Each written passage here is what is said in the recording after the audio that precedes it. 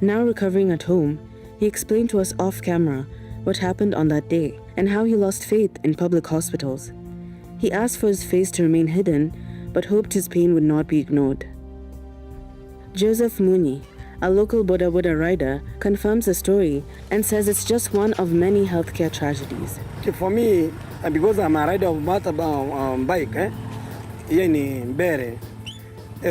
Hiyo maneno naijua na pia nimeisikia ya kwamba jamaa alipata accident na alipoenda pale hospitali in Embu hakupata matibabu. So that is why I repeat once again, we don't have trust in healthcare, especially in Embu County. We call upon the directors, even the governor, to pull up their socks because watu wanaendelea kuumia na tuko na udanganyifu mingi sana ambao tunaambia watu especially on the media na online, anaenda kuambia watu matibabu iko sawa. But when our people go there, wapati hiyo matibabu. We met John, not his real name. He's a medical practitioner in Embu, but his work is not just treating patients. He's fighting the system that is failing both the workers and the sick. Zile charge tutapitia kwa kazi tunaona kuna issues mingi. Kazi unaweza pata nini, mgonjwa amekuja tuseme ni usiku, hakuna ambulance, madawa zingine hakuna, unapata tu itabidi tume mgonjwa place kama Embu General Hospital, na wengine alikuja usiku unapata ambulance tunaitisha hivyo kutoka Kiritiri ama kutoka Embu, na most unapatanga patient wengine wanaambiwa walipe 3500 ya kufuel ambulance. Sasa utapata bende ameambiwa lipe hiyo kitu kama ambulance 3500 na iko emergency, so utapata patient wengi watakufia tu hapo hospitali kwa kingoja apate hiyo pesa 3500. Most ni working condition napata kuna na charges mingi sana pale kazini. What matters health, doctors have been on strike. Unfair contracts, delayed pay, and overwork have pushed healthcare workers to the brink. Medics like John are only paid a fraction, fueling regular strikes and resentment within the system. Wage disparities demoralize workers, and the cracks show in patient care. Frequent health workers strike. Challenge iko na ile inatusumbua sasa kama sasa mimi niko universal health coverage, tuliingia contract ya 3 years tukaongezwa 3 years, then ile challenge tunapata kubwa sana, tunafanya the same job na madaktari wengine, lakini tunapata wengine kwenye wako permanent and pensionable wanalipa mara 3 ya mshahara yangu, na leo tunafanya kazi the same. At the helm of Embu County Health Docket is Jamal Abdul, the man tasked with fixing a broken system. He sits at the center of the storm, his docket facing mounting criticism over collapsing hospital services. We have really done quite some transformation. I know health is a challenging docket across the counties and even the country. But in Embu, we have managed to calm the ship from where it was. We are currently operating between 71 and 88%. Now, our major suppliers basically are just KEMSA and meds. From the outside, it looks like neglect. But from inside, victims say the system is strained. One side waits in pain, the other works without rest or refuses to work at all. Ukienda hapo asubuhi utatoka hapo jioni na daktari wako huko na hakuna watu wengi na wanakataa tu kutibu watu. The one thing that we must say, and I must put it clearly, that the population of Embu is rising every day. And we have seen, and as I've already explained, that in the last 6 years, Embu has employed less than 10 doctors. For example, kama sahi, universal health coverage tumegoma. Tulikuwa nini? Sasa kama sasa plus kama hapa sasa tulikuwa tu 4. So unaona baki tu ni 3. So wanafanya kazi kutoka saa 2 mpaka saa 7. Hii ni level 4. Inafanya 24 hours. Na equipped na almost kila kitu. X-ray, ultrasound, is all it. According to data from Kenya Health Information System, Embu has 108 registered health facilities, from dispensaries to hospitals, but still falls drastically short in staffing levels. Behind those numbers lies a painful truth.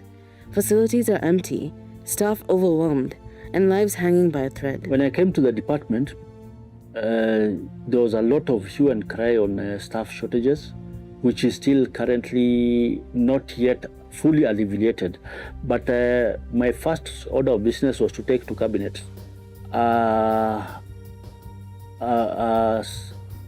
an agenda of ring fencing all the personal emoluments that were coming from health to stay in health, because we had cases of retiring officers, so that when somebody is retired, we immediately recruit to fill those positions. John recounts one incident he won't forget. It was late into the night when a stranger was brought in hospital by kind strangers. No name, no electricity, no ambulance, just silence and helplessness. Siku moja nilikuwa kazi usiku, patient aliokota, sisi alikuwa na aliletwa na well wishers, hatuna ambulance, patient ako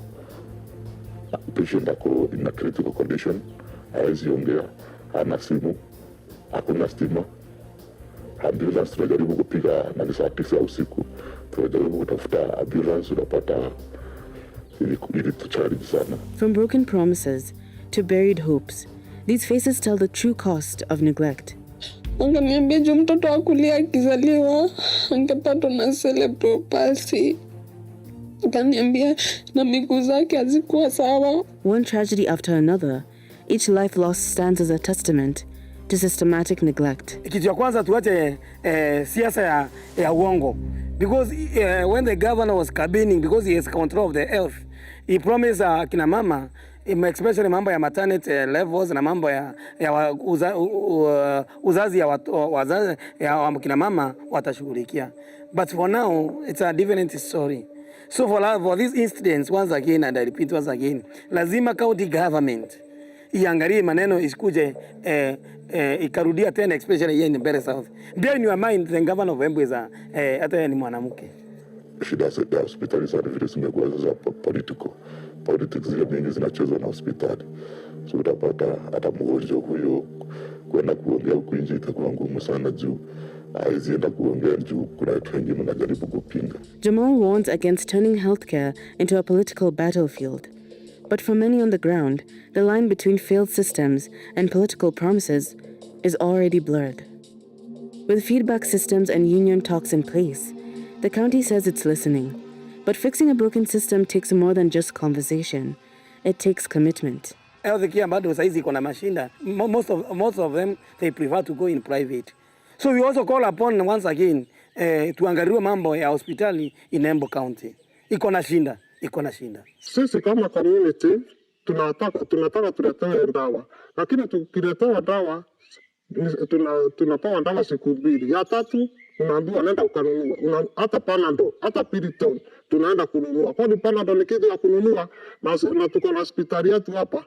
In the 2023 to 2024 Auditor General's report, over 9.4 million shillings spent on health facility upgrades could not be supported with documents like the bill of quantities.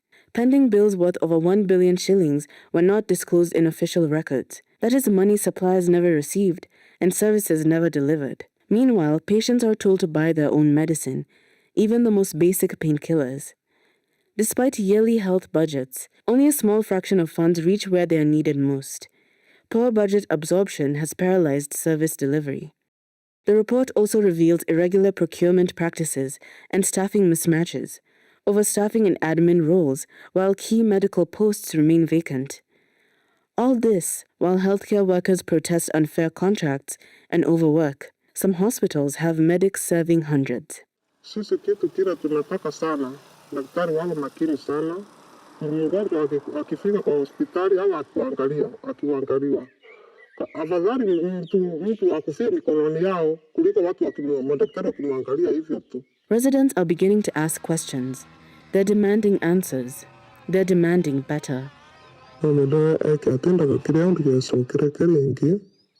Madaktari mwongerere ayarogia mfuwa madaktari mwongerereke. Na kile ndio sokere keringi Embu County. Na dina kafana na telekera vonja na teleka na vile mwana rurika na rurikirwa kiratu. Biso kangiru tokiria. Jo kuma I want to tell the people of Embu County that we are on a journey of continuous improvement. You might have not been very happy previously with services that we are offering, but we are focused on improvement.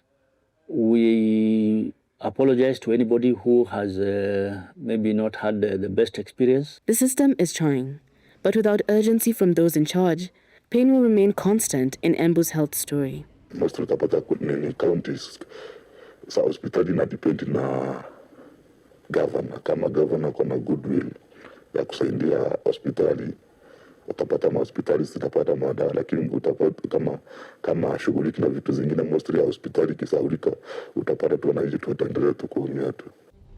In Embu, healthcare is no longer a right. It's a gamble with life. As long as systems remain broken, ordinary citizens will continue to pay the ultimate price. The quest for dignified healthcare continues in Embu and beyond. People demand transparency. They demand better healthcare. The question remains, who will listen?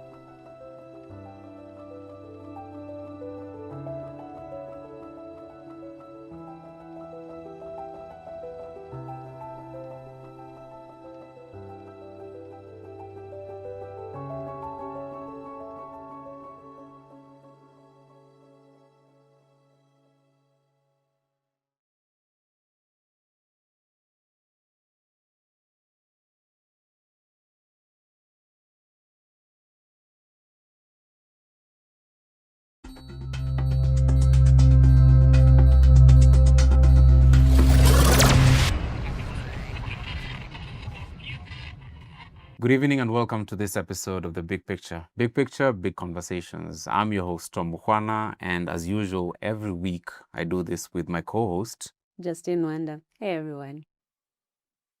Justine, asante sana for joining me another week. Nimekuwa away for 2 weeks, but William Wige ameshikilia the fort well. William, ako somewhere kwa background. Asante sana, William. So for today's show, the show is about something that you might have experienced, something that you might have lived through. But before we get to the actual topic for the day, Justine, floods ilikupata flat-footed ama? This time I was a little more prepared. I got a boat. I had a boda guy with floaters. I was very ready to get on the other side. But seriously though, I think I got lucky because the days I was outside, it didn't rain. And I think on Saturday, that's when it rained really, really heavily. But I had already made my way home. So Your way home. Yeah, because there was an alert before. Absolutely. Early that day. Yes, but the Met had said within 24 hours, and people started making jokes and saying the Met is probably lying to us. It's not going to rain. It was sunny outside. But listen to those weather people. Because it rained that late at night, though. Yes. Yeah.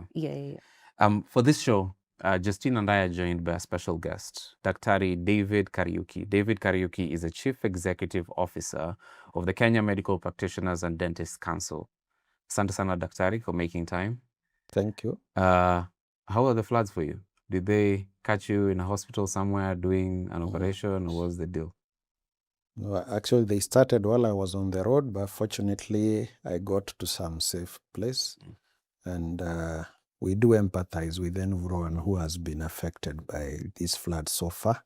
And hopefully, we think and believe that everything will be controlled so that we do not have more people affected or lives lost. Because 69 lives have been lost. Right. And typically after such floods, is there a medical emergency that might arise, like a typhoid, cholera, such things? Yeah, definitely. So people have to be very careful with water, sanitation issues, use boiled clean water, washing of hands, and other safe practices to ensure that we avoid situations where one may find themselves in trouble. Yeah. Right. And speaking of medical care, the biggest story in the country right now is the drama at Nairobi Hospital. And the doctor, Dr. Job Obwaka, who's known to have a very influential role in the board of that hospital, him alongside 2 other people were arrested. What's your assessment of that situation? We are very concerned, first because of the issues we have seen occurring and happening at the Nairobi Hospital, a premier hospital that provides high-tech healthcare in the country, and therefore our concern is patient care and the quality of care that patients will continue receiving at the hospital. And we believe in or urge all parties that are concerned to get to a solution as quickly as possible to ensure that the hospital continues providing the services it should to every Kenyan or citizen or resident who wishes to get services from that hospital. Yeah. Yes. Dear viewer, the Daktari is not the only guest that we're going to have on this show today. We're expecting Advocate Muridhi Kimathi. He's on his way here, and as soon as he gets here, we'll rope him into the conversation. Daktari, is this something that might end up involving KMPDC? Because some of these registration issues end up with you, and according to some of the claims made by the people who are bringing this complaint ahead, is that the hospital has seen a decrease in the quality of care because of fraud and allegations such as those. Is that something that could involve KMPDC at any point? Yes. Well, KMPDC tries as much as possible not to interfere with the internal affairs of management of health facilities. However, where the council feels or sees there may be concerns about patient care, especially in terms of the quality of service that clients receive, then the council may get involved to identify areas where. And I know we have previously already been in contact with what is called the Medical Advisory Committee of the hospital to reassure ourselves that patients are not being affected as the hospital manages the crisis. Yes. This is one of those rare occasions where both of you are sitting in places where you might be involved in this. But Advocate Muridhi Kimathi, thank you so much for joining us. It's all right. It's fine. Things happen. It's a rainy Nairobi, so the traffic must be mad out there.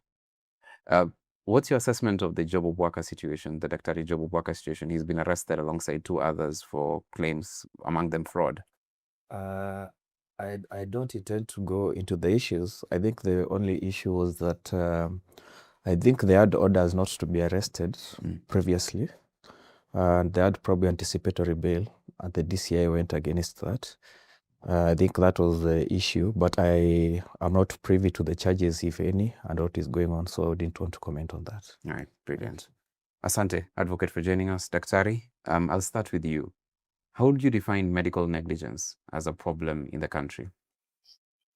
Like, how do you even land on the word medical negligence? What's medical negligence and what isn't?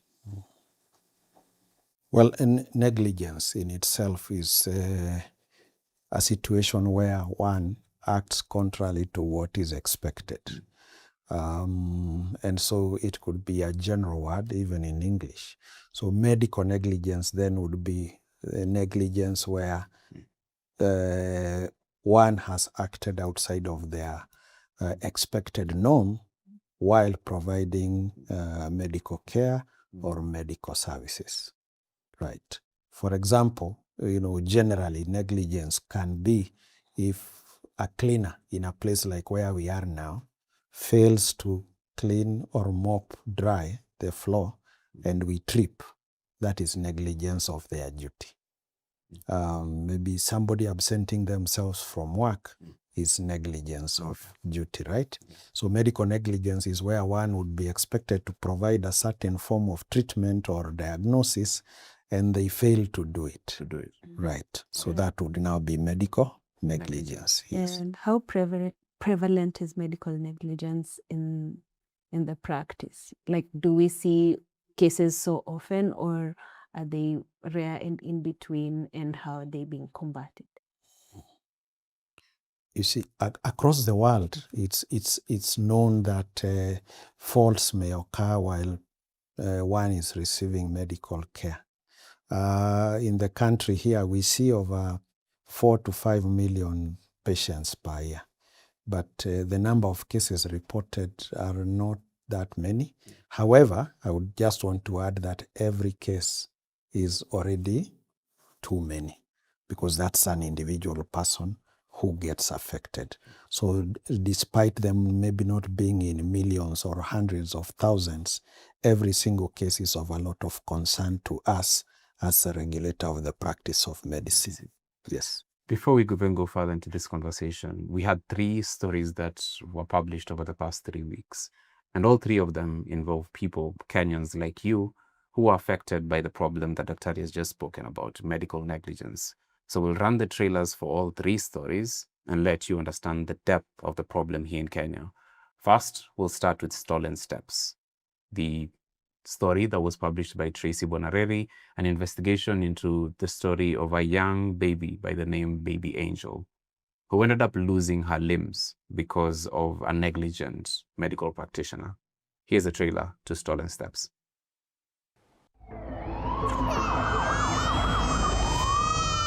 Medical practitioners have a duty of care. Wakaanza kudunga miguu. Wakidunga hiyo miguu, sijui ati walikuwa wanatafuta line. Nilirealize miguu zake walidunga sana. Akaniambia hizo miguu haziwezi kuwa manageable tena. Hey. Kuandika report kama hii tunasajiliwa 5,000. The requirement that one haina any other way. Kufika reception kwa emergency, mguu ikaanguka. Tuza sadi issue hata utaki kuangalia. Sijui kama ndai wasamea. Sijui kama ndai accept hiyo mambo na yenye walifanyia mtoto.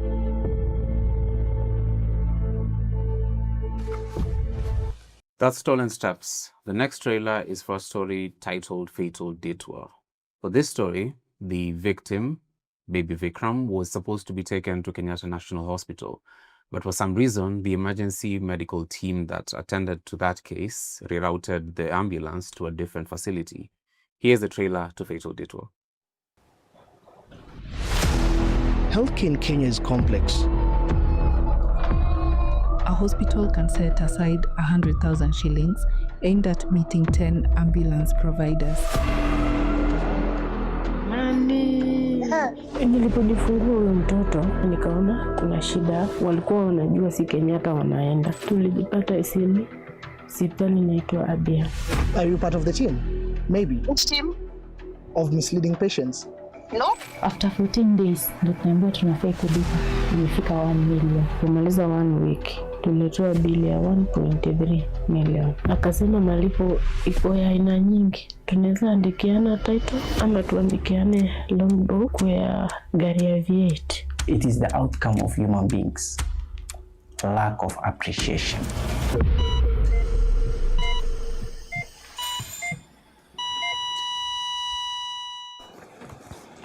That's Fatal Detour, produced by William Mwege and Elijah Kanyi. Now, for the third story, this is a story titled Locked Out, produced by one of us, Martin Mukundi, and this story looks into a case of medical negligence in Embu County, specifically Mbeere North and Mbeere South. For this story, you will see mothers giving birth outside a veranda at a hospital that is owned by the government. The doctors did not attend to them as they should have, and the consequences could have been major had it not been contained by people who took those people to hospital. This is a classic case of medical negligence, and here's the trailer for Locked Out. Wamama wako nje sasa hizo wanazalia hapa nje ni Kapodori Hospital. Huyu ni mama amezalia nje, alikuwa amefunga nje andika. Tiare na rurigirwa kova mwana rurira na tutia ina kawende. Manda muzu augeta rurigirwa kiratu. Because the complaint yenye tulikuwa tunasikia kulikuwa wanasemekana kwa hakukuwa na stima. Gari mtu akufie mikononi yao kuliko watu madaktari wakimwangalia hivyo tu. Inaletwa akaunti yako na mimi ni mama, ati mama anazalia eti shetani ashinde. No to ile mwenyewe wagisakana kaka. Ni kwa ajili ya tena mbele.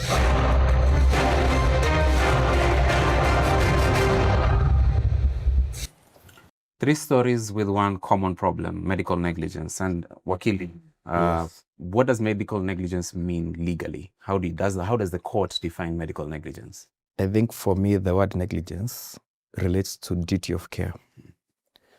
So that now, medically speaking, Article 43, the Health Act, they provide that you're entitled to the best possible health services. So anything contrary to that offered by a professional, a facility, then is negligence. For me, negligence is not just about the procedure itself. Negligence can be anything from when you get to a facility or when you see a medical practitioner. Probably the way you are treated once you get to that facility, you are right to be informed of your options, access to your information regarding yourself. It's very wide. So it's not just the issue of the procedure itself, because I think that's where sometimes we go wrong. As Daktari was saying, I think there is a widespread medical negligence. I think the biggest issue is reporting. Reporting to who? The major reporting where these things should be reported is the council, where is the CEO. Oh, yeah. But of course, there are procedures that should be there within even the facilities themselves. The Health Act, I think, in Section 8 provides on how facilities should be able to provide within themselves procedures on reporting. So that now if you're not able to handle there, then you can be able probably now to go to the council or to go to court directly, whichever you please. You don't have necessarily to go to the council first. Yeah. Dr. David, what sort of cases do you receive complaints for KMPDC? What sort of complaints do you receive regarding medical negligence? What are the types of cases? We do receive many types of cases, and before we even get there, probably it's important to maybe make it a bit clear, even to our listeners and those who are watching, that there is also something we call malpractice. Malpractice is now the type of negligence where damage may have occurred or injuries now may have occurred while treatment was going on, where maybe now one can even claim for compensation. So not all negligence is malpractice that can lead to, compensation and such. What makes those two different? For example, if a health worker gets late to work, but their patient did not get injured, there was just a delay in time, then though they were negligent in getting to see the patient on time, there was no harm that was occasioned.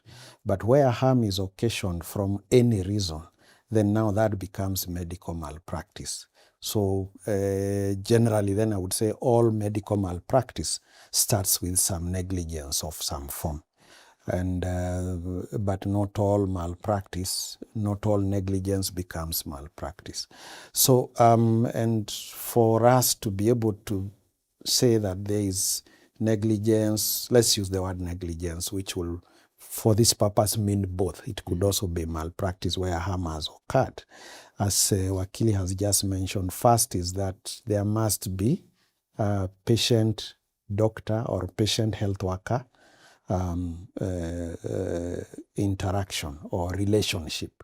And I say health worker here because it's not only doctors who may be involved in malpractice. There could be others, nurses, pharmacists and all that. So it's a health professional that a relationship has started, that one has come with a complaint and they need it solved.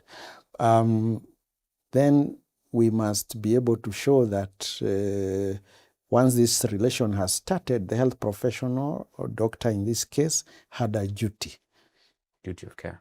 Right. And the assumption is that every doctor that you meet has the knowledge and skills to be able to address the complaints that you have. And that's why we even have referral mechanisms where if at my level, I'm a doctor by background also, I am not able to manage the complaint that a patient has come with, or it's not in my usual line of treatment because there are many lines, then I can move or refer to the next available person who may have the right skills to manage that patient. And if that doesn't happen, then maybe some damage occurs in terms of either delay in treatment, delay in diagnosis, or the wrong diagnosis, and which eventually now leads to a problem, to an injury, a problem, which becomes then malpractice. Yes. So, what sort of cases do you then receive? Like, could you give us a description of the kind of cases that you receive? Most of the cases that come to us are actually around the standard of care that was provided. That should be a problem across the country then. Yes, it is across the country, because even the cases we receive are from across the country. So the standard of care in terms of one probably didn't get the diagnosis in time, or the right treatment was not given in time, causing either complications and such. So secondly, we also see questions around communication. You didn't tell me. You didn't tell me. If I knew this earlier, we wouldn't be here. I would have understood that maybe my illness was at a stage where we all had done our best. But now I had to come to the council to get that answer, Issues around consent. I didn't know, you didn't tell me everything about what needed to be done. And such. Yes, so most of the cases generally are of that nature, and many are related to mothers and giving birth. A lot of them. A lot of them. Wakili, yes. What can someone do in the case that malpractice or medical negligence affects their life long term? Ideally, the council, the Kenya Medical Practitioner Dentist Council, investigates. You file a complaint with them. They investigate, they seek information from the relevant institution or health worker, and then they make a determination after hearing both parties. The other option is someone can decide to file a matter in court themselves and proceed until a judgment is delivered. So either way, for most people, I think it's advisable to go to the council, because the council is not, it's not an expensive, it won't be an expensive route. And the good thing about the council is they do their own investigations first. I've been there, I've seen them even taking back doctors to school. So you can go that way, or you can go the court way.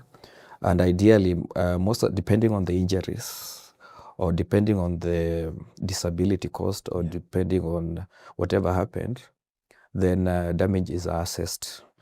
But what I've seen from the council side, I think their damages are usually on the lower side. Probably they can work on that. Why are the damages on the lower side? Is there a reason? Remember, if we make it expensive, then we shall be denying people the right to know what exactly happened, because then it would raise a cost. In fact, what Wakili is mentioning is that at the end of the case, we do not charge at the beginning and during the whole process. But at the end, we may charge, we may say we have fined. But largely, actually, at that point is usually to maybe recoup some of the costs we undertook during the whole process. And it's the reason that we are funded by government somehow to be able to cater for such. So at the end, the fines is about maybe just getting back some of the costs so that we can then be able to handle the next patient. But when it comes now to the actual, how much to pay for compensation, we leave that to the courts to decide. Yes, to decide. Yeah. Remember, so by our processes, it's just that we make it accessible to everyone.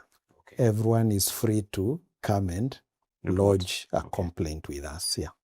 Remember, if you're watching this, you can send your questions to Daktari or Wakili, and we'll pose those questions to them. Reach us on our Twitter, even on this YouTube link that you're watching right now, you can leave a comment and we'll pose those questions as you've asked them. Justine? I think one of the things I'm very curious about is how, if the system punishes negligent healthcare workers, because you've said it's a spectrum of workers, it's not just doctors. And what does that look like? Plus, are there any deterrents to avoid future negligence or levels of malpractice that would really disenfranchise patients? Right. We have one thing I would want to say from the beginning. There is no health worker who wakes up from home with an idea that that day they are going to cause some problem. It's just that in the course of duties, maybe something happens that ends up becoming, a negative outcome for the patient and even for the health worker. I can tell you, having dealt with it, it lives with you all your life if something happens to you in those situations. And so one of the things is that in the background of training, one is taught that first, do no harm. You do your best to ensure that you have taken the patient back to their normal, healthy life for them to continue with their socioeconomic activities. So what happens when a complaint arises? We receive complaints. It could be anonymous. We could actually pick it from you in the media and follow it up. We could also now have a formal complaint, either by a patient, and we also allow persons to complain on behalf of the clients. They can bring it up, and including lawyers, they actually come on behalf of patients. Once we have received the complaints, we assess, and if then we see there is a need even for us to get to know exactly what was happening, we ask the doctor or the hospital to give an explanation on what exactly happened, because the patients want answers. We actually want answers because they will also help us to, in future, tell practitioners and hospitals how to deal with clients better than they have done at this time. Yeah. So once it reaches us, we give the whole complaint. We actually are very open, very transparent. When we ask a hospital, we ask them to give us statements from every patient, every person who was in contact with that patient medically. Number two, we ask that they give us the whole file, all the records of that patient, that they have in their possession. And what action do you then take? What actions, Yes, after we now get all that, before we look at them further, we give the whole bundle of documents to the person who complained, the patient and or their appointed representative, together with the responses from the hospital and the doctors. They'll have a look at it. They will tell us, here they have said this is not the correct position. This is what actually happened, And once they respond, we still give that back to the hospital and the doctor. We also tell them the areas that the patient is contending that what you said is not what was correct. That goes on until everyone gets satisfied that those documents now are exactly what we can use to determine what exactly happened. Does everyone have to get satisfied? That's the question. Like, is the patient the one you're holding up and trying to protect, You see, or are you trying to treat them as equals? Well, they are all equal. What happens is that in Kenya, there is something called fair administration. No one gets condemned without being fully heard. So when one raises a complaint, we ask the person being complained against to give their side of the story. And each person will give their side of the story until they are both satisfied that now this is the real story. After we get the real story, now we already determine what kind of issue it is, which kind of specialty it is. Is it a child? Is it an adult? Is it a surgical case? Is it a medical case? Like that. Once we have all that, now we get into what we call expert opinion.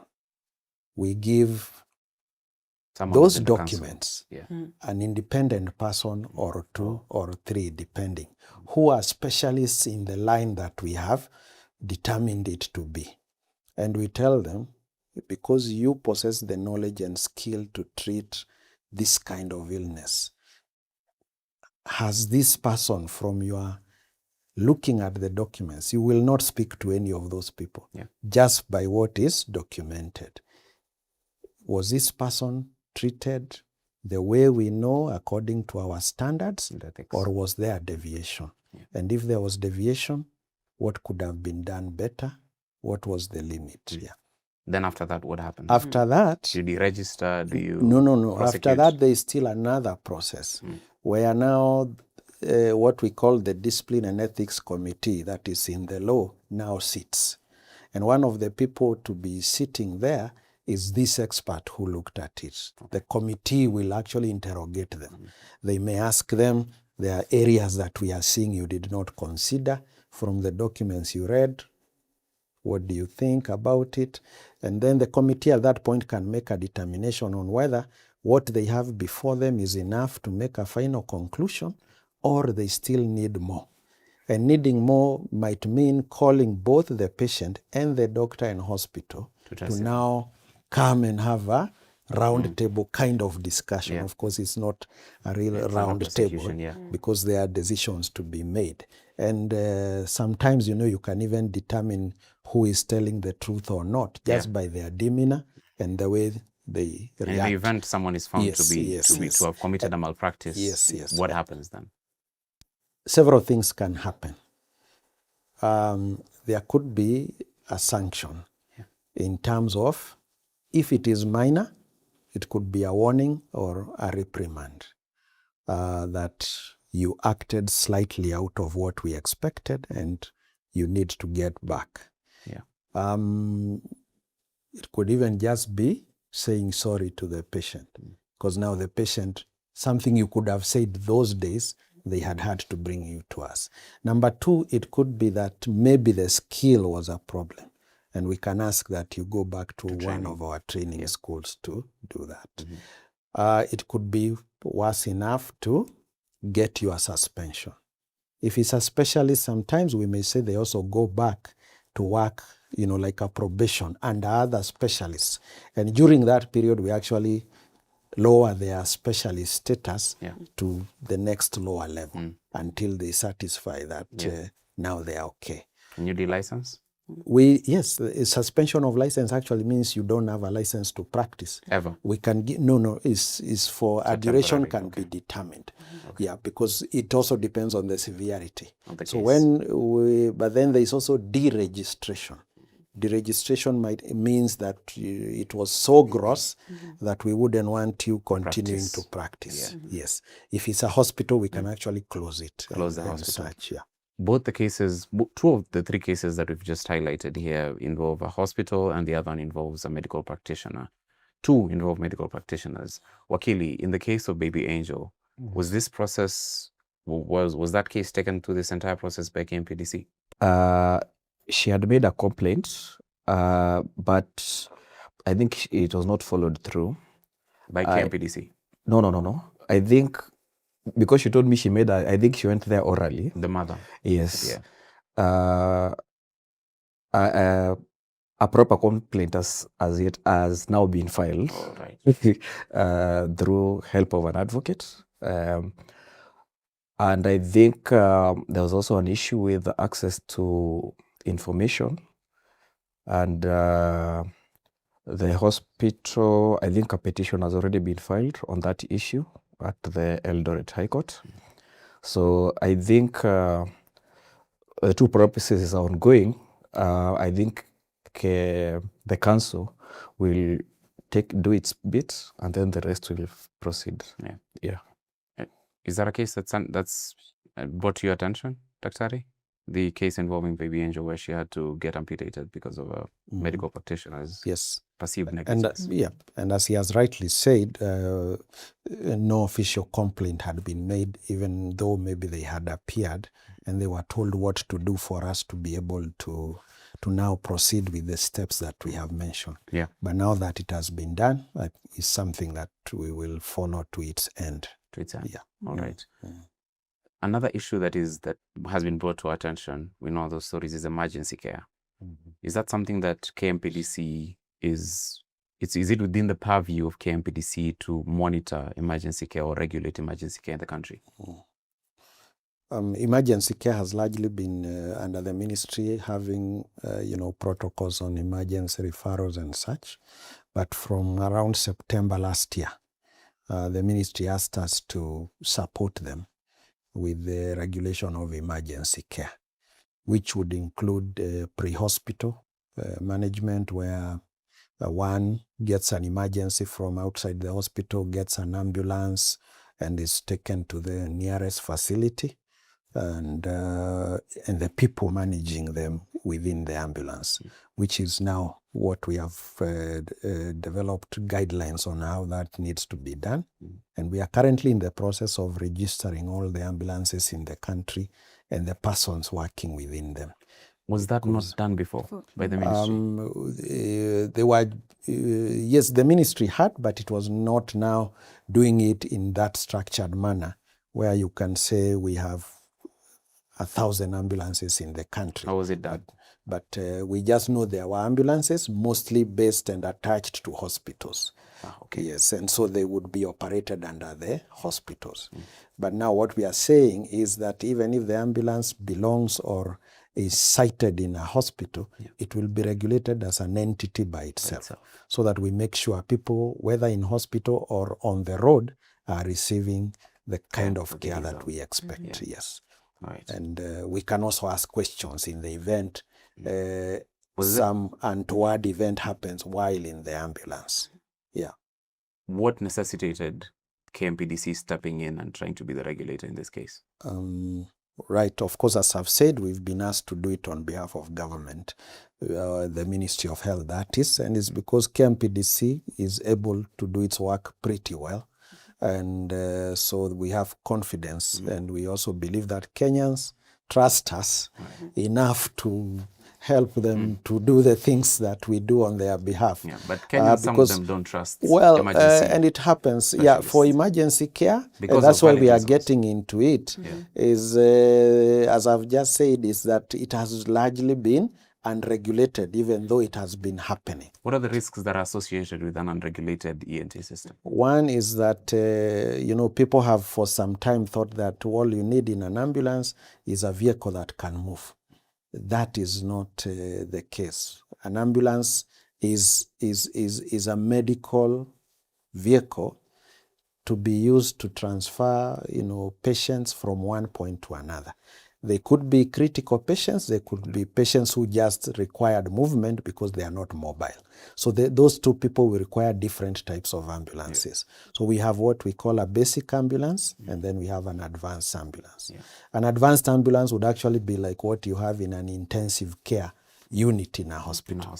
Yeah. Right. So that's now what we are bringing on board and regulating. So it would also mean that whoever you have in an advanced ambulance would actually be probably a specialist doctor or let's say a nurse or clinic officer, specialized enough to ensure that as we move the patient from point A to B, they will arrive safely. Yeah. At least in the same condition they were in when they left because of the referral to the next point, or even at least better.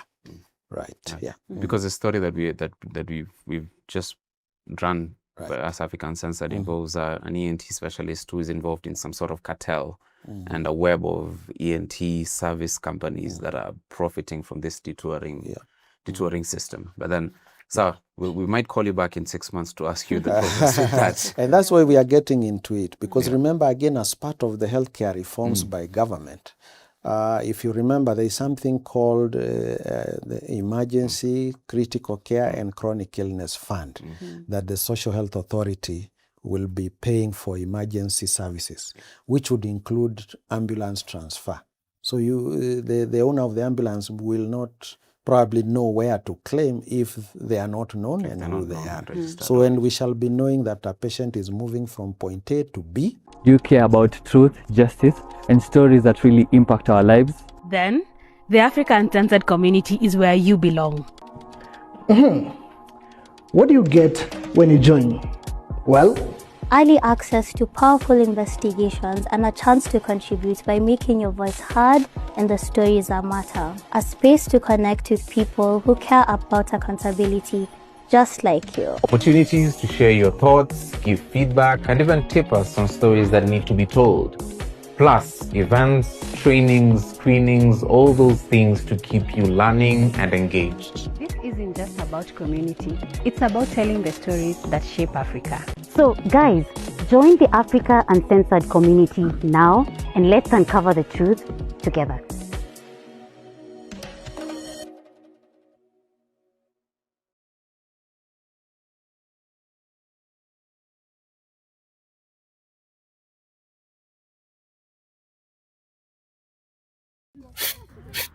This story is about seeds.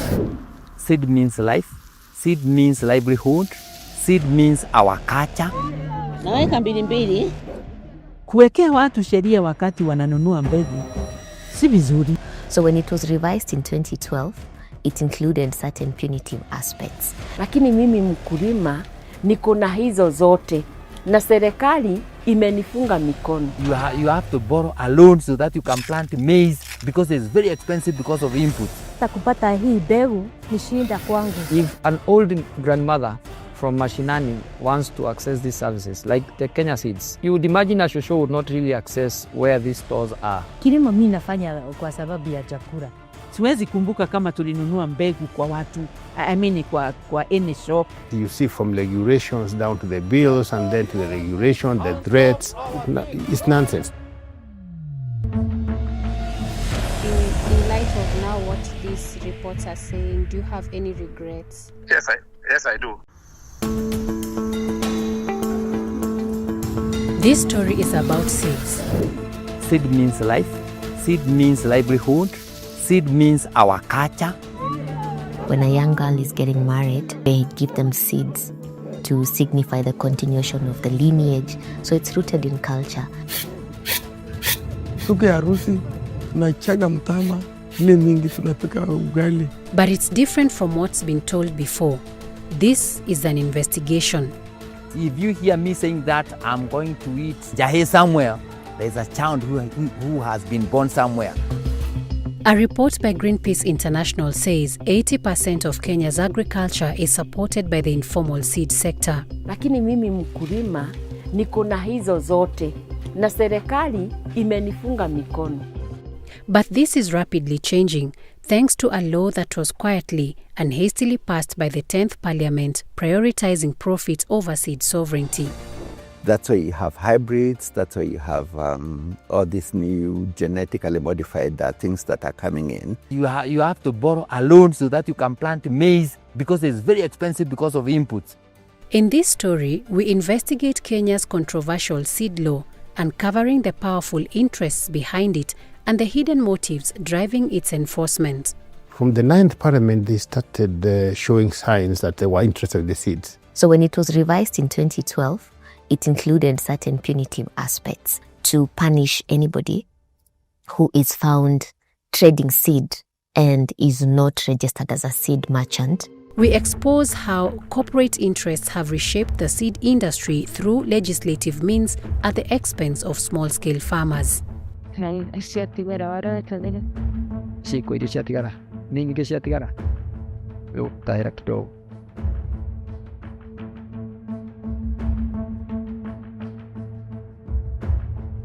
In light of now what these reports are saying, do you have any regrets? Yes, I do. What I knew then and what I know today is different. Yeah. The assumptions there is that we have a system of government that works.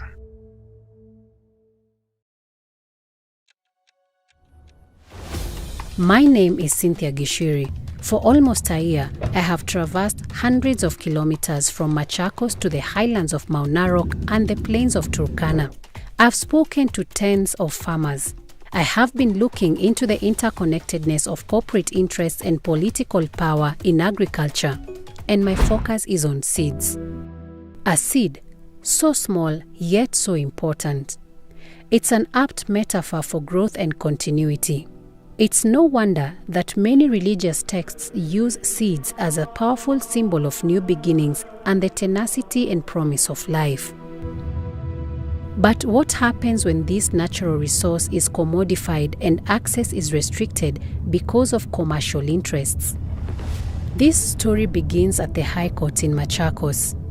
We will be relying on our replying affidavit dated 23rd October 2024.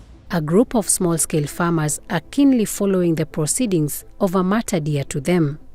My lady, the petitioners before you are local farmers from various parts of the country, are against the provisions of the Seed and Plant Varieties Act. This case has been before the courts since September 2022, when it was first filed. And it's been a long, arduous journey. Just even to get a mention in court took us quite a while. Farmers, flanked by civil society organizations such as Greenpeace International, Biodiversity and Biosafety Association Kenya, Seed Savers Network and the Law Society of Kenya, argue that these provisions curtail their right to seed sovereignty, increasing dependence on commercialized seeds. I'm more concerned with the protections aspect of the act. We submit that a sword hanging on a ceiling is no less dangerous because it has not fallen. My Lord, for that we pray that you uphold the petitioner's case. Thank you. Haki yetu, uhai wetu, haki yetu. Na tuna imani kubwa hii kesi lazima tutashinda, kwa sababu hakuna mtu ana ruhusa ya kuimiliki mbegu, kwa sababu hata huyo mtu ni mbegu.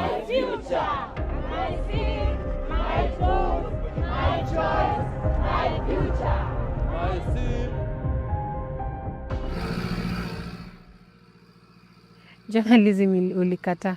Sasa hiyo journalism hii msaida aso. Tika town tunang'ara, tunatoa hizo bagapu tunove tuko. But you see the advantage of this. You just, this one is a one-time thing. At Kabazi Ward in Nakuru County, Onesmus Njuguna is trying his hand at farming.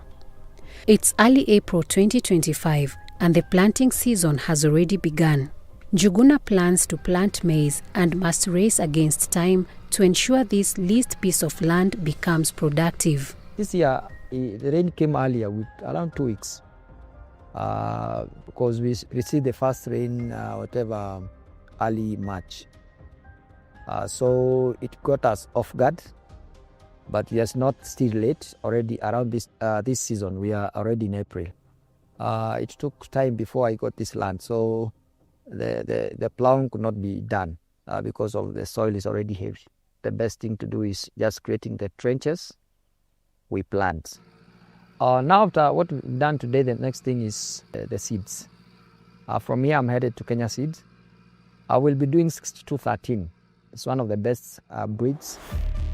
The Kenya Seed Company depot, located in Nakuru town about 30 kilometers from Njuguna's 10-acre farm, is the Central Rift region's main supplier of seed maize with multiple varieties on offer. Njuguna has tried to purchase seeds from this state company for days now.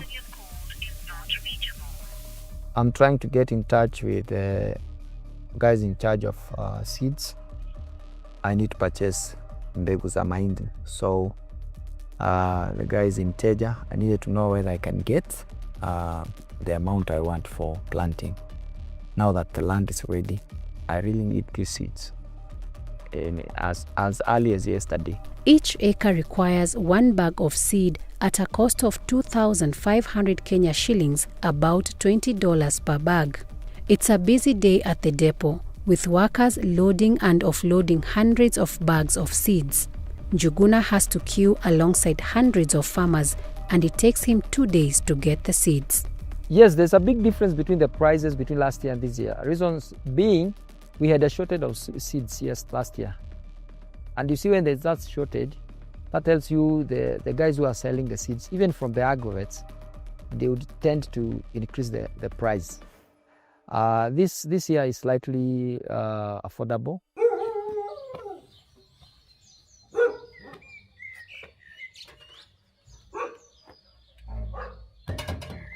The planting day is finally here. Njuguna leaves his house in the outskirts of Nakuru town at the crack of dawn and heads to his farm in Kabazi, a 45-minute journey. Mimi ni mwanahabari, na kabla nilikuwa mwanahabari nilikuwa mwalimu. In fact, time ya COVID ndio I think nilichukua mwelekeo mpya wa ku think outside the box. Because me, I don't have my own lands. All the pieces of land I'm doing or whatever, I'm leasing. Locals trickle in looking for work. Chozo kwa natia? Oleo kuo. Chozo ni mwega? Oh, tu chozo wewe kaile tu. Ena chozo kana tu. Oyo neto athomaga nake oyo. They come equipped with hose and containers, men and women, young and old. Getaka tuelewane wote pamoja, sawa sawa? Kwanza nataka kujua tuko watu wangapi, ni nani yako kazi, nani hayuko kazi, si ndio? They are 63 in number, and after a short prayer, their coordinator Lucy Wanjiro portions out planting seed to each of them. Nani wanaweka fertilizer? Mumejua nani wanaweka fertilizer? Outcome, I'm expecting 30 bags per acre. 30 bags per acre. 30 bags is when you do the right management. This means after we plant, the seeds grow, you come do the necessary for controlling the worms, the cutworms and whatever.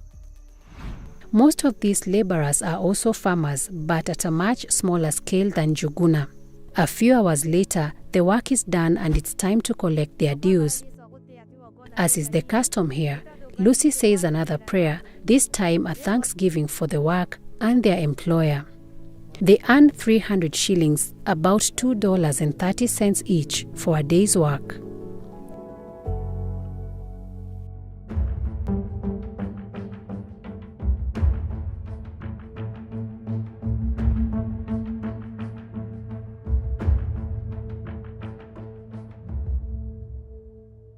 Rodana sioke shito kushiwele. Siko ili siatigara. Nini siatigara? Nikukutahira kidogo. Lucy tries to negotiate for any leftover seeds and fertilizer after the planting exercise. While the planting is done for Njuguna, a bigger task awaits. We will come back to that later. For now, Lucy is relieved that she will be able to make the most of the planting season before it's too late. Na tumjukuu niko nato 7, bado niko naye 7. Na wengine hata tulikuwa nao hapa, na waambia wakuje tuende pamoja ili tupate mbegu ya kupanda na tupate chakula. Niko na watoto shule, natafuta mbegu, na hii mbegu ni shida sana kwangu kuipata. Saa zingine hata napanda zenye ninakula. Small-scale farmers living in this region depend on casual labor as a way to raise money to buy seeds, a trend that has grown over the years. Maize is a staple food in Kenya and is widely grown in the country. Kenyans consume an estimated 98 kg of maize every year on average. This year, the National Crop Variety Release Committee, which is convened by the Kenya Plant Health Inspectorate Services KEFIS, approved a total of 421 seed maize varieties and 3 genetically modified varieties to the Kenyan market for planting. Both Njuguna and Lucy prefer the 6213, a certified hybrid variety owned and produced by the Kenya Seed Company since 2002 and listed on the 2025 National Crop Variety List. The 6213 is described as a high-yielding and drought-resistant variety, which takes about 6 to 8 months to mature. Sasa nimepata 300. Na hii 300 haiwezi tosha deni. Sasa nilikuwa nategemea nipate 1000 kwa sababu saa hii tunanunua 500 na 30 ama 50. Hiyo ni mbegu ya 6213. Pati ya kilo 2. Sasa hata nikipewa hiyo 300 yes jaza. Na panya napanda 4. While its qualities sound appealing, these and other hybrid maize varieties are a stark symbol of the commercialization of Kenya's seed sector over 3 decades ago, a cycle that has trapped both Njuguna and Lucy despite their different economic circumstances. It's interesting that 80% of the seeds that we use in crop production in Kenya today are from the farmer-managed seed systems. Only about 20% is from certified seeds. And this 20% you can see it's from like maize seeds, wheat seeds, but 80% comes from the farmers. So since the 80s, when you had the structural adjustment programs, you forced the government through the IMF and all these to withdraw their support for these unmentionable 80% base, and in fact allow and open your doors for some bit of commercial farming. And a few people are making a lot of money out of it. So in commercial farming, you concentrate wealth and capital in a few. 2 days later, we visit Lucy at her home at Kihoto village in Kabazi, about 10 kilometers from Njuguna's farm. She has lived in this rented home since 1991 after she fled tribal clashes in Molo. Maisha hapa njiri, sababu ukiwa na watoto hao wote itaweza aje kupanuka. Haya, hapa ni kwa wenyewe, si kwangu. Itaweza aje hata tuweka kabizi. Lucy has a busy day ahead. After working at Njuguna's farm, she has enough money to buy seeds to plant on a leased plot of land a short distance from her home. However, she must first prepare breakfast for her family. It's a 20-minute walk from Lucy's home to an agrovet shop at Kabazi Shopping Center. The privately owned outlet supplies essential products such as seeds, fertilizer, animal feeds, and pesticides. She manages to buy 2 kg packets of seed maize, with each packet going for 550 shillings, about $4. This is not enough for her half-acre plot of land, however. Miaka ya hapo mbele ilikuwa rahisi kwa sababu per packet haikuwa bei kali. Lakini sasa unakuta hata 800 kwa kilo mbili ama 1200. Nataka kupanda hapa. Hii laini, hii shamba yote.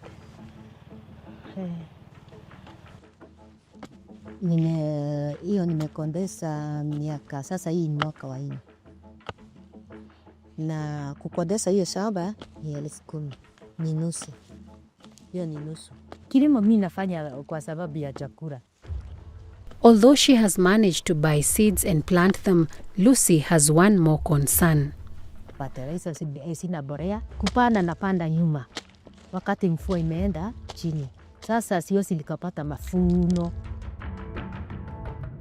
Watching Njuguna and Lucy struggle to obtain seeds for the planting season makes me worry about my grandmother. She lives about an hour's drive from here. She is 86 years old and started subsistence farming full-time in the early 1990s after retiring from her teaching career. I catch up with Shosh, as we call her, just as she prepares to plant the Mexican black bean.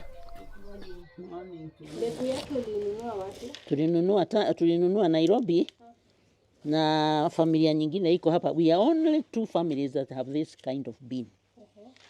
Like Njuguna and Lucy, Grandma also plans to plant the 6213 maize variety, but as she waits to get the seed, she chooses to start with the Mexican black bean, which she saved from her own farm after the previous harvest. By the way, mimi niliona kama nimechelewa sana kulima.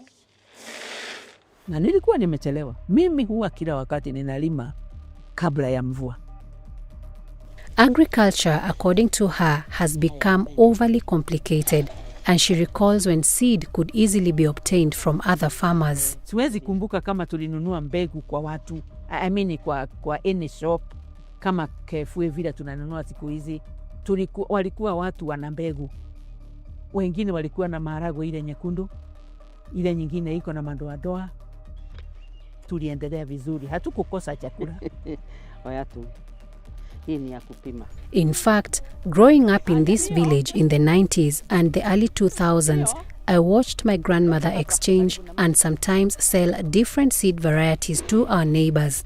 Farmers would also replant selected seeds from previous harvests, but that practice seems to have stopped. Growing potatoes for sale. Where does it grow them? Maunaro. Dr. Daniel Mainge is a leading agroecology advocate and a bioscience policy practitioner. He explains the changes that have occurred in the seed sector are a result of a concerted shift to more heavily regulated and commercialized farming. So in commercial farming, you concentrate wealth and capital in a few. But in the other one, the wealth is already there, and it's what we sustains us all. That's why you have hybrids, that's why you have all these new genetically modified things that are coming in. Those are the new plant varieties. The term new plant varieties features widely in the Seeds and Plant Varieties Amendment Act of 2012, infamously known by critics as the Seed Law. This law is the result of years of calculated efforts involving a complicated cast of characters, businesses, scientists, transnational bodies, philanthropic organizations, and agrochemical companies like Monsanto, Syngenta, BASF, and Bayer. So how and why did we get to the seed laws of 2012? What do these regulations mean for thousands of smallholder farmers who meet the bulk of Kenya's food needs? It all began in 1961 with the establishment of the International Union for the Protection of New Varieties of Plants, UPOV, an intergovernmental body headquartered in Geneva. The UPOV Treaty provides a unique form of intellectual property protection for plants, and its stated goal is to encourage the development of new plant varieties for the benefit of society. While the Union has a lofty mission, it cannot be ignored that during this period, major European agrochemical companies began playing a key role in plant breeding and sought a system that would acknowledge and protect their inventions even after harvest. Discovering new varieties in crops is also a misnomer, because those genes have existed from the very beginning. And so definitely that's where the mistake comes in. The UPOV Convention was amended thrice. Its 1978 Act, among other things, limited the period of protection of plant breeder rights to not less than 15 years and 18 years for trees and vines. The Third Amendment, made in 1991, was more stringent. It neither acknowledged nor protected farmer varieties. It also increased the period of breeder rights protection to 20 years for crops and 25 years for trees and vines. And so that is now where the acrimony is.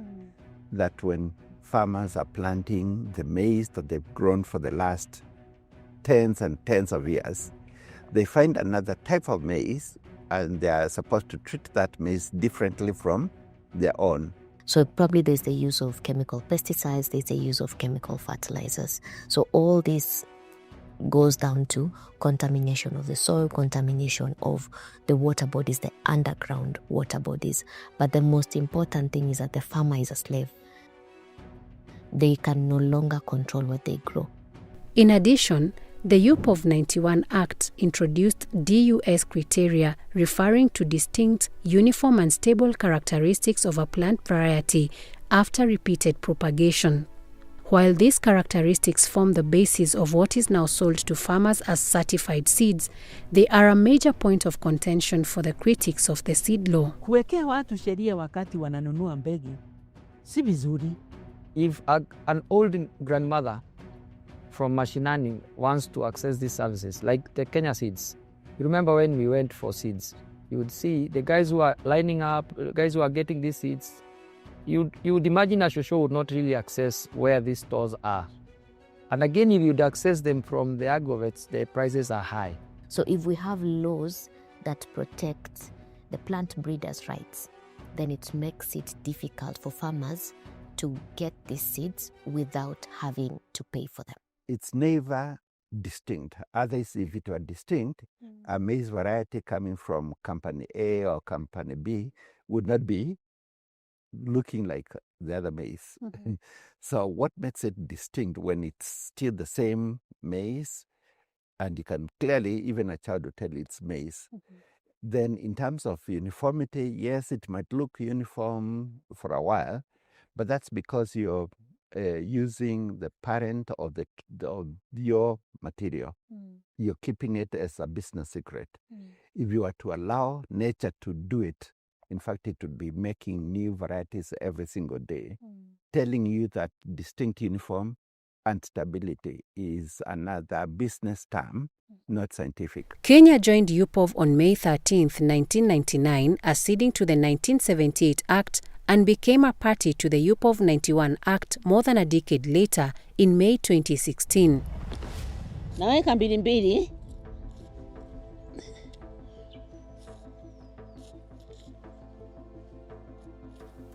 By the time of its last amendment in 1991, UPOV's membership had been stagnant at 20.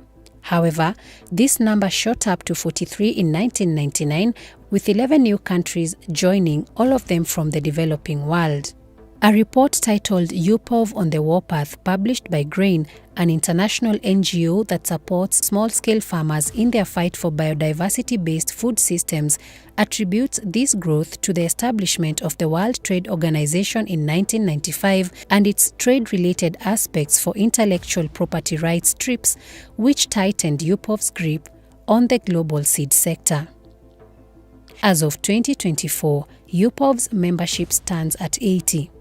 According to this graph published on UPOV's official website, by 2022, Africa and the Near and Middle East led in the number of applications for plant breeder rights, reflecting the continent's integration into the global seed market. This surge can be attributed to the enforcement of trade agreements and the conditions they contain. That's why you have hybrids, that's why you have all these new genetically modified things that are coming in. Those are the new plant varieties. And so because the World Bank has been pushing for that support and having this being protected through plant breeder protection, it makes it very hostile for smallholder farmers, the silent majority, to have any say. And I think they say he who pays the piper calls the tune. With these two international laws in place, Kenya moved swiftly and quietly to pass a law that would disenfranchise small-scale farmers.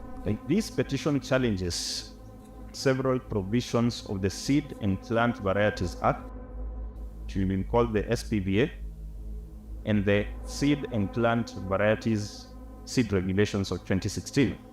This story looks into the murky seed sector and the policies that led us to where we are now. The whole nonsense, let me call it nonsense, you see from regulations down to the bills and then to the regulation, the threats and so forth, is all total, it's nonsense. In the second part, we take a look at the Seeds and Plant Varieties Amendment Act 2012. The forces behind it. It's commercial driven. It has nothing to do with African food security. It has nothing to do with what Kenyans need for now. The monsters it has created. Someone came and brought new varieties here, saying that it is certified. That has happened a lot, and it's going to get worse with climate change. And its impact on smallholder farming. Unaenda tu kutafuta. Unatafuta mbegu, unaenda tu kwa madukani unanunua.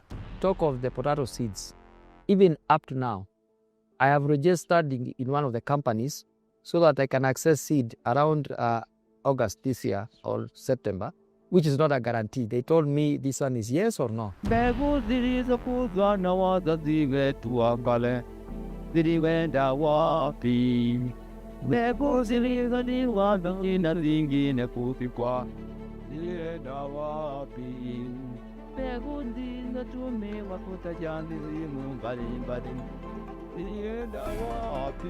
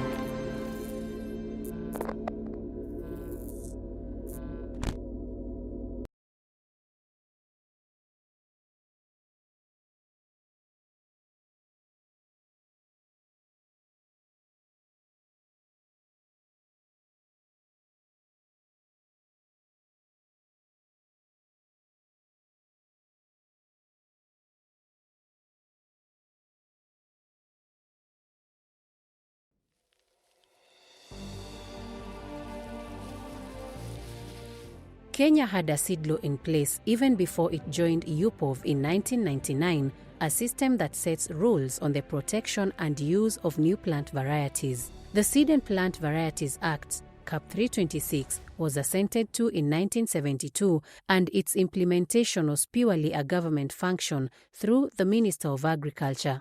It was amended several times, but the 2012 amendment hit the hardest, as Claire Nasike, an agroecologist from the Hummingbird Foundation, explains.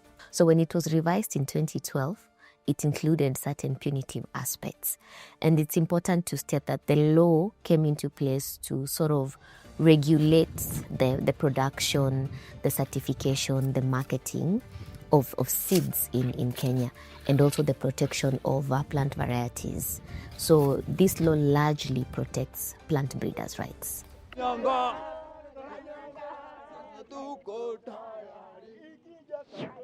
In addition, it ceded control of the seed industry to the Kenya Plant Health Inspectorate Services, allowing it to partner with the private sector on matters concerning seeds, such as testing.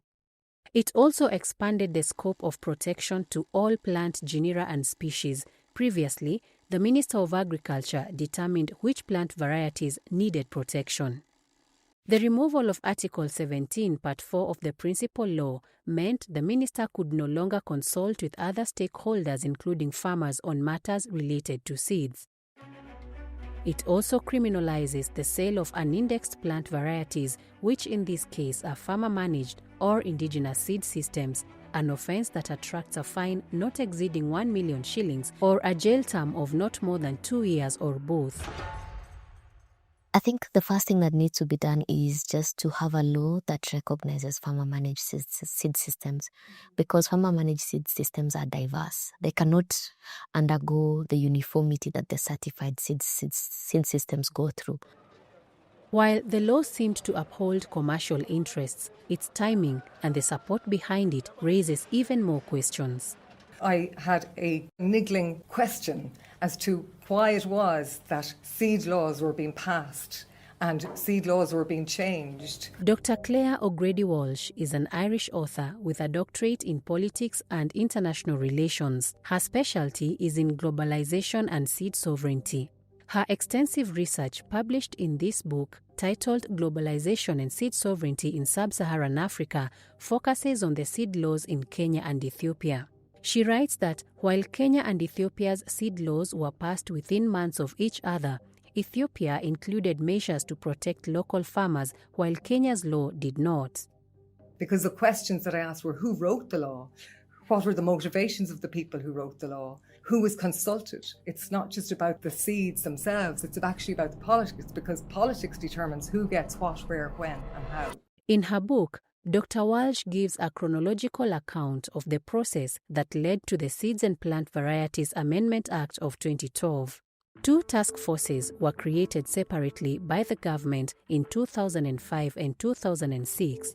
The first one was mandated to develop a new national seed policy document that would guide the review of sections of the seed law, Cap 326. However, not much is known about its membership or its achievements.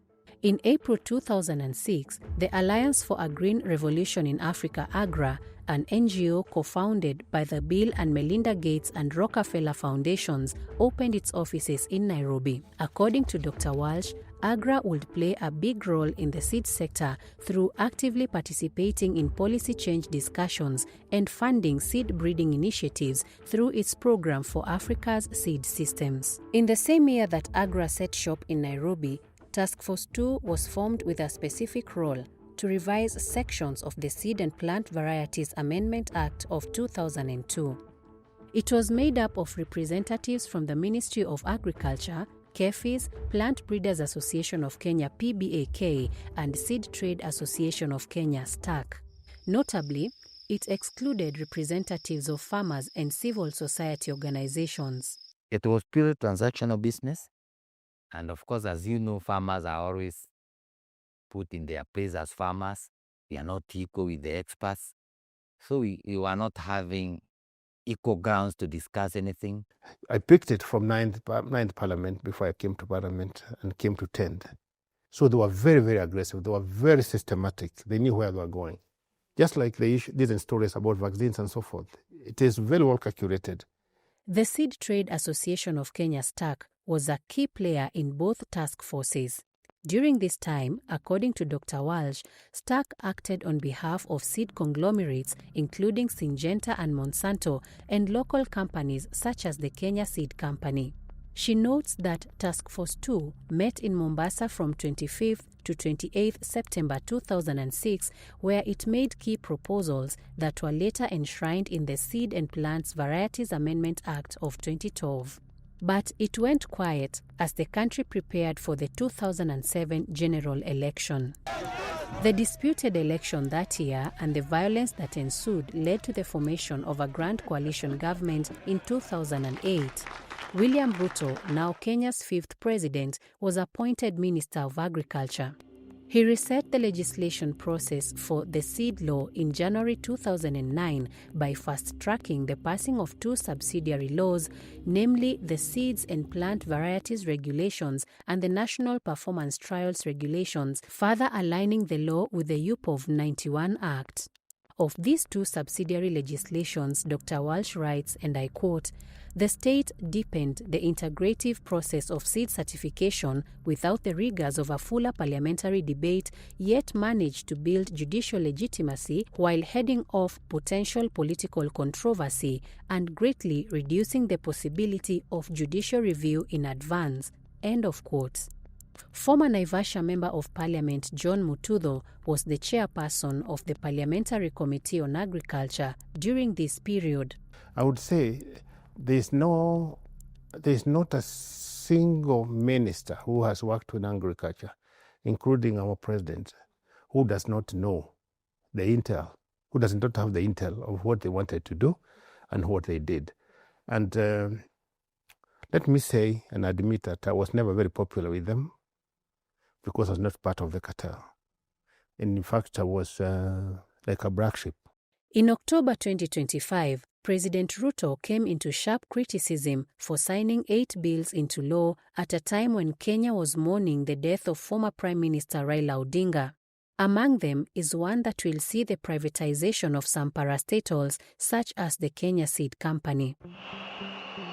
Barely a month after ascending to power in September 2022, Ruto's government announced the lifting of a 10-year ban on genetically modified crops, a move that was blocked by the courts. Interestingly, in 2025, the government approved 3 genetically modified seed-made varieties developed by KALRO in partnership with 2 multinational organizations and agrochemical giant Bayer. Mutudho alleges that there was intense lobbying for the seed law. You are lobbying by word of mouth, they are lobbying by the checkbook. So if you lose, you lose. Actually, they did command, they didn't influence.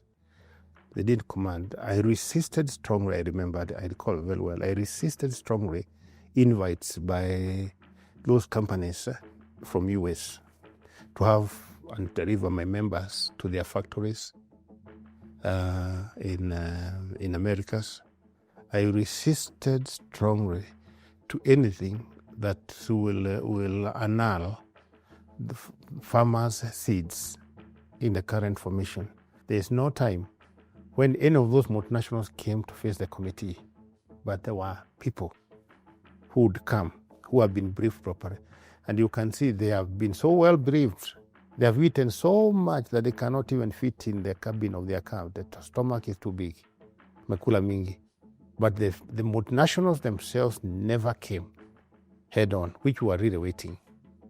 They never came to talk to us. A cabinet reshuffle saw Ruto swap roles with Dr. Sally Kosgei, who was the then Minister of Higher Education.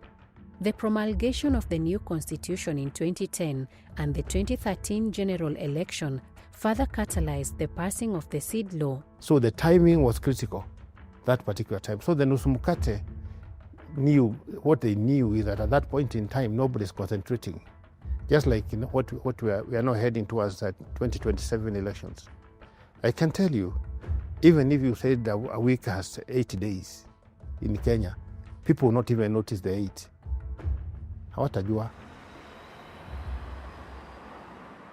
The bill, tabled before the 10th Parliament by Minister Dr. Sally Kosgei in November 2011, was passed within a year and without meaningful debate.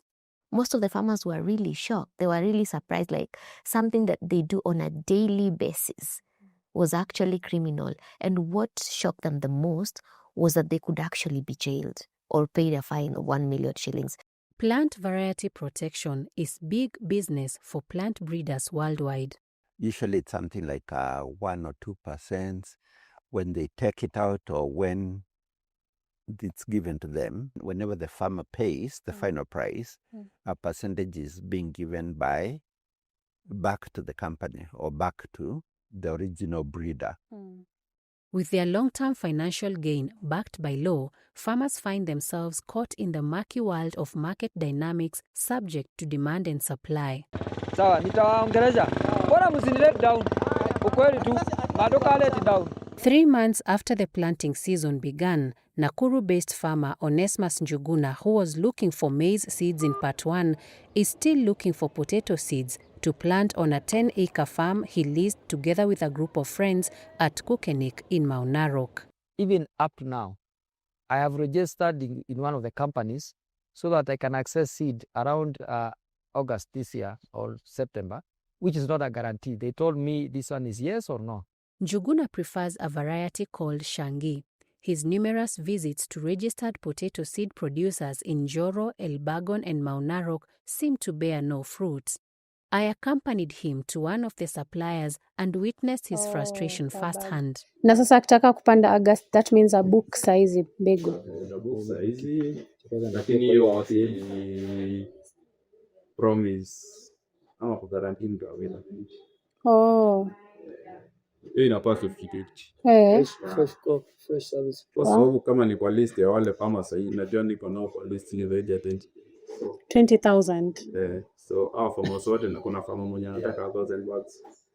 Sasa hiyo ndio swali nilikuwa nataka kukuuliza. How do you balance hustler mdogo na huyu mkubwa? Kwa nini msipeleke na rate? Potatoes come second to maize in Kenya in terms of production and consumption. This year, the National Plant Variety Release Committee approved a total of 79 certified potato varieties to the market. 55 of these are owned by international companies operating in Kenya, such as Agrico UA, Danispo, and Greenville, among others. 16 are licensed to the Kenya Agriculture Livestock Research Organization (KALRO), 4 to public universities, while the rest are co-owned by foreign and national institutions. The Shangi potato, patented by KALRO, is the most popular variety in Kenya due to its high versatility and fast cooking qualities. But the cost of its seed is a different story. If you want you're a small-scale farmer, you want to buy potato seeds and you want to grow in your farm 1 acre, you need 16 bags of 50 kg, 16 bags. Each bag is not less than 5,000 shillings. So if you do your maths, you'll see that no small-scale farmer can afford that kind of money. One of the companies, they tell you pay deposit half, then we see whether you will be one of the farmers who receive these seeds the next 3 or 4 months. So you book for seeds that are not even there. Although Article 23, Section 1 of the Seed Law requires license holders to stock the market with propagating material at reasonable prices, Njuguna says this is not always the case with the Shangi variety. If they have capacity, then that one can make sense to us. Such that any farmer can walk in, buy, it's available, go plant. But when it is not available, when I'm struggling to access it, in the process I realize like there's something close to, let me not mention it this way, but no, I'll mention it, like a cartel. There are people who can access it very fast because they have cash, they booked very fast, and such things. Those farmers who are working like on foot like us will remain hanging. Hai, huyu amenichomea viazi. Huyu amenichomea viazi na dawa. Haya. Hizi ndio tulipanda na nyinyi. Meanwhile in Kabazi, Lucy is already weeding her potatoes, which she planted for a different reason. Ili nipate mbegu nyingi ya kupanda. Sasa ni kuzaliza tu, nakoza kuzikula, nakula kidogo, nabakiza zingine. Nakula kidogo, nabakiza zingine. Ili nipate kuzaliza mbegu. Sasa ndio hizi unaona nimepanda. Unlike Njuguna, Lucy says she bought a pail of the Shangi seed potato equivalent to 20 kilograms at 1,000 shillings, about $8, from a farmer in the nearby Nyandarua County. Na wewe unajua kuhusu sheria ya mbegu? Sijui sana sheria ya mbegu, lakini najua sio vizuri kununua kwa mwenzangu ili asiniuzie mbegu mbaya. Hapa nimekula viazi karibu wiki. My grandmother, who we met in part 1 as she was planting the black Mexican bean, is gathering the last of her potato harvest from a traditional variety planted earlier in the year. Hii ni viazi type gani? Hii inaitwa ndaramwana. Na kizungu? Kwa kizungu sijui. Wanasema inakuanga haraka. Unaweza toa kama hapo vile hiyo iko, nitoe tu kama mbili kama hii. Hiyo nyingine ni mwache. Iendelee kukua. Sasa nitoe ya mtoto. But it's not just about the cost of seeds. It's about the impact of the law on existence of farmer-managed seed systems. We're not saying that certified seeds should be abolished in Kenya. All we're saying is let the farmers have a right to use their seeds. So let me as a farmer make the choice. It is also about the emergence of a seed syndicate of sorts, hiding behind discovery and development of new plant varieties, threatening the existence of indigenous and openly pollinated seed varieties which have fed generations of Kenyans. It's like when you say the first man to see Mount Kenya, to discover Mount Kenya was it Dr. Rudolph Kraft back in 1849, yet the Kambas, the Kikuyus, the Kirinyagas were living around Mount Kenya. Critics argue that this is reflected every year on the National Crop Variety List. It contains hundreds of varieties of different types of crops, ranging from cash crops like tea and coffee, cereals like maize and sorghum, legumes like beans, different types of grass and potatoes, to vegetables like amaranth, commonly known as terere, and African nightshade or managu, known to grow in the wild, but are now registered to individuals and institutions. And I mean, if people are challenged in that sense to say, like, what did you do to this particular vegetable? Which one did you cross with which one so that you came up with a new one? How many years did you take? And how many years have farmers taken? Thousands of years to keep on taking care of these vegetables and even selecting and eating some. Some of these crops have retained patents for more than the 20 and 25-year protection period, while others lack descriptors as required by the law. These people that are filling the forms and leaving some blank is theft, really. And you propose a new thing, you want it to be registered because at the end of the line you want to make money. But in the meantime, the rigorous process of giving all the details that are required of why is this a new variety, why should they be paid for the next 25 years to have this variety, being given intellectual property rights. That rigorous exercise is taken haphazardly. Also included in the list are varieties alleged to have been taken from farmers only for the same farmers to be locked out and unable to access them. Yes, that's actually possible in terms of the germplasm. So sometimes researchers or research institutions obtain the initial germplasm either from the farmers or from the gene banks. And it's going to get worse with climate change. That yes, now we are opening up to a few new opportunity crops. And so scientists and even non-scientists, people with a commercial mind, will be going to communities and picking whatever it is.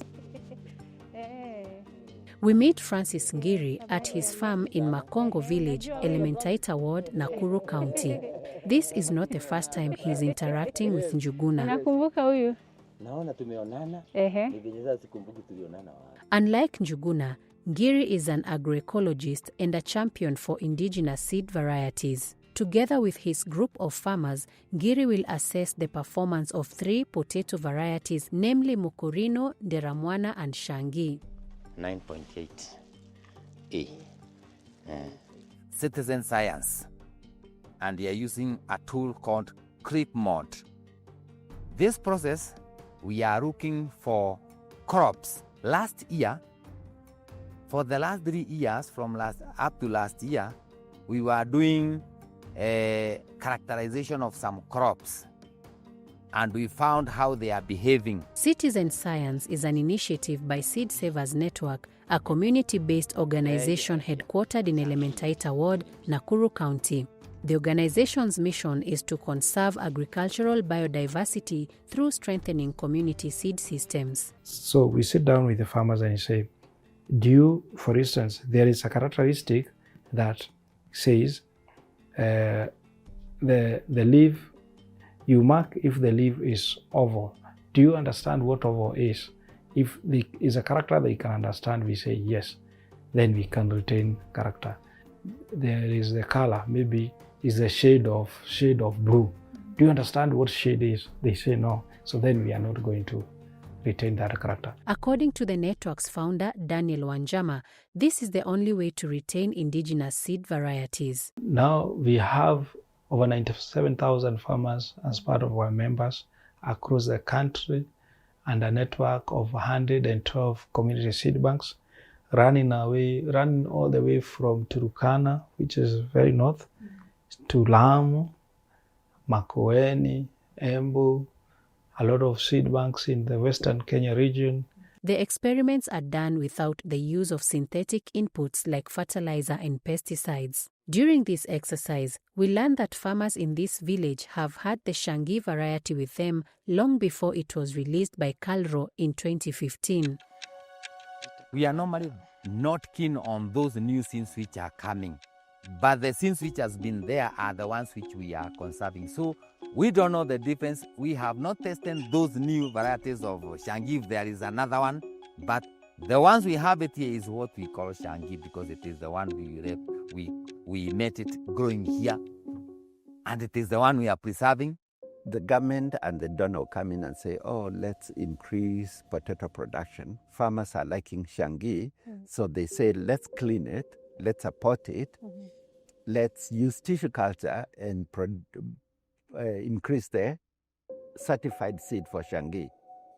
So although it is a farmer's variety, and I think it's wrong for Kari or whoever is supporting this to register it as their own, they should recognize it as farmer's material, but multiply, clean it through tissue culture and give it back to the farmers because the idea is to support food security at the end of the day.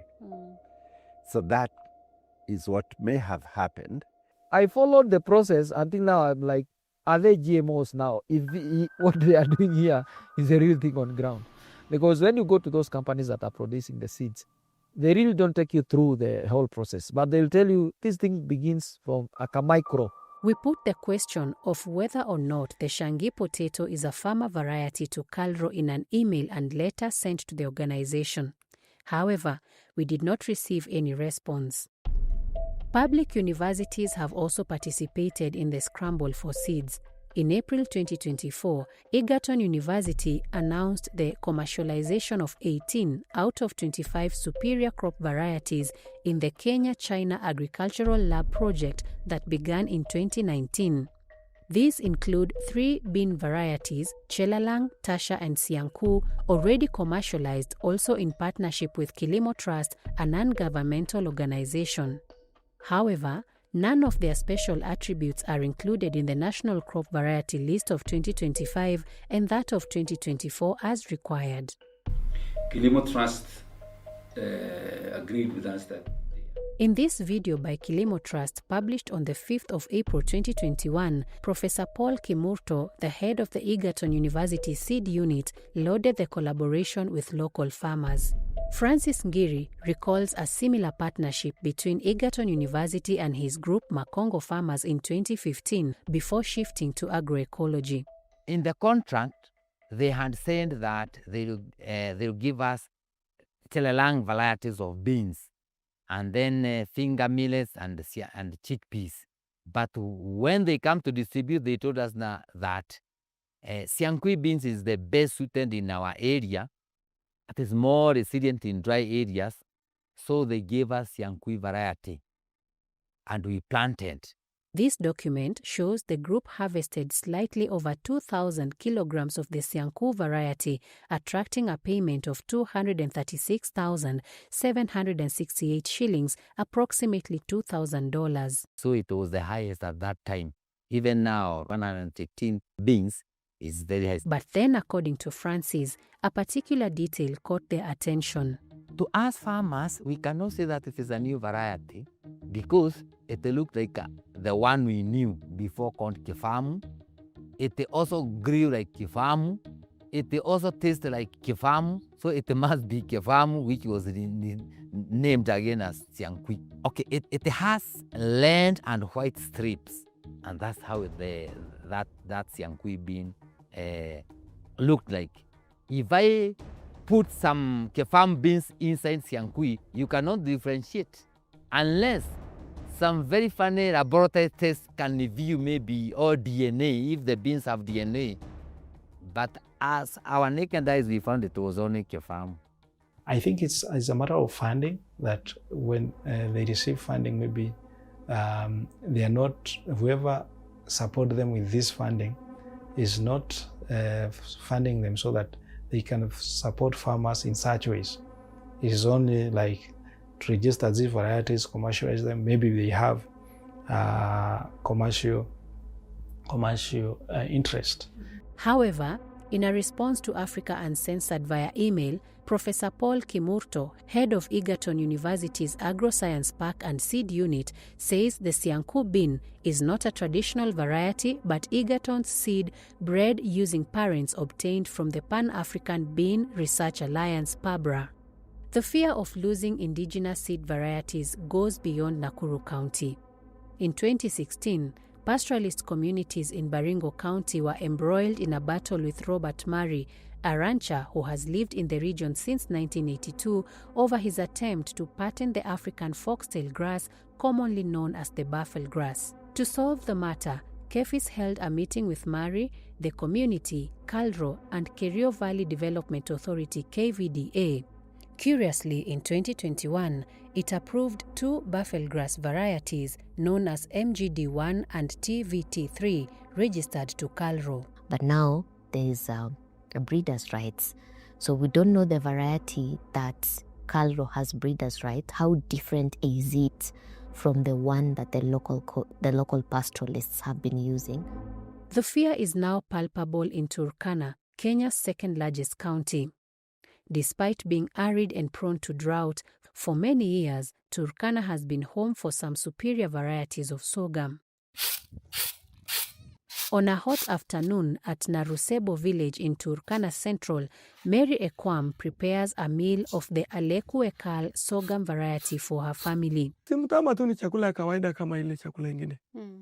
Unaweza kula mchana kama ile imechanganywa na kunde, halafu jioni unapika ugali. There are many uses of sorghum among the Turkana people. Siku ya harusi tunachaga mtama, ile mingi tunapika ugali.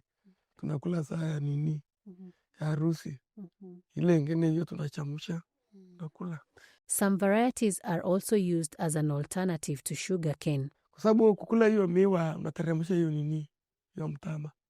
Alafu kukula hiyo ni mtama, alafu ukule hiyo miwa na kunywa maji. Kwa sababu sukari hapa kwetu sio sana. Unlike maize, this sorghum can grow with very little water, making it an ideal crop for the harsh conditions here. Mtama bara ikimwaga maji mara ya kwanza, unapalilia, unaweka hata manyunyu ya mvua peke yake, inafanya hiyo mtama inakuwa. bora jua isiwe ile kali. However, residents and the county government are concerned over the fate of the crops germplasm collected by Egerton University during a joint agriculture project with the Food and Agriculture Organization between 2021 and 2024. The community's concern, as expressed by Aaron Nanok, the Director of Agriculture at the County Government of Turkana, is that they are yet to receive the patent for the plant material. Up to date, we have not yet got the patents of that local genetic material. The Turkana will have the exclusive rights of owning the genetic material. That is the seed genetic material. That is basically from this place called Nadoto, because the samples were collected from Nadoto. Mpaka saa zingine farmers huwa wanasema ya nini watu wengine hatujui wanatoka wapi kuja kuchukua mbegu yetu na hatujui penye wanapeleka ni wapi. Na watuletee majibu ya kuwa tumepeleka hii mtama, hii mbegu mahali fulani, tumefanyia utafiti fulani, tumerudisha hii utafiti ndio hii na hii 1 2 3. Hakuna. However, in his email, Professor Kimurto denies any liability, claiming KEFIS rejected the variety based on low yields. In June 2004, Kenya signed the International Treaty on Plant and Genetic Resources for Food and Agriculture, also known as the Plant Treaty. This is a legally binding agreement under the Food and Agriculture Organization that upholds the equitable benefit sharing of all plant genetic resources and farmers' right to participate in national decision-making on conservation and sustainable use of plant genetic resources. So we find that peasant rights within UNDROP, within the Plant Treaty, are recognized. And the traditional knowledge that also comes with the use of indigenous seeds are recognized in those two treaties. However, this treaty was neither included nor mentioned during debates on the Seeds and Plant Varieties Amendment Bill of 2012. In fact, during its second reading on 15 August 2012, the then Minister Dr. Sally Kosgei only insisted on aligning the bill to the UPOV 91 Act, despite the fact that at that time, Kenya was only a party to the 1978 Act. This raises questions on whether proper procedure was followed and why the law was based on an act that had not been assented to in Kenya in the first place. While Mutudho claims to not have seen the bill, this Hansard report obtained from Mzalendo, a non-partisan parliamentary monitoring organization, shows that the bill was sent to his committee after the first reading. 7 members of parliament spoke in support of the amendments. They include Moses Wetangula, the current Speaker of the National Assembly, Robinson Jeru Githai, who was the finance minister, Peter Njuguna Gitau, Musa Sirma, Millie Odhiambo, Lucas Chepkitonyi, and surprisingly, John Njenga Mutudho, the man who was at the helm of the Departmental Committee on Agriculture and who is now criticizing the act. I would go by the Hansard records. I would go by Hansard records that I was present. In a committee situation, it's not a chairman's show. You have members and you debate and pass resolution. So the views usually in a committee, if the committee is run properly, is what they do. You don't have to agree with them entirely, but you are mandated to communicate their decision, and you start by that. In fact, only Millie Odhiambo called for the protection of unique plant genetic resources at the time. The bill was passed during the third reading alongside the Kenya Plant Health Inspectorate Service KEFIS bill. Within a span of about 2 weeks, the Seed and Plant Varieties Amendment Act of 2012 was effected on January 4, 2013. On page 147 of her book, Dr. Walsh writes about her interview with Dr. Victor Munyaka, former MP for Machakos Town and a former member of the Agriculture Committee, who confirmed that the committee met Monsanto in Washington, USA. He also highlighted that Monsanto was a major stakeholder in the amendment process as it controlled 20% of the hybrid seed sector in Kenya. Were you among those who traveled to the US after the law was passed? Let me put it this way, that we insisted, attend the parliament, we insisted many times, not once, not twice, not 10 times, to go to US and meet Monsanto. The group that met Monsanto were in 11th Parliament. And what went there is common knowledge. I would not have done it. And in fact, I wish I'd accepted to go for that invite so that I can know the motive early enough and then hit back. 10.4 C, D, E, F, and G of the Seed Act, Seed and Plant Varieties Act, is hereby declared unconstitutional for violating Articles 11.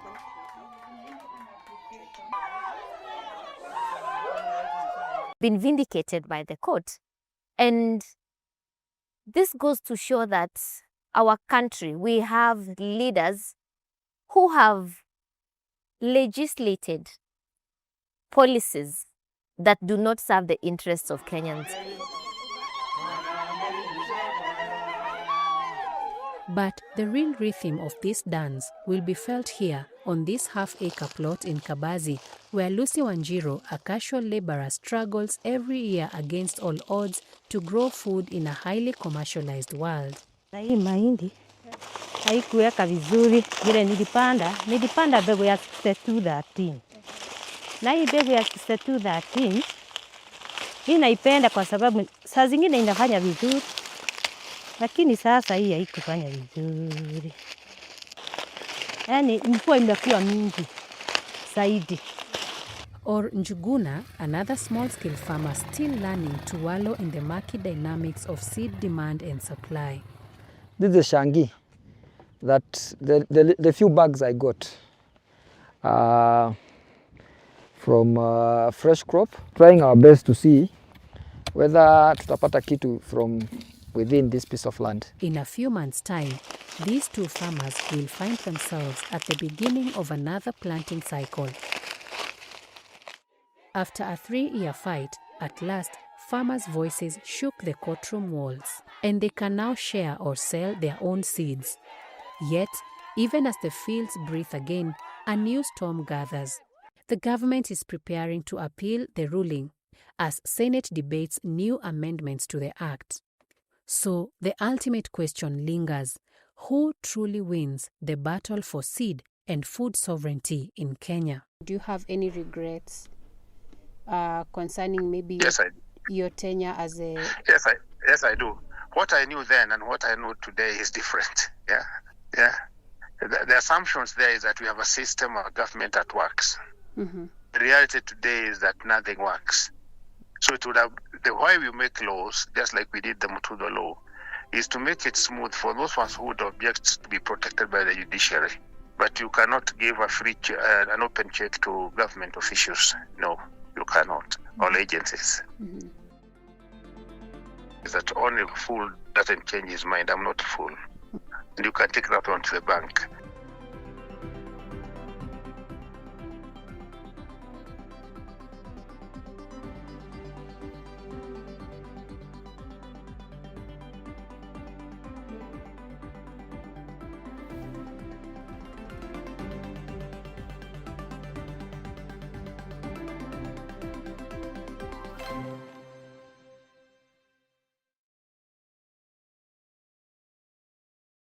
Do you care about truth, justice, and stories that really impact our lives?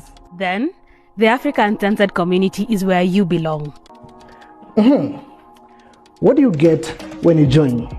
Well, early access to powerful investigations and a chance to contribute by making your voice heard and the stories that matter. A space to connect with people who care about accountability just like you. Opportunities to share your thoughts, give feedback, and even tip us on stories that need to be told.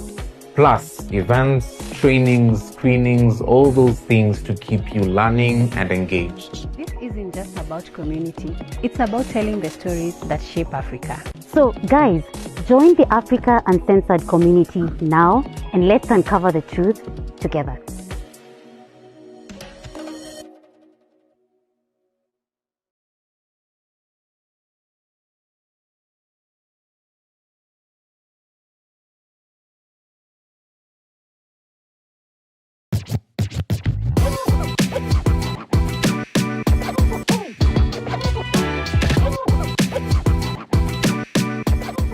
Hello and welcome to this episode of The Big Picture. This is where depth meets humor. I'm your lead co-host of the day. My name is Tom Okwana, and as always, I do it with Justine Wanda. Hi, everyone. Justine Wanda. Wamepan PR. It's like they've been doing this for 4 weeks now, so they get the drill. But welcome once more. This should be one of the last episodes of the year. So again, I'll wish you a Merry Christmas and a Happy New Year. This episode is solely dedicated to one topic, the topic of seed sovereignty in Kenya. Justine and I are obviously not experts in this subject. We wouldn't do any justice to it. And because of that, we're joined by two guests who stand on different sides of supporting seed sovereignty in the country. This episode specifically comes weeks after, maybe 2 weeks, around 2 weeks after the High Court struck down a very, some would describe it as colonialist in nature, or should you say corporation-led, but a law that disadvantages smallholder farmers in Kenya greatly. The two guests that I mentioned are, first of all, a senior investigative reporter here at Africa Uncensored, a award-winning investigative journalist for that matter, Cynthia Gishiri. Cynthia just recently did a story titled Seed Syndicate, right? She'll tell us more about that story, but it explores the subject of seed sovereignty, looks into the history, and exposes the parties who have brought us to this juncture. And the second guest is Elizabeth Atieno. Elizabeth Atieno is a food campaigner with Greenpeace International, but that's not all she does. She's a passionate food sovereignty advocate on a mission to help create a food-secure Africa where communities not only grow food sustainably, but also have fair and equitable access to nutritious meals. It's a strong statement. I know. We're glad to have you here, Elizabeth. You'll tell us more about every word of this sentence that I've just read. But we'll start, first of all, with the basics, Elizabeth and Cynthia. Cynthia, your story looks into the evolution of this law, but I find it very, should I say, worrying that the topic of this law and the implications that this law, I think it's can have, we can't say could, because the government is going to appeal the High Court decision. So it might be overturned entirely. But this wasn't a headline for months. And that's worrying to me because of the potential impact of this on the breadbasket of the country. Why? Why do you think that is, and why should people care about the Seed and Plant Varieties Act? Yeah, I think maybe I can start by, to understand this conversation, we need to understand what the Kenya seed system is and how it actually works. And then now we can go into the basics of why are we not seeing like a lot of anger actually coming from Kenyans when it comes to this conversation. And in Kenya, we have two seed systems. So we have what they're calling the formal system, which is where we have the corporate seeds that are being produced by commercial seed breeders. And then we have what they call the informal seed system. I usually don't like that word. I prefer calling it the farmer-managed seed systems because there's nothing informal about it. Farmers manage this system every single season. They just don't do it from Nairobi in the offices. So I don't think it's fair for us to call it informal. So I refer to it as farmer-managed seed systems. And this is what is literally feeding us as a country, because 80% of the seeds that we depend on in the country comes from these farmer-managed seed systems. And this is what small-scale farmers, our mothers, our grandmothers, our grandparents, this is where they get the seeds that they use to give us our food. And these two systems are being governed by the Seed and Plant Varieties Act, CAP 326 of 2012, and its accompanying seed regulations. And on paper, it's actually very technical, and Cynthia can attest to that. I know she had to go through all, exactly, when watching the documentary. It's so technical, but also on paper, when you look at it, it looks so, so fair. But in reality, it's not. It's very deeply unequal, and it's disturbing. And this is because when you look at the act, seed is first seen as a property, as a commercial property, rather than life, rather than culture, rather than heritage. And because of that, we have these very punitive clauses in the Act. And what the Seed Act was meant to do was to regulate the seed quality. because we were saying that we want to make sure that we have not the fake seeds. Africa Uncensored once did a documentary around fake seeds, like fertilizers. Cynthia did that. Exactly. Yeah. Yeah.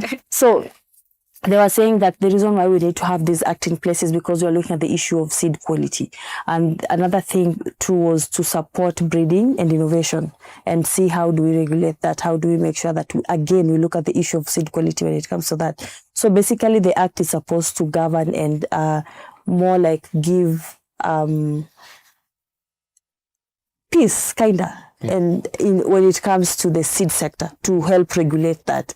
But what it's actually doing, it's defining what a legal seed is. And according to the Act, the definition of what the legality of a seed and the quality of a seed, it's very narrow.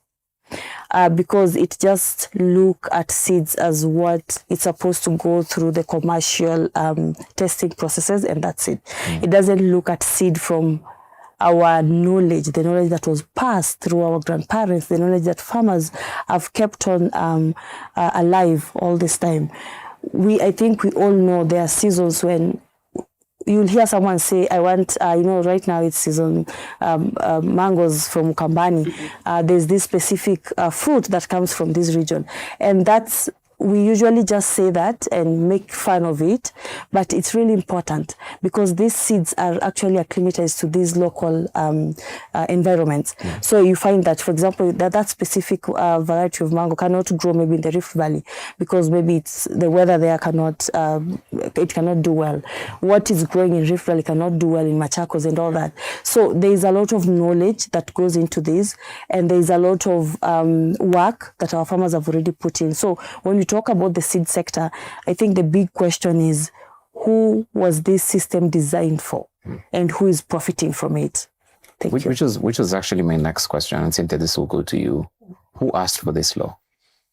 Who asked for it? Where is it coming from, and when did it first land? According to the research I was able to do, the seed law originated from an act that was an international agreement that was made in 1961. It's called the UPOV, Union for Protection of New Plant Varieties. And it's called the UPOV Act. It was amended thrice.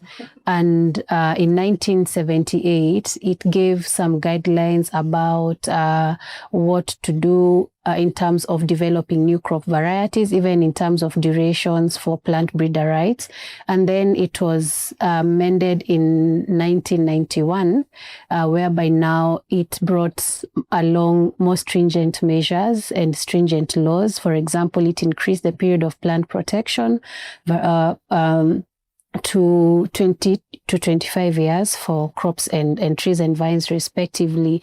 And so in between 1999, when Kenya joined UPOV with the 1978 Act, and when now this SPVA 2012 was passed, there was a rush, especially from the developing nations, to be able to assent to either of the UPOV Acts. By then, Kenya had not acceded to the 91 Act, but then now the pressure to accede to the 91 Act came about immediately after Kibaki came to power around 2005, 2006, whereby there was need to create task forces that now would look into the law. At that time, Kenya already had a seed law that had undergone minor amendments, I think in 98, and then another one in 2002. Now, after 2002, that is when now there was a lot of activities between the Ministry of Agriculture, the Plant Breeders Association of Kenya. We also had the Seed Trade Association of Kenya, and also the Kenya Plant Health Inspectorate Service.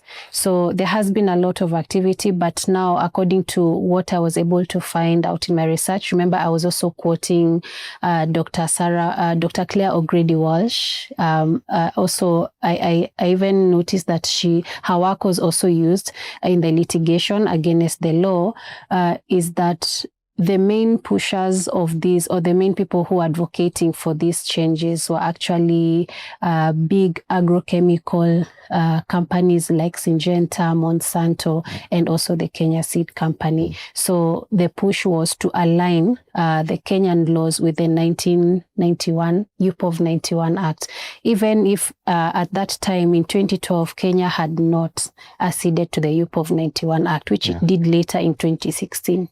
Yeah. I'm going to ask a question that is very, I don't know how you'll take this, but I appreciate being direct. The question everyone will want to ask is, what was President Ruto's role in this? Yes. No, I'm joking. Very the only thing I can push.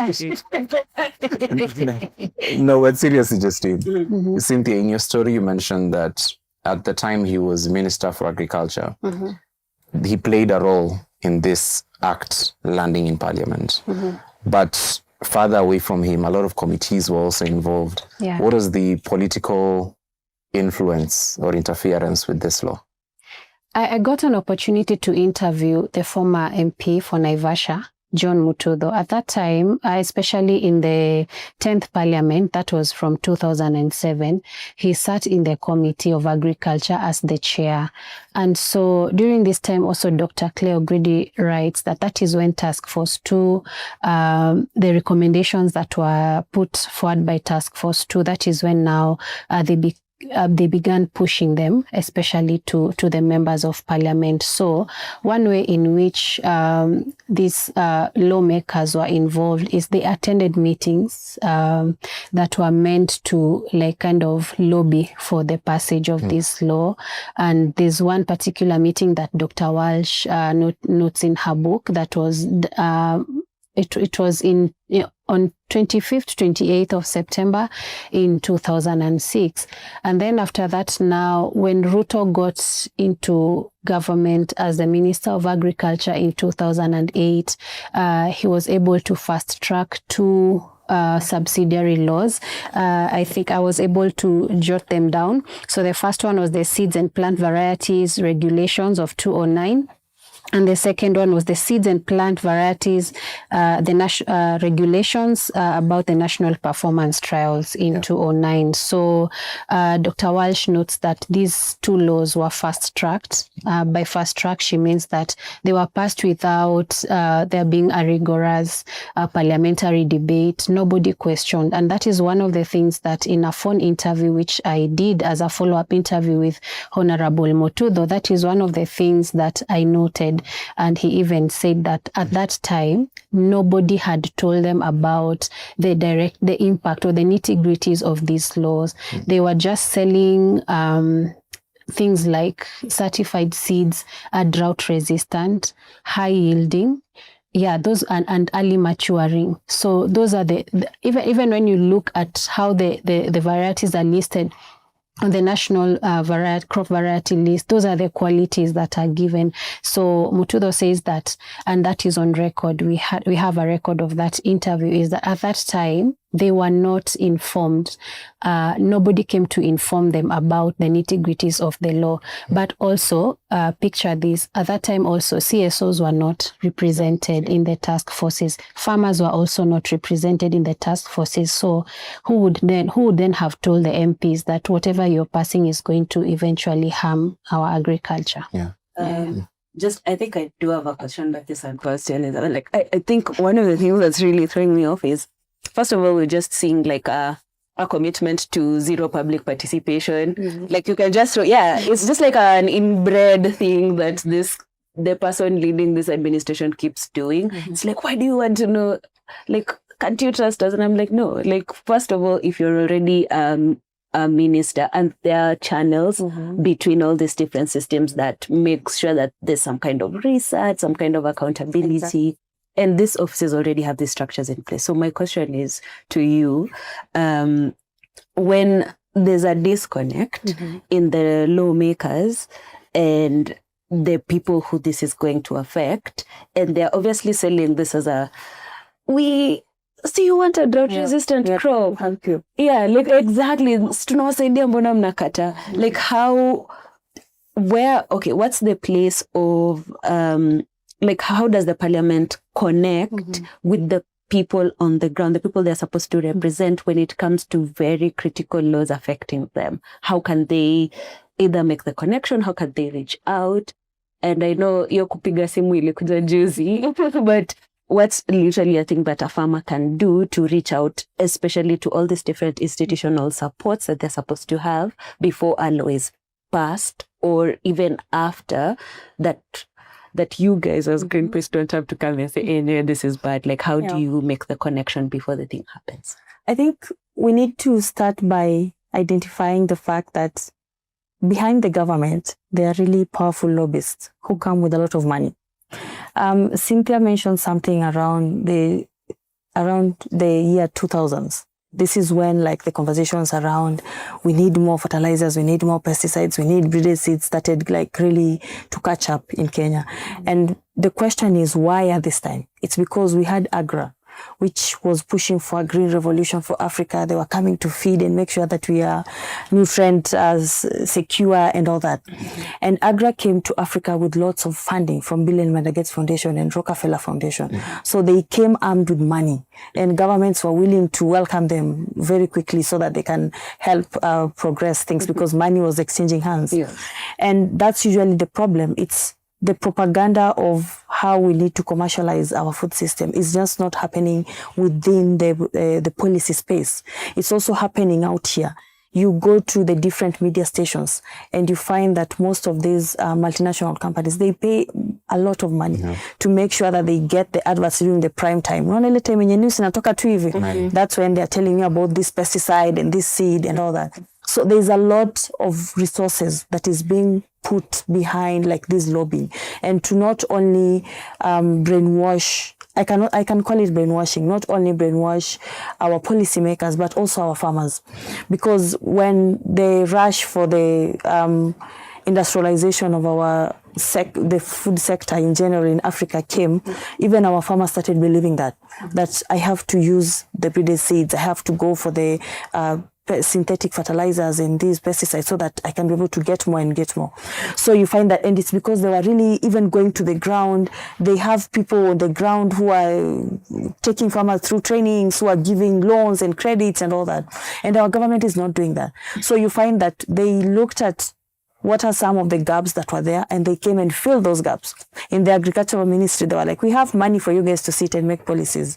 On the ground, we have extension officers who can help farmers do ABCD. So you find that they go down there and they're armed. They even have offices at those small towns where you find that a farmer will tell you the last time they saw an extension officer from the government, they can't even remember. I was just having a conversation with my mom when we won, and my mom was like, because I made a point about need to have extension officers on the ground to help train farmers and all that.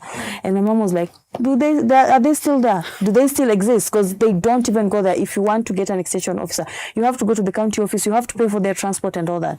So the problem is pay for their transport. Yeah, exactly. If you don't do that, they don't come. See, when you call them to something. Yes, exactly. It's like Kenya Police. Okay. So you find that there are gaps, and these people saw the gaps and they came and filled it.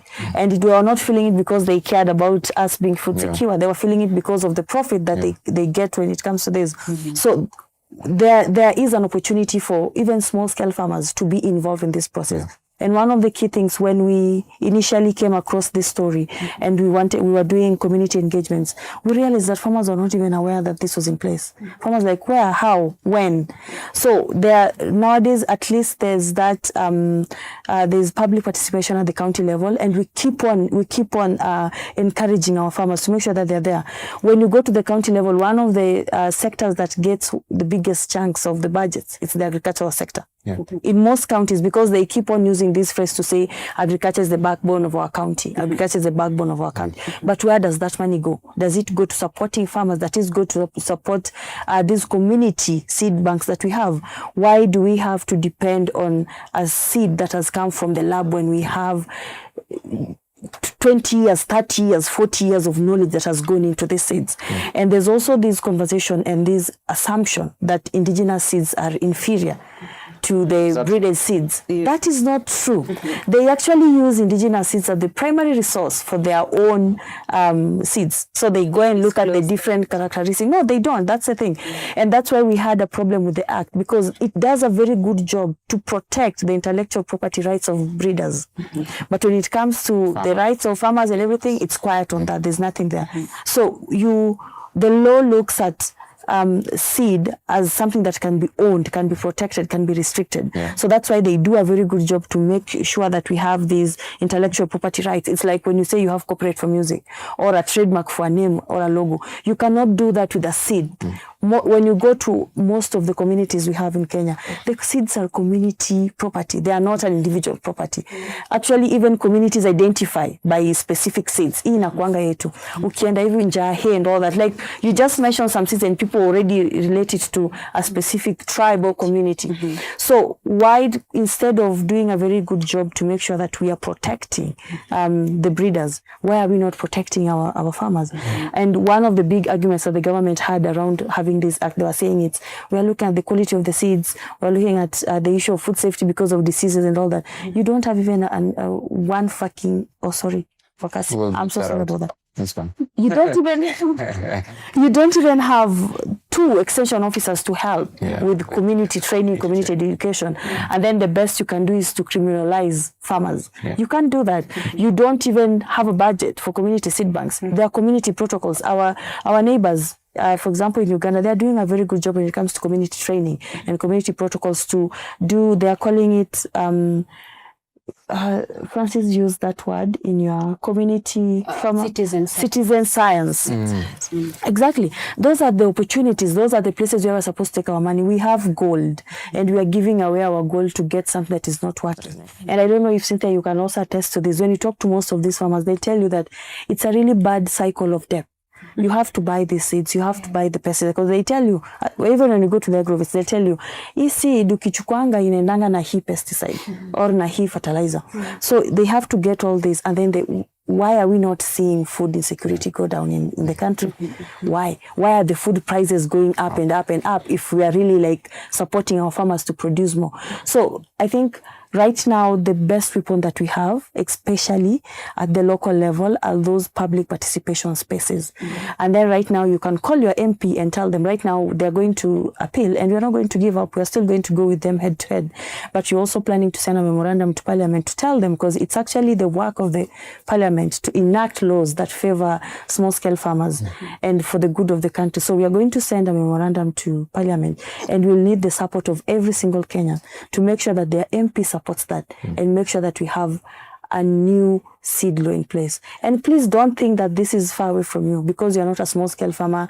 This is not about me. It's shida ule mkulima kwa nyumbani. No, that's why you go to the mama mboga and you buy avocado at 40 bob now unarudi kwa nyumba complain, or you get one tomato at 30 bob or 20 bob.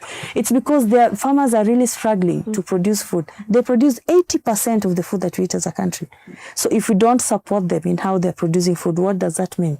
It means that we'll continue to see food insecurity go up, malnutrition go up, lifestyle diseases go up. Unaenda kwa shop unanunua nyanya 30 bob, and then you come and sit down and complain. No, it's because you're allowing the government to have these punitive policies that are taking money out of the country instead of putting money on the farmers' hands.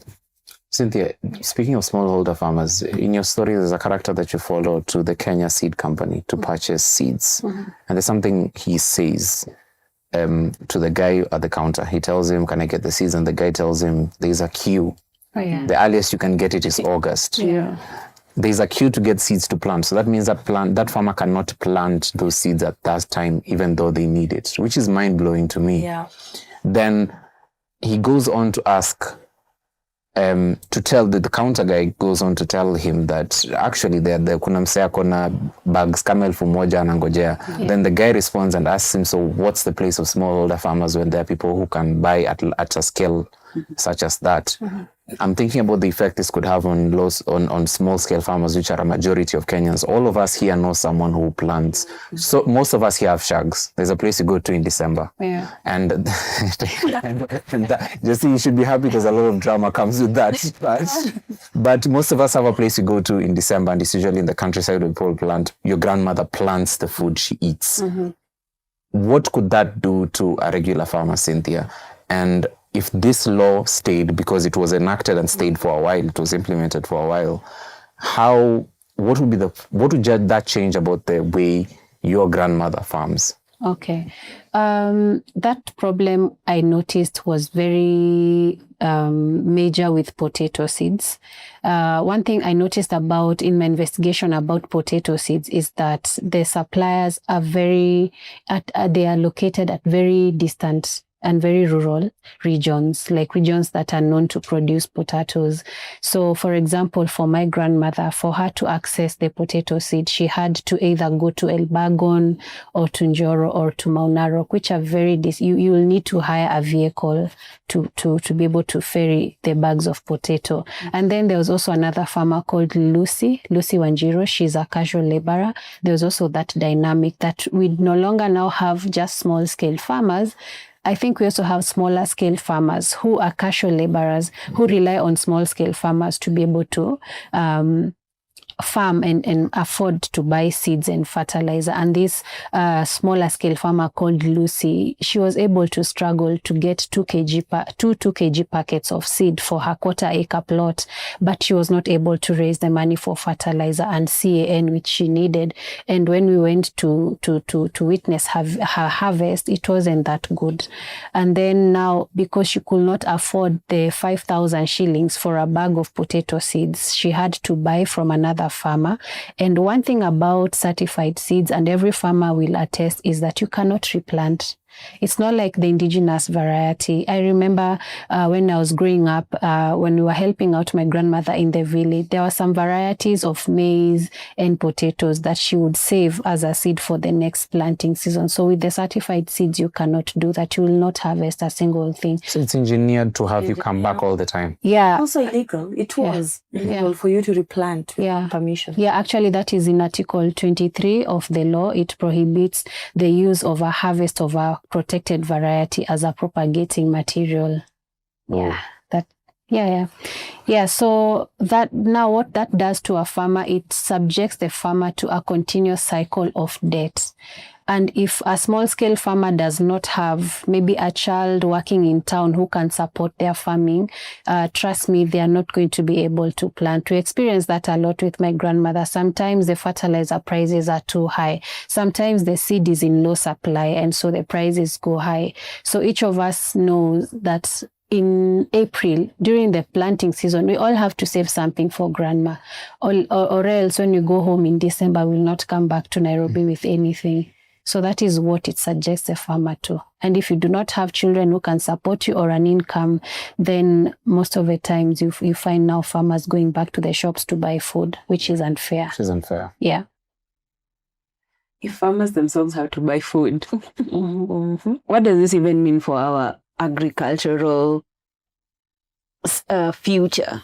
Because I think, one of the things that really throws me off, especially about how complicit the government is I think so many of them either are commercial farmers, like they can actually afford, because of their salaries and their positions in power, they can actually afford to kind of extract. Yes. Yeah, because they have money or like they have some kind of financial support already. But there's no connection back to the farmer, because then they can benefit off of their distraction. And my question would be then, who is really profiting? Like, who is really profiting? Because I think also the chain has to go further. Like, nani anachukua hii power yote from farmers, and who is then now making the money, and who is also dictating it? Because I know you mentioned the agrochemical companies and everything, but I would like some kind of structure who is benefiting from the lobbying side and also from taking power away from farmers. Yeah. And I think this will go to Cynthia too, because I think I want to hear from both of you, because like there's a part of the documentary you did where there was this long list of like people registering their names against certain seeds. That's why I'm very curious to know who's profiting. So I think Cynthia will go first, and then Elizabeth. Okay.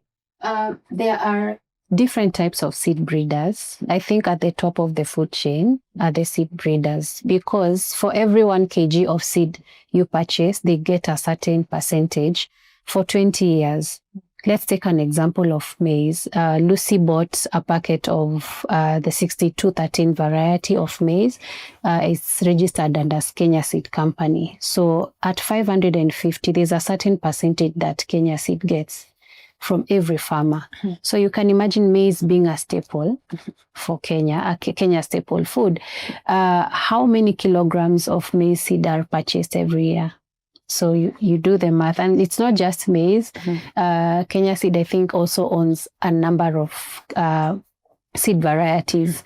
Now we go to potato. You'll need 16 bags for 1 acre of the, let's say now, the variety that we featured in our story, the Shangi variety. It's very popular.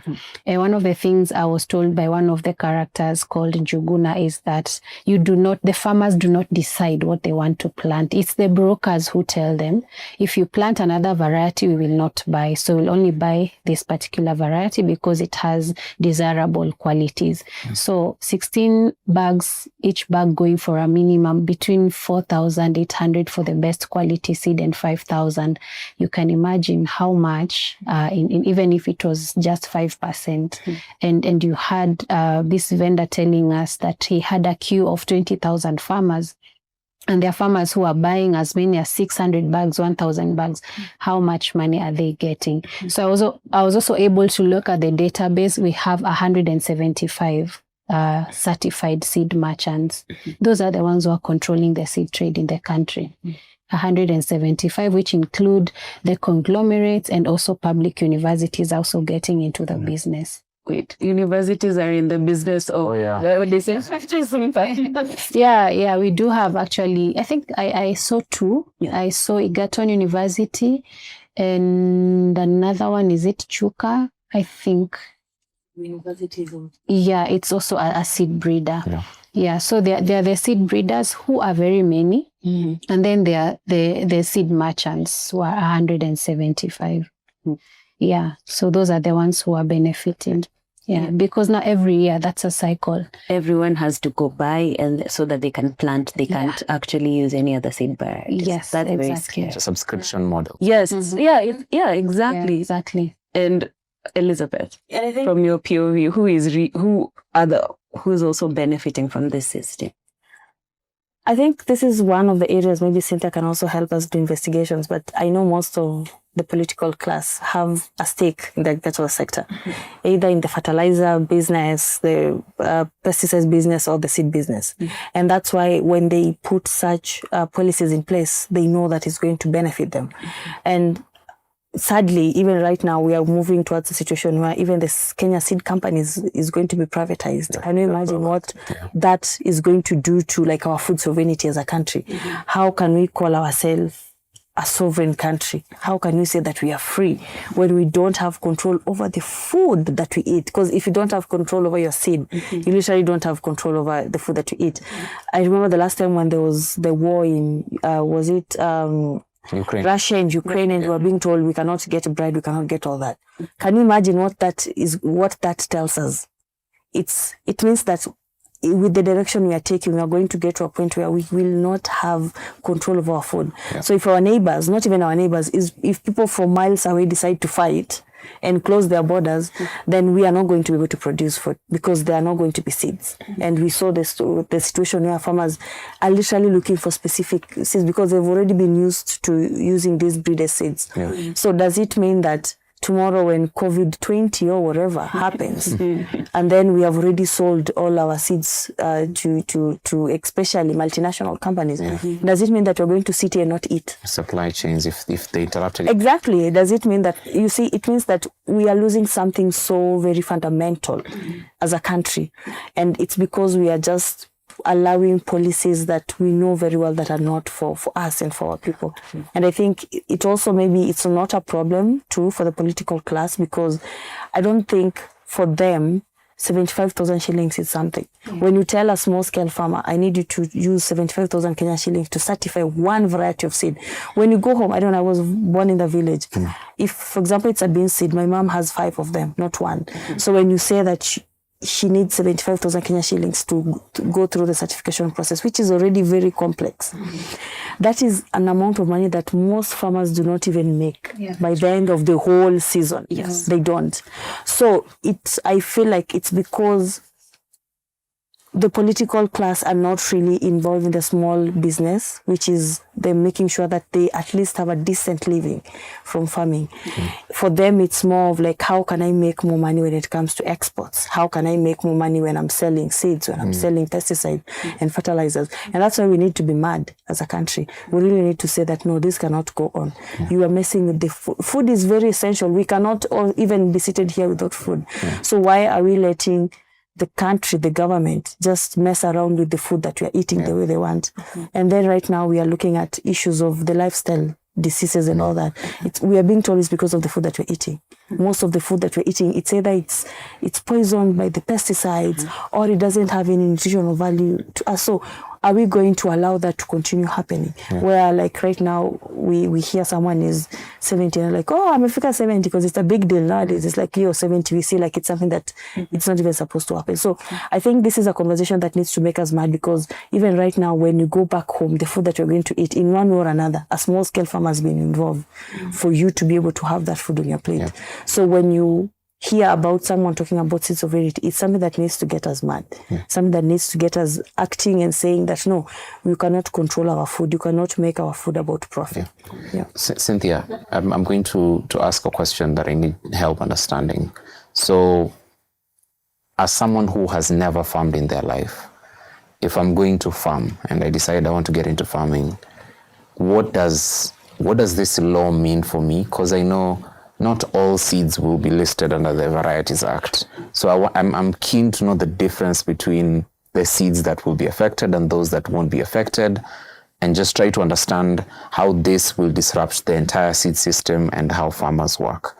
Like, which seeds get to be listed under the Act, which don't, what satisfies us that? I think Elizabeth is the expert. It's a commercial one. That's why you hear most farmers complaining about Irish potatoes, about maize, because that's what we grow as commercial crops in the country. So you find that most commercial crops, and the reason why they're also going for some of the indigenous cereals that we have, like the millets, the wheat and all that, is because they're also using that they're farming that on large scale.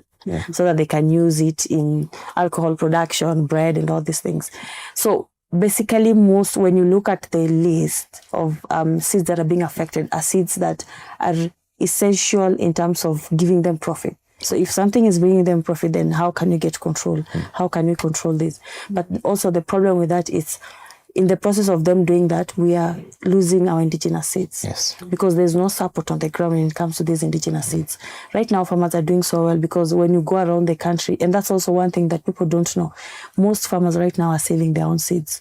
And not because, it's because of the economic, they're trying to get away from that economic dependency, but also it's because of climate change. It's becoming really, really hard for them to be able to tell when and how to farm, and also to be able to tell which seeds to use, because the ones that they're using right now are not doing well. You will be told that it's supposed to do well. It rains, it's not doing well. It doesn't rain, it doesn't do well. So most of them have now, and it's a sad reality, but it's a good thing, because even our farmers are learning from experience. What was sold to them as a one-size-fits-all, they've realized that, okay, this is not working. We need to do different. And that's why you go right now. And Cynthia even had so many farmers in the documentary who are saving their own seeds. So it's basically profit, and looking at how do we make more profit from these crops that are considered commercial crops. And it's really sad, because I don't think food is something that we are supposed to joke with like that, and just leave that control in a few individuals. And I know that the government is going to appeal, and they've already started the process of appealing. But I think this judgment sends a message, and not only to the government, but also to people in general. Like, I know at times we struggle with the courts not doing us favors in terms of being with the people, but we see in this situation where the court really said, no, this is unconstitutional. So I think that also just tells us that the noise that we make and the news that we say that no, it works at times. And even right now, when someone hears about the win in 2025, they will look at it from, it just happened. No, this has been like advocacy happening for the past 2 decades. Farmers have been making a lot of noise. CSOs have been making a lot of noise. The government was not listening. But over time, after so many mentions, after so many hearings, we are here. So I think this is just to communicate to us that at times we need to also just speak up and not just be silent and say that they've put this policy in place, they're doing this. No, and it's just not in the food space. I think like this is something that sends a message out to just say that we need to speak up and we need to say no. And if we come together and say no, then we will definitely win at the end. Yeah. I think one of the things that also matters, I think, in this particular conversation is protection. Because we've seen, like, on the other end of things, we have a whole parliamentary system that does not care, and it keeps going even to the cabinet secretaries and people who have so much power. So I would ask Cynthia this, if in your investigation you were able to figure out if the seed banks that the farmers are setting up have some kind of protections in place. And also to you, Elizabeth, as someone who has really like been in this fight, what kind of protections are farmers putting up for themselves, and what kind of protections do they need to have in the future so that we don't return to a place like this? Cynthia, go first. I would like to mention something that I did not include in the story, simply because I wasn't really able to follow it up. I really wanted to, but in my at the onset of the story, like while I was establishing who to interview, who to speak to, I spoke to farmers from as far as Nyanza, and there's one who told me they actually do have a seed bank. They work with a different CSO, not CBO, a community-based organization. And this person told me that every planting season, every new year, there's a certain lawmaker who goes to their seed bank to buy bags of the yellow maize. Yellow maize, there's an indigenous variety of yellow maize. So I really, really wanted to capture this lawmaker in that process. And I hope I'll be able to get that. It's somewhere in Nyanza. I do not want to say where. Yes. So it doesn't nuke my investigation. But then again, it made me wonder. So this is a lawmaker. He probably knows, or maybe he doesn't know, I don't know, that they passed a law that criminalizes the sharing and selling of indigenous seed varieties. Already he is breaking a law. But on the other hand, he's taking advantage. Where is he taking these yellow maize varieties? So unfortunately, that is one thing I wasn't able to, and I didn't even get the opportunity to capture. But hopefully, because I also realized that this seed issue is one huge rabbit hole. Like, I feel like I just scratched the surface. There's still a lot to uncover. So if I get another opportunity, probably we'll be able to answer that question. But also, in that national crop variety list, because I was able to go through most varieties, you'd find even vegetables that we knew to grow wild that have already been patented. By who? Like, who is patenting? Is this regular people or like people who work in universities? Exactly. People who work in universities and even universities themselves. So there's also that controversy where I spoke to farmers who are saying this particular variety that is currently being sold as a certified variety, actually it belonged to us. We've known it for 50 years. We've known it for 40 years. So those are some of the dynamics that are currently, facing the seed industry. Yeah. So as part of the litigation, one of our key asks and why we wanted that amended is because the government was saying that indigenous seeds are mentioned in the act. But mentioning it and defining what it is without protecting it and having specific clauses to protect it is basically erasing what indigenous seeds are. So that is one of the reasons why we were saying, no, we need the government to have specific clauses to say that this is how indigenous seeds are we are going to protect them. And currently, I'll go back to what I was saying, people power. That's what's working for communities right now on the ground. They come together, they work on their seed bank and they protect it. And at the county level, there's also been a lot of support from the county governments when it comes to the community seed banks. And we are seeing a very good example, like the seed bank that you covered in Nakuru, where Francis seed saying. Yeah, exactly. You find that the county government of was in one way or another, the Minister of Agriculture supporting them. So it's like, yeah, we are going to protect you, let you do what, but that's also the thing. If there's no law protecting me, then when I'm in the matatu carrying my seeds, going to sell or doing whatever, the KFIS inspectors can stop you and they can seize your seeds. So you see, like, there's also word of mouth, but there's the actual harassment that goes into, like, us not having protection in the clauses that protect the farmers. So even right now, well, I can just say it's people power. They're just doing it. They're coming together, and I've said there's that point where you need to go and educate someone about something, to tell them, sigara inaua, ama pombe inaua. But there's that point where someone has already experienced it themselves, and they're like, oh no, this thing, sikuzi kifua yangu sikumove vizuri ama whatever, you see, whatever. You can say collapse. Exactly.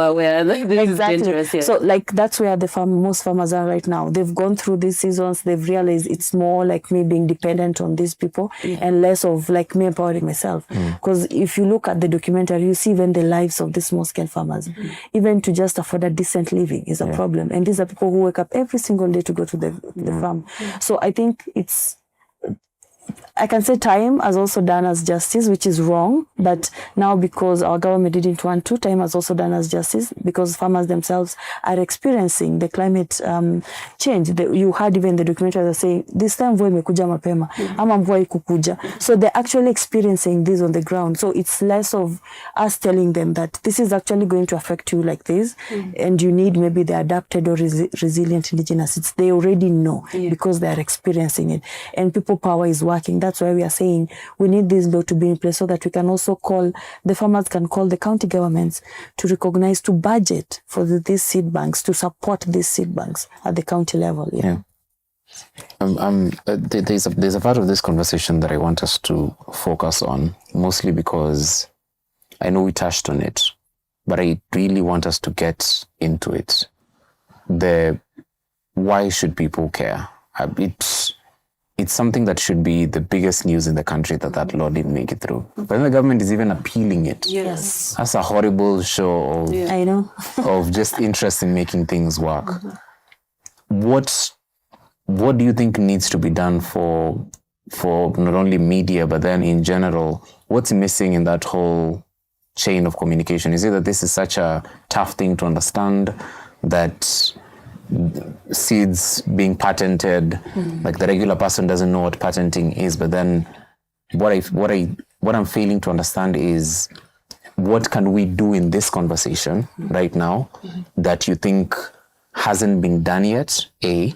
And number two, what can we do to make this a big story, apart from Cynthia's story, which is massive in itself?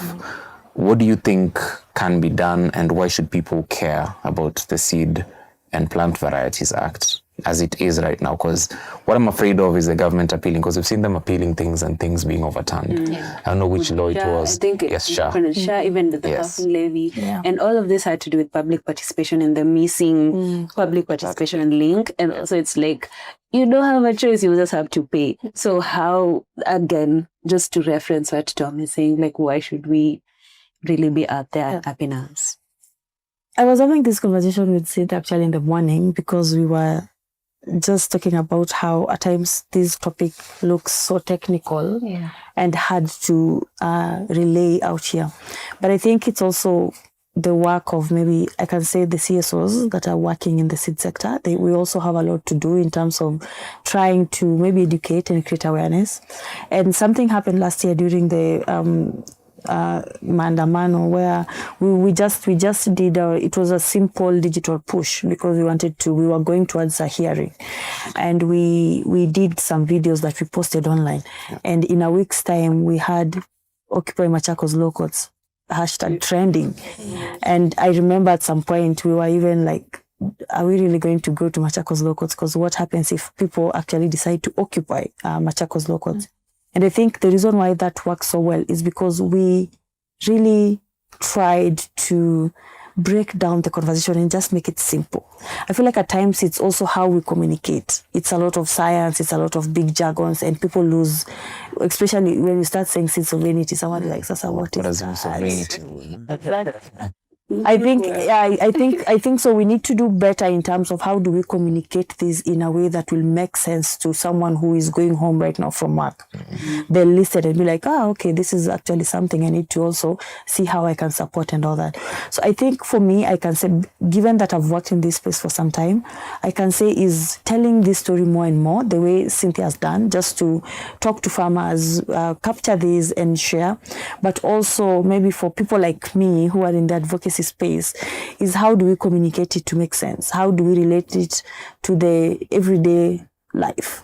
Like something as simple as, how does this affect you as a Kenyan? How does this affect your income? Wakisha kata taxes zao nyambaki nayo, hii pesa itakuwa affected. Can we do that? Can we do that? Can we do exactly that? I think we can. Yes. Can we do that in this conversation? That's the thing. I try to make people understand that. It's like the price of your food is affected when a farmer cannot be able to have access to seeds to produce. Then if she's struggling, we saw in the documentary, if I have to pay 200 more to get maybe a packet of seeds, and then I pay another extra to get the fertilizers and pesticides, it means at the end of the day when I harvest, at least remember, we have a farmer in the documentary who spends money to produce, which is more than what she usually spends, and then the maize doesn't do as well as she was hoping. So that means that when she goes to the market, minus the brokers, she will try to maybe sell it at a higher price with the extra 200 that she had to pay so that she can get back her 200. And what that means is by the time the broker buys the maize from Rift Valley and it comes to Nairobi, you will have to pay more. So in Amanisha, it affects the food that you eat every single day. And that's why nowadays you go to the supermarket and you have 1,000 bob and you look at your cart and you're like, did I just spend 1,000 bob? 1,000 bob. So it's as simple as that. It's as simple as our food prices are going to be high, and apart from that, we're also going to get to a point where access to nutritious food is going to be a problem. Because access to nutritious food is going to be a problem because we are losing our indigenous seeds. And these indigenous seeds, they have quality when it comes to the nutritional value. So when we lose that, it means kesho ukienda hosi unaambiwa you have this, you have that. And it's because of how we are producing food. Just a month ago, I had a conversation with a farmer who was also using a lot of pesticides in their farm to produce food. Right now, he can't see. We're actually doing his story that's supposed to come out next year in January. He can't see, he can't provide for a kid. So you can imagine. It's something that is affecting us every single day. I think all of us right now have a friend who has cancer or knows someone who has cancer. Sorry to interject, Elizabeth. Speaking of pesticides, what's the link between the new seeds, the breeded seeds, and pesticides? And that's the thing. That's why we keep saying that indigenous seeds are acclimatized to local conditions. So they're stronger, apart from what people think that they're usually inferior. So you can have your maize and you can plant it and you don't have to use excess fertilizer, synthetic fertilizer, or pesticides. Some of them naturally keep pests away. But you find that when you use breeded seeds, they are... they automatically come linked to specific pesticides. And it's also part of the profit game that they're playing. So they sell you a seed that you can only use a certain fertilizer. And a certain, exactly. A certain output. And they tell you that when you go to the agrovet, they tell you that. I don't know if you got to experience that. They tell you that, ukichukua hii seed, hii inaenda na hii na hii. So it's like, that's what they tell you. So the farmer is expected to take the seeds and then the fertilizer. And then remember, these pesticides, they're not only polluting your food, the food that you're eating.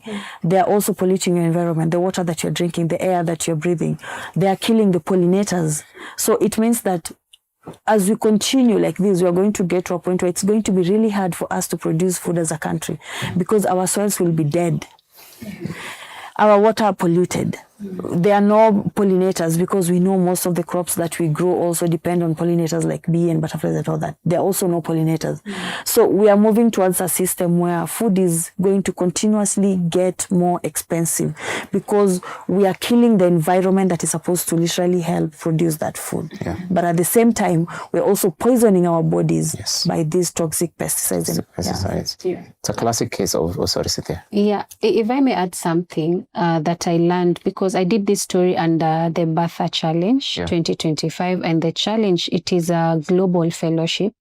We are about 14 journalists from around the world, each of us tackling a challenge in our country, and the challenge was how do corporate interests and political interests affect smallholder farming in the face of climate change. And in as part of the fellowship, there's something called Amplify, where we are supposed to now take back our work to the community. And one of the things that stood out in all of our projects is the need to listen to the farmers as well. Kina Esther, they can do their lobbying on one level, let's say when it comes to the law and the science part of it.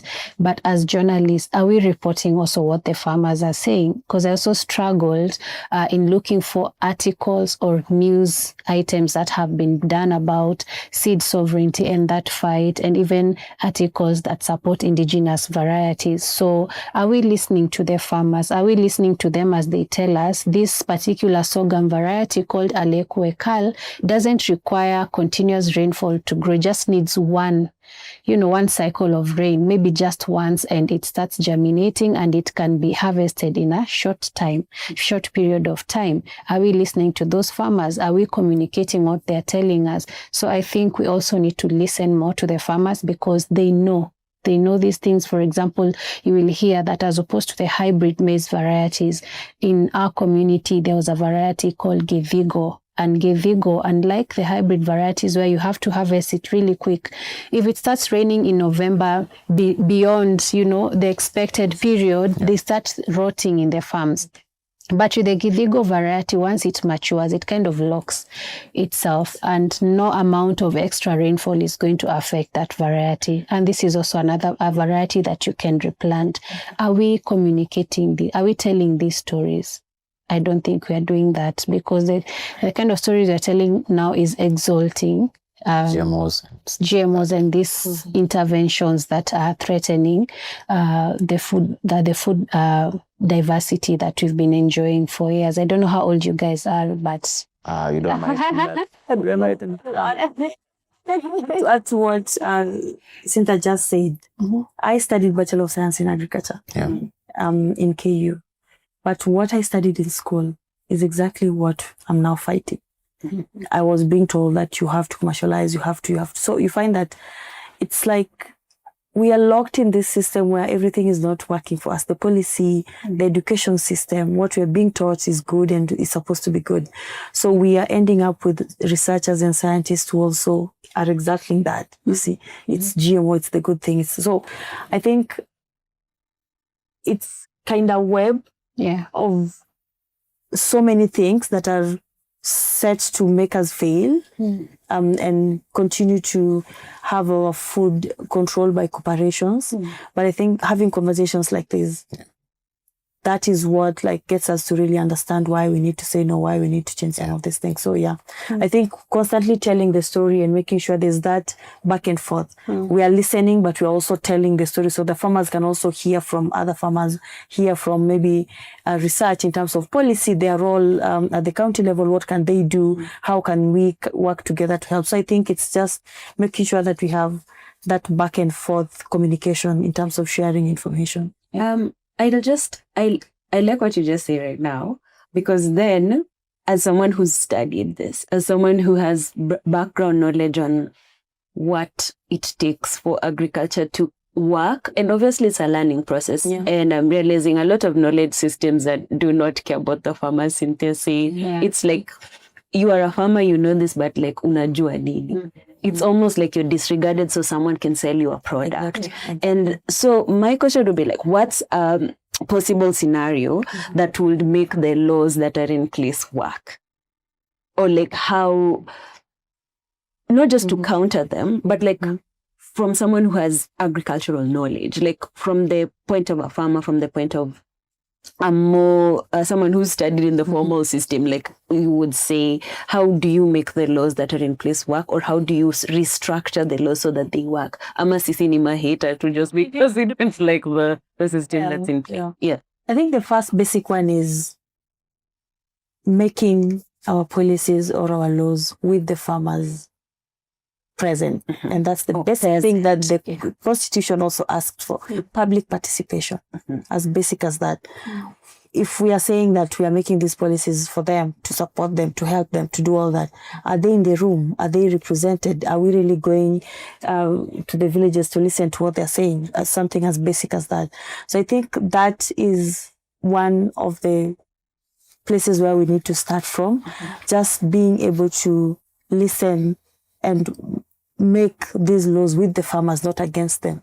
And also, your point also brings me to this conversation that I was having earlier, that regulation is necessary. Because regulation also helps to look at the issue of food security, food safety, and also quality. But bad regulation is harmful. And in our case, as a country, we are having bad regulations. And we continuously see this in the different agricultural bills that we have. And someone also asked, why now? This thing was passed in 20 whatever. Why were you guys just complaining now? But it's because you remember in 2017 when President Uhuru, I think, was trying to get another term, they came up with the Big Four agenda. And the Big Four agenda, one of the key goals was food security.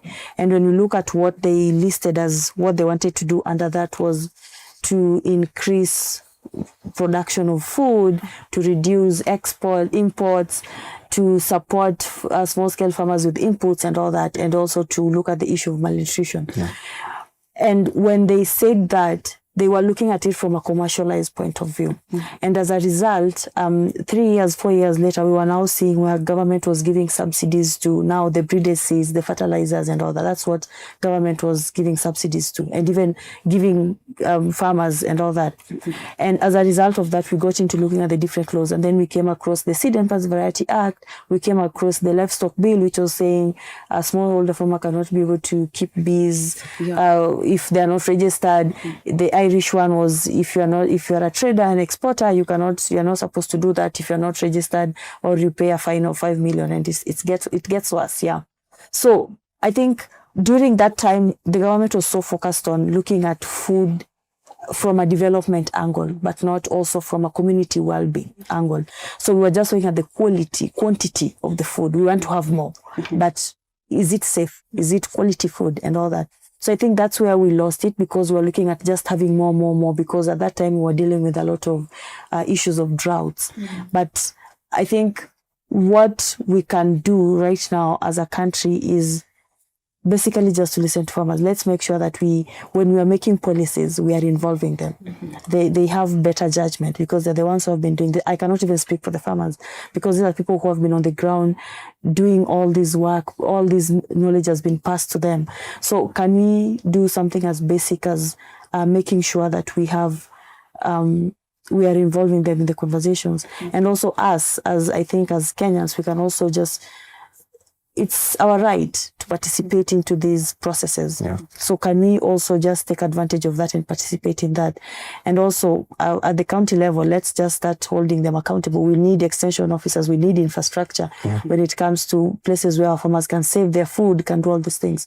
So can we also start calling for that? If they're saying our budget is for agriculture is this X amount, where does that X amount go to? So I think we also need to have that role to really question some of these things at the county level, because agriculture is also a devolved function. So can we be able to question that at the county level and just get them to be able to invest into something what's benefiting farmers and us rather than what's benefiting corporations. The corporations. That's really fair point. Even the county themselves can actually have laws in place to protect the farmers in their area. Yeah, exactly. That's really I'm afraid we get into the home stretch. We need to wrap this up. It's over an hour now. But so I'll start with the part where we tell you what you should participate in and ask you to listen to Serikali, because Serikali wants to hear your opinion. They actually do, Justine. No, seriously, they want to hear your opinion. Apparently, yeah. 2 bills on your plate in this episode. First of all, the tax policy proposal. That's the first step into one of the initial stages of creating the finance bill that then ends up being there at the end of April the next year. This is where the government reaches out to you and tells you to tell them what you want them to do with taxation. So do you want your milk taxed more? Do you feel like it's a bit too cheap for you? It's too affordable? The milk is going bad? Or do you need them to lower that tax because the milk is becoming expensive? What we saw last year was in the initial stages of the Finance Bill 2020, was it 4, the problematic one, the motor vehicle tax? Do you remember that? That came after these consultations, and who knows, maybe that came from a manufacturer somewhere, or someone said that they have it too cheaply, their cars, and they need to have the money. They have the money to spend, so they need the car more expensive to maintain. Talipa. Yeah, manze, talipa usijali inua bei. So if you want the price of anything, if you're an industry player, if you're a regular Kenyan, you can send your opinions to the submissions@treasury.go.ke by December 31st. Your proposal, they say, will inform the formulation of tax measures for consideration in the Finance Bill 2026 to support ongoing efforts to strengthen revenue mobilization and promote equitable and sustainable economic growth. As I say, this is the first step into creating the finance bill. Before the finance bill lands on your table as a final draft that the president signs into law, you should submit your opinions, because this will affect how much money you go home with at the end of the day. There's conversations about pay being increased or more VAT or pay going down, but definitely the government is on a revenue mobilization run, which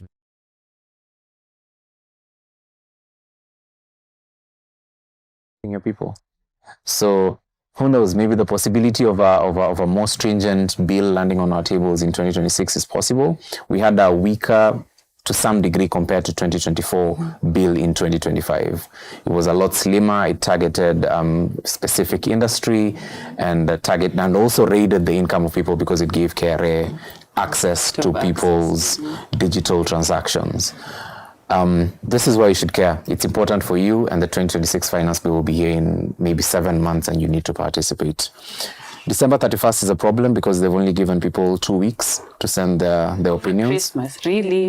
Imagine, they expect you to, in the middle of the chicken unakula uko shags, to think about what tax they're going to put on you.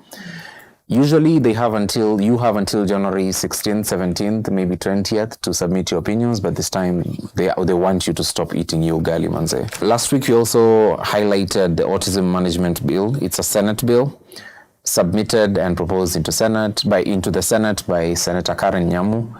She says that, and most people would agree, that a lot of special needs legislation does not exist in the country. It is true that a lot more accessibility needs to be created in schools. A lot more attention needs to be paid to policy making for specific special needs children and adults in the country. But this bill has its problematic parts. It also has very progressive parts. It's a double-edged sword, and that's why I'm bringing it to your attention so you can read it and understand, especially if you have a minor. And Justine, you and I might not have kids, or Elizabeth. We all might not have kids, but we will in 10 years. So it would be unfair for me to say that this bill should be specifically something that parents of children with special needs should focus on, because it involves all of us. For this one, you have until December 22nd, literally in like how many days? 7 days to submit your opinions. This one, you can submit your opinions to clerk.senate@parliament.go.ke and copy the health committee at healthcommittee.senate@parliament.go.ke by 5 p.m. December 22nd. Submit your opinions. Let your voice be heard. All these bills, both these bills, they are not very specific to industry. They involve regular Kenyans, and you should pay attention to it. Yeah, Justine. I'm seeing here that there is a crow removal for Christmas. Yes. What's up with that? Yeah, we'll get into it just now. So this week on Justine explains it all very badly. So the Kenya Junior Secondary Education assessment results for the pioneering class are out, and congratulations to all the kids for going through the pioneering system of an education system that's very fairly new to the scene. So we all thought that the kids would be exempt from the parading of like who failed and who passed, but Kenya newspaper editors are very committed. You know, they needed people to photograph and they got to it. So some kids, you know, were carried shoulder high, as we've always seen. So I feel like the ground was left out of a lot of celebrations. Some parents didn't know what the new grading system is like because they moved on from the point system to an assessment system where you either get you exceeded expectations, that's the highest grade, and it has 2 bands, and then there's the middle tier bands which is meeting expectations and approaching expectations, and then the lower bands is below expectation. Below for what? Like below feels very targeted. You know, it could be like tried to get to the expectations. I feel like that would be fairer. And each of these has 2 bands, so most students were graded on a more, will give you like a congratulations for the expectations that you met. And I feel like the more things change, the more they stay the same, because it's kind of like a very long stretched out A to D system. But I'm really hoping that whatever outcomes, that the students are going to get a good education henceforth. Some kids performed really well in the arts, but the problem is some of them want to stay in STEM courses. But that learning process so far is we atasi to atujui. That's what the government is going with. They don't know how to restructure that system. And I'm hoping that pivot will work. Private schools obviously outperformed public schools. And obviously, they were going to outperform them because they have a competitive advantage because of the systems that they have, the access to resources like labs and all these teachers and teachers who are actually equipped to teach those learning areas. Unfortunately, for public schools, they're at the mercy of the government, and the government is doing well with small fractions, especially when it comes to money. They're disbursing the least amounts possible. So, and that coupled with the cost sharing approach, which is usually parents who have to cater for the rest of it, and parents are fighting with SHA, they're fighting with they're fighting with every other levy out there. And to quote the philosopher of our times, Femi Wan, wewe na shida za SHA utawezana. And most parents are really struggling on that front. So maybe the 87 shillings capitation that was sent to some school was supposed to perform some kind of magic. I'm really waiting to hear back. So out of the 1.1 million grade 9 learners who finished this particular assessment, 700,000 are going into STEM. Like they're very interested in STEM. This is the science and mathematics part of it, and technology. And they require over 35,000 teachers. And there's a significant shortage in STEM because most of them are even going into aviation, metalworks, like all this difficult, very hands-on approach kind of system. And the government doesn't even have adequate teachers for this. So I'm really hoping that I'm very proud of the kids who like going through the system and powering through. It's a really big fight for the pioneers, but also GOK is calling this teething problems. But this is a full-on Kibogoyo movement because You're defunding education, you're paying teachers, like junior secondary teachers were paid 17,000. I think they're being paid, and they're 17,000. they're not being graduated. So there's the next cohort that's also going to really, really go through it. And I feel like this is a deliberate attack on educational institutions. So all you students, you still showed up, you still did that, you still studied, even with the privilege or lack of it. And I just think you should be proud of yourselves, because there's an MP who can't read, who's still in charge of the funding of your futures. There's still a Treasury CS who was very proud to say that they don't have money for free education. We have an education CS who released education capitation after the term was over. And they were like, good luck out there with the little money that you got. So I really hope that for the kids of this particular system, that they don't have to struggle so much, that this is not like their determined future when they go into the senior secondary school and also with the higher education. So to my crows, okay, so it's not dear to my heart, but I think it's important. So apparently the hotel staff in coast hotels are really fighting with crows. Like there's so many crows in a lot of the coast hotels, like they have ballooned in number. It's a true story. It is. Even I was like, this is my story for the week. It's very important. So Kenyan crows are currently terrorizing terrorists who are eating outside of these hotels.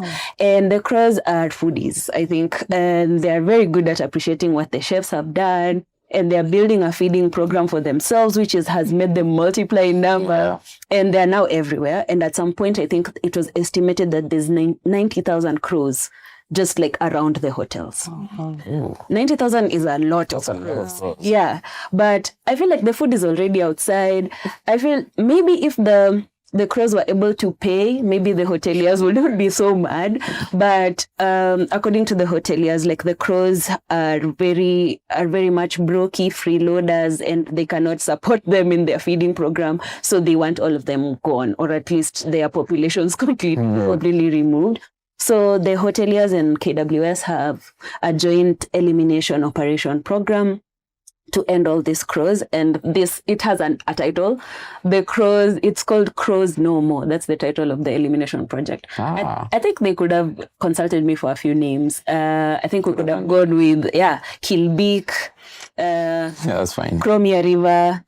Kunguru de la Muerto, which is my favorite. Like, I think we need to lean into some languages. And KWS said that they're disposing these carcasses in a way that does not create like a health problem. Because usually, like, if you throw them away, some of these other, the carcasses could be picked on, and then it becomes a health hazard. Another reason the crows are being eliminated is because they are colonizers of the bird kingdom.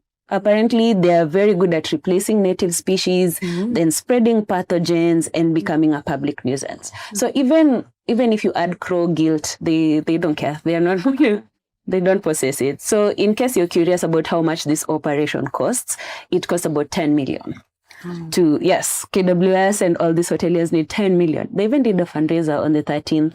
I don't know how much they raised. I'm not that nosy. But the reason I did this story is like to all the crows, where 10 million is being spent to end you as part of the drone kingdom and other animals in the bird species. I really hope the food you enjoyed was worth it, because they are coming for you. And if in case you guys come back to attack us, remember who told your story. It was because they're smart. They can do a whole revolution. Exactly. Crows can even talk. Yeah. They're kind of scary like that. So we have done your story, so you get to protect me when the evolution comes. I don't know, Justin. I didn't know the crows are having the industrial revolution. Like, they are multiplying in the numbers. But interesting, Justin. Thank you for that. We had a comment in the middle of the show. Jonathan Spence says, diversify in what you grow, and he recommends we look up Richard Parkins. And then he adds that feed friends and family first. Anything else is a bonus. And I think that's the philosophy that a lot of people live by. In very, very few words. Very, very few words, by the way. Because we've overrun so much. I'll let both of you have the final word on this one.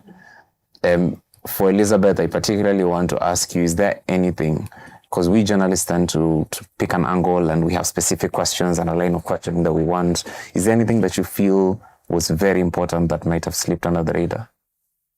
Maybe just to mention about the appeal. Yeah. So the AG has gone ahead to request the judge to put aside the judgment as we continue with the process of appeal. So what they're saying is they need the judgment to be set aside even right now. Like they don't want it to be in place. They want it to be set aside as we continue with the process of appeal. And that just shows you how much the government is focused on making this good.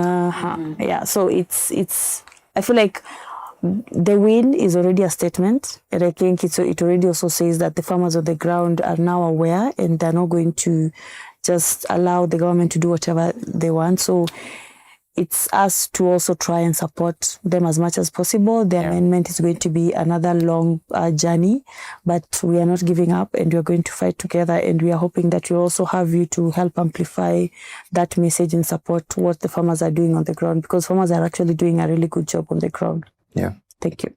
And Cynthia? To the journalists, let's keep telling these stories. Let's listen. Also, there's something I had today called extractive journalism. Let's now do the opposite. Listen to the farmers, and also let's also be vigilant. There's, apart from the appeal, there's also a new amendment that is being proposed to the Seed and Plant Varieties Act. It's a Senate bill, already tabled before Senate by Narok Senator Ledamo Lekina. So let's also be vigilant. Let's not just allow things to pass, because one of the things that happened even with the SPVA 2012 is that the timing was really critical when we were preparing for the general elections. Yeah. So let's not let this one also slip between our fingers. Yeah. It's almost election cycle, so a lot of lobbying is going to be flowing into the country. Yeah. Thank you, Cynthia, for making time. Thank you, Elizabeth, for making time as well. We deeply appreciate both of you for coming to the show. Justine, asante, kama kawaida. From time there is more to read, but we've run out of time, Justine, unfortunately. And thank you for watching us. Thank you for leaving your comments, Jonathan Spence. There's a comment also that he mentions that African seeds and African foods are far more superior and they should be promoted more. And I think all of us would agree. Thank you for watching us. Thank you for joining us throughout the year. I hope you have a Merry Christmas. And the sign-off today will be the trailer for Cynthia's latest documentary, The Seed Syndicate, The Battle to Control What Kenyan Farmers Can Plant. Make sure you watch it. It's a 2-part series. It's brilliant. It goes far deeper into the topic of seed sovereignty. And I hope you have a good night and enjoy your holidays. This story is about seeds. Seed means life. Seed means livelihood. Seed means our culture. Naweka mbili. Kuwekea watu sheria wakati wananunua mbegu si vizuri. So when it was revised in 2012, it included certain punitive aspects. Lakini mimi mkulima niko na hizo zote na serikali imenifunga mikono. You have to borrow a loan so that you can plant maize because it's very expensive because of input. Kupata hii mbegu ni shinda kwangu. If an old grandmother from mashinani wants to access these services, like the Kenya seeds, you would imagine a shosho would not really access where these stores are. Kilimo mimi nafanya kwa sababu ya chakula. Siwezi kumbuka kama tulinunua mbegu kwa watu, kwa any shop. You see from regulations down to the bills and then to the regulation, the threats. It's nonsense. In light of now what these reports are saying, do you have any regrets? Yes, I do.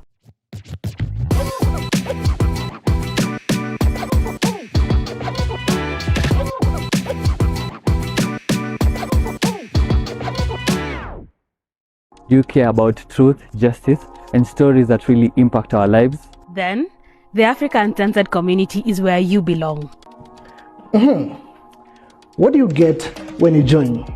Well, early access to powerful investigations and a chance to contribute by making your voice heard in the stories that matter. A space to connect with people who care about accountability just like you. Opportunities to share your thoughts, give feedback, and even tip us on stories that need to be told.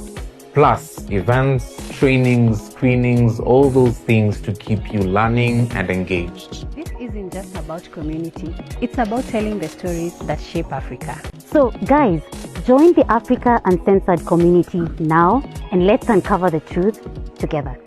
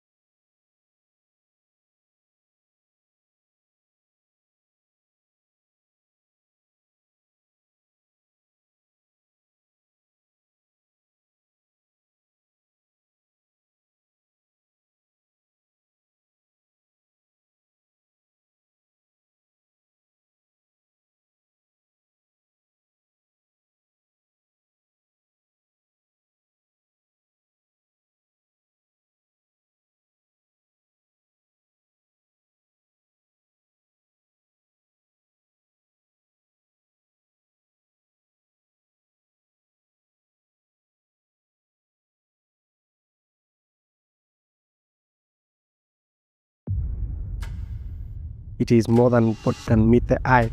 This is our land. This is what our forefathers had left to us. If this land would be subdivided, 90% of the young people will be left landless. Without a Carbon Act, there's no way soils for the future can come and legally grab land in Kajiado. But we created that act to pave the way for them. We did not even know that there was a connection between carbon na hii land fraud. Hakuna kitu mingine ni land grabbing. Mimi nimesema shamba yendi. Si ya mtu ni ya community. 19th century, you come with guns. 21st century, you come and tell them you've come to save them. And you pay their legislators to come up with laws that favor your saviorism. Kenya's next significant export will be carbon credits. And that is how you colonize a country in the 21st century.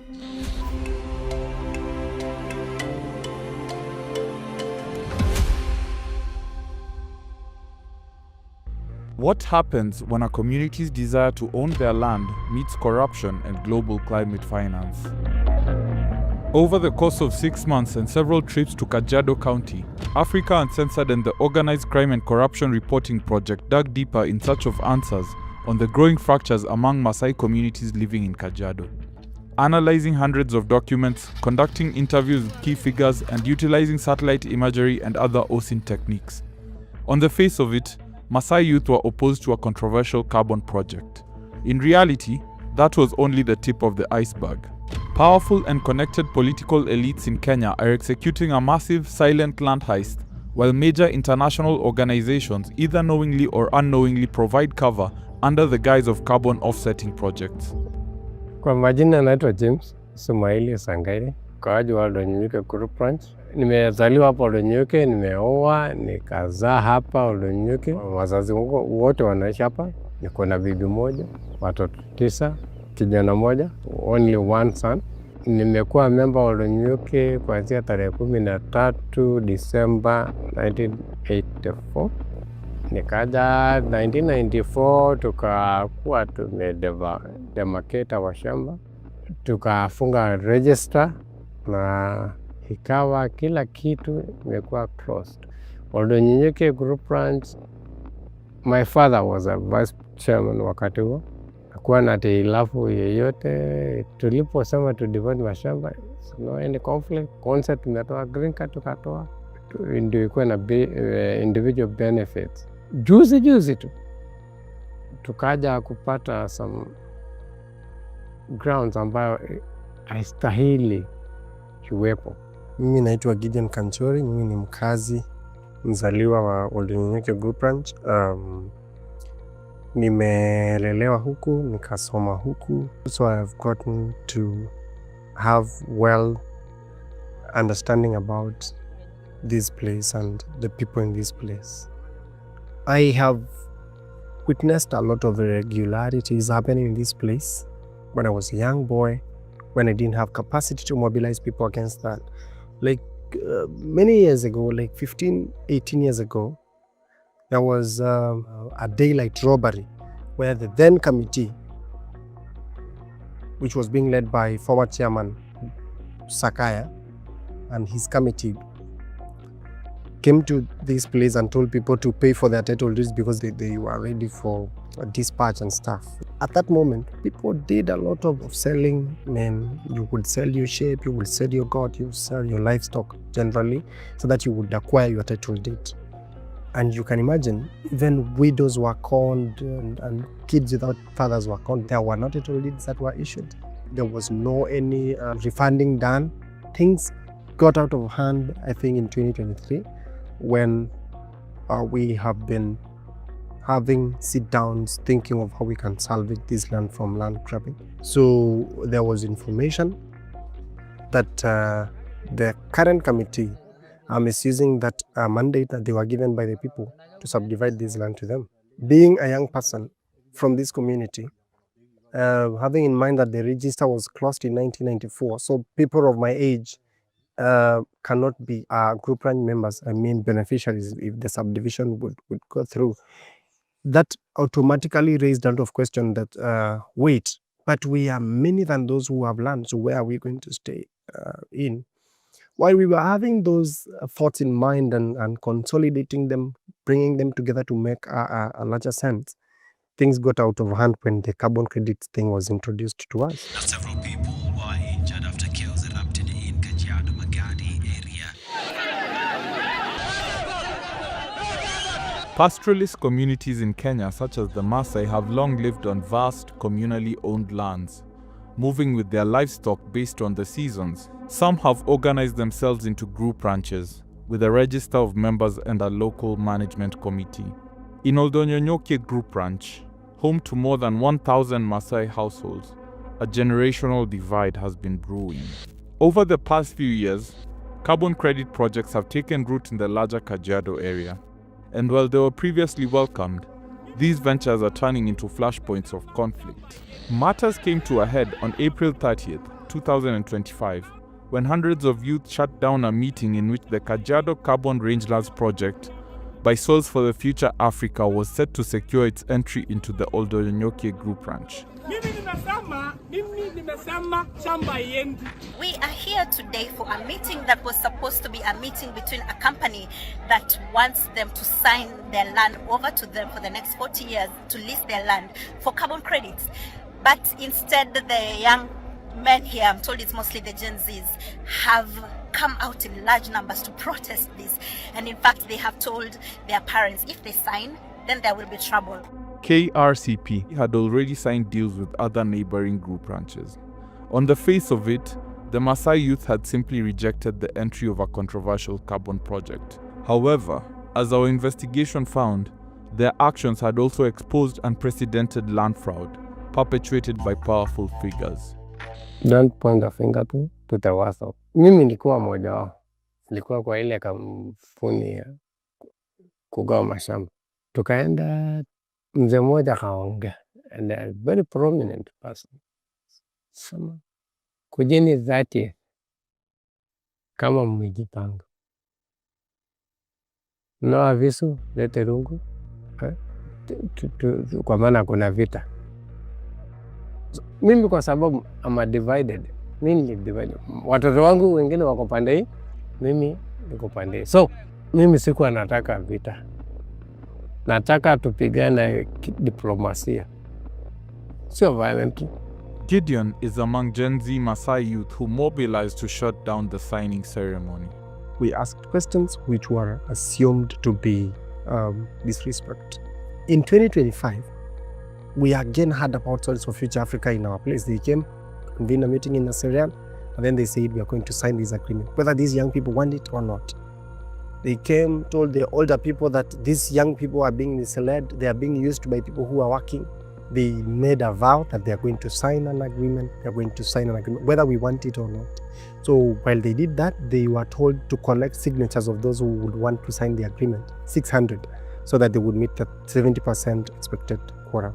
while they had that, they made a vow. We also made a vow that whatsoever would be the extreme, we are ready for that, provided this agreement will not be signed. So we said, while they will be signing that agreement, we'll be rioting against it. So we made a vow. They also made a vow. So they planned the 30th of April 2025 to be that day. So while they did that, we went to the area they had set where they'll be having the event. We went there. Definitely, we are younger. We are faster than them. I would say smarter than them, for lack of a better word. While they came in the morning, we had a disagreement in the morning. And we had an actual physical war against them. It was too bad because that was an extreme. At least 7 people sustained injuries and had to be rushed to hospital after the young protesters stormed the event and scuppered the planned signing of the agreement. David Nchui, chairman of the group ranch and a key proponent of the project, told the press that they had expected to receive an initial payout of 17 million shillings from Soils for the Future Africa upon signing the agreement, which was to be used to pay a land surveyor for the group ranch's subdivision. This would allow members to receive long sought after individual title deeds and transition from communal ownership to individually owned land. Members of the group ranch weren't just sold on the carbon project. They were promised title deeds that would allow them to own the land and transact with it if they so wished. One key point here is that they would finally be able to sell the land, which many of them wanted to do given their economic situation. Katika Ulenyike Group Ranch, tuko na watu wengi sana, maskini, hawana chochote ile. Angalau ili ya kujilipia ile title yake. Na juu tumepata hawa wasaidizi wa carbon credit, wakuja watusaidie. Kuna pesa wametenga kwa sababu ya motivate communities. Ndio by the time wafike stage ya kuuza credits, at least watu wameona maana ya hii mradi. So kwa hii ranch walikuwa wametupangia 17 million. Unajua hiyo ni pesa members wenyewe wamekubaliana tutumie kuwalipia survey fee kwa sababu shamba ishakatwa, so imebaki tuwapatie wenye shamba title deed. This was the deal according to Chairman Chui. The 17 million shillings promised by Soils for the Future Africa would have paid a land surveyor, Geoflex Consultants, owned by former Kajiado County Chief Surveyor Charles Angira for the group ranches subdivision.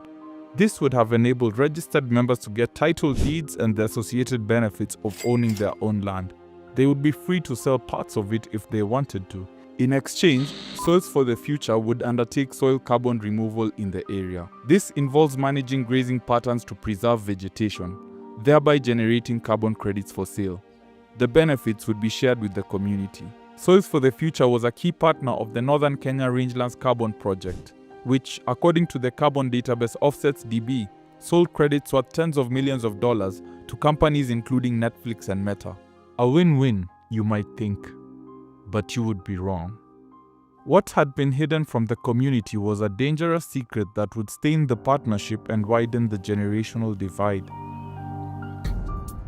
Africa Uncensored and OCCRP conducted an analysis of over 100 documents and interviewed key players including members of 4 different group ranches in Kajiado. One of the documents is a contract signed between the Oldonyokie Group Ranch and the surveyor, Geoflex Consultants, explicitly stating that each member shall get an equal and appropriate share of the land in accordance with the scheme plan or scheme plans to be prepared by the surveyor.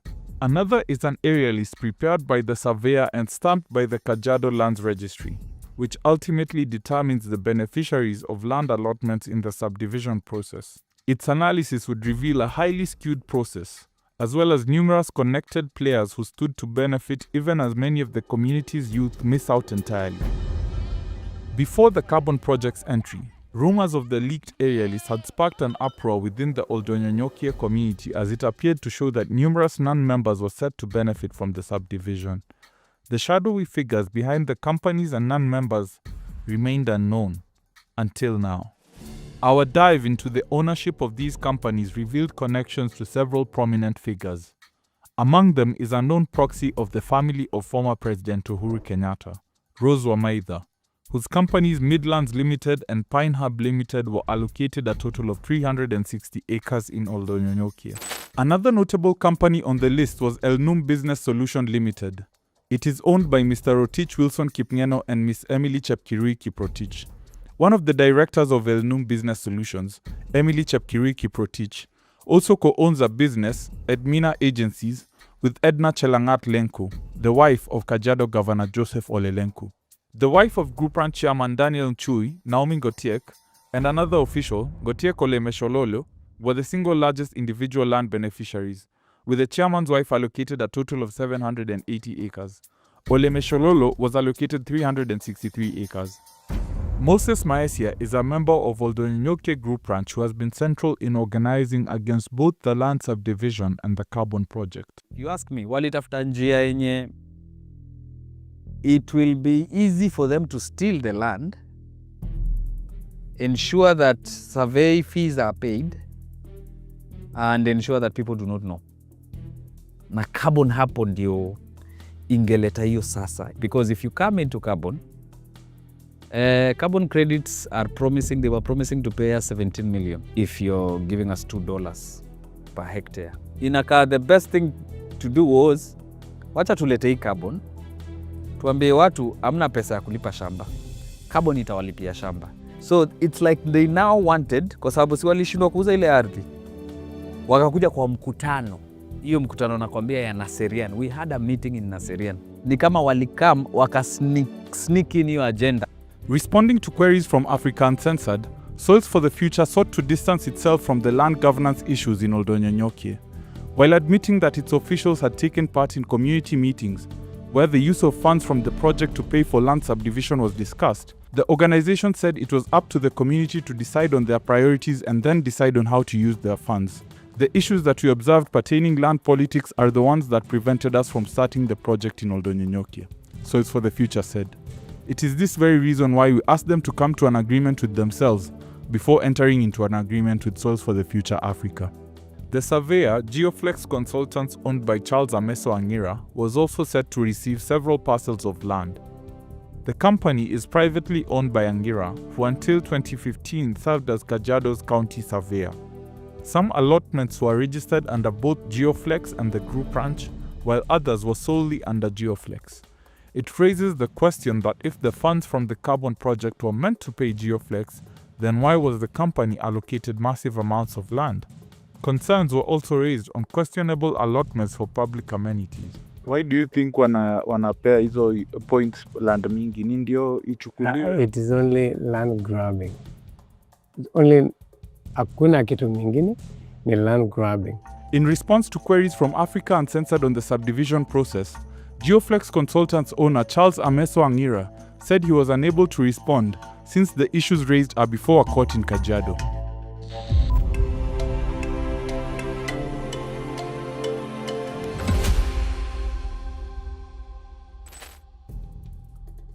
The land now hangs in the balance. Despite countless requests to authorities including the Kajiado County Lands Adjudication Office and the Ministry of Lands, the community has yet to be furnished with key documents, including the official area list and the survey map. Carbon projects are anchored on the principle of free, prior and informed consent. The Kajiado Rangelands Carbon Project is present in at least 8 group ranches in Kajiado, including Olkeri, Selenkei and Olgulului. Some of these ranches had already undertaken the subdivision process, enabling residents to receive their title deeds. Some of them legally sold off their lands, and the new owners have received title deeds. However, the new individual owners were not informed or consulted about the carbon project, violating the principle of free, prior and informed consent. Soils for the Future Africa only engaged group ranch officials. This year, a residents' association made up of a number of individual landowners from the Selenkei area sued organizations including the Kajiado County government for infractions including illegal carbon trading, destruction of property, and denial of access to their land. Many of these residents say their woes started around the same time as the entry of the carbon project. Farm owners in particular are being targeted. In September 2025, rangers from Big Life, a conservation NGO that had partnered with the county, as well as the Kenya Wildlife Service and officials of Kajiado County, were charged with destruction of property worth 10 million shillings on one farm. We verified several reports of similar destructive attacks by county and big life officials in the Selenkei area. Siku ilikuwa mwendo wa saa 9. Saa 9:30 hiyo. Kielekea saa 10 hivi. Sisi wote tuko kwa shamba. Kila mtu alikuwa kwa shamba sababu hiyo masaa ya jioni. Ikifika saa 9:30 tukasikia gari huko kwa gate. Wakaniambia kuna gari huko kwa gate. Kuna mmoja wao aliona gari huko kwa gate. Kwa gate wewe ndio sile gari huko kwa gate. Kitambo kusuka hivi. Tukaona gate shapu. Kidogo kuja hivi. Wengine wanapitia pande hii, watatu wengine wakasunguka pande hivi. Akatuambia laleni chini. Kaeni chini kila mtu mahali moja. Wakatukusanya mahali moja, tukakaa mahali moja chini. Tukanyang'anya masimu. Walipo tunyang'anya chini tukaambiwa mnaweza kaa chini mpaka tumalize venye imetuleta huku. Na kama uko na mambo mingi unasema hapa. Hapa ni dakika tunaweza kuweka risasi. Kwa hivyo kama unataka kaa na amani kaa mpaka tumalize venye tunataka. Nilipoona mwa gate wakaanza ile kibango kuna ile nini ya kuonyesha kuna stima hapo wakagonga na hiyo nini ya gari yao. Walipomaliza bomoa nyumba wakaenda kwa ile battery kagonga hiyo solar yote mpaka chini. Wakaharibu kila kitu, wakaingia mpaka kwa ile pipe kwanza wakata na exhaust. Ile pipe ambayo tuna supply maji kwa shamba.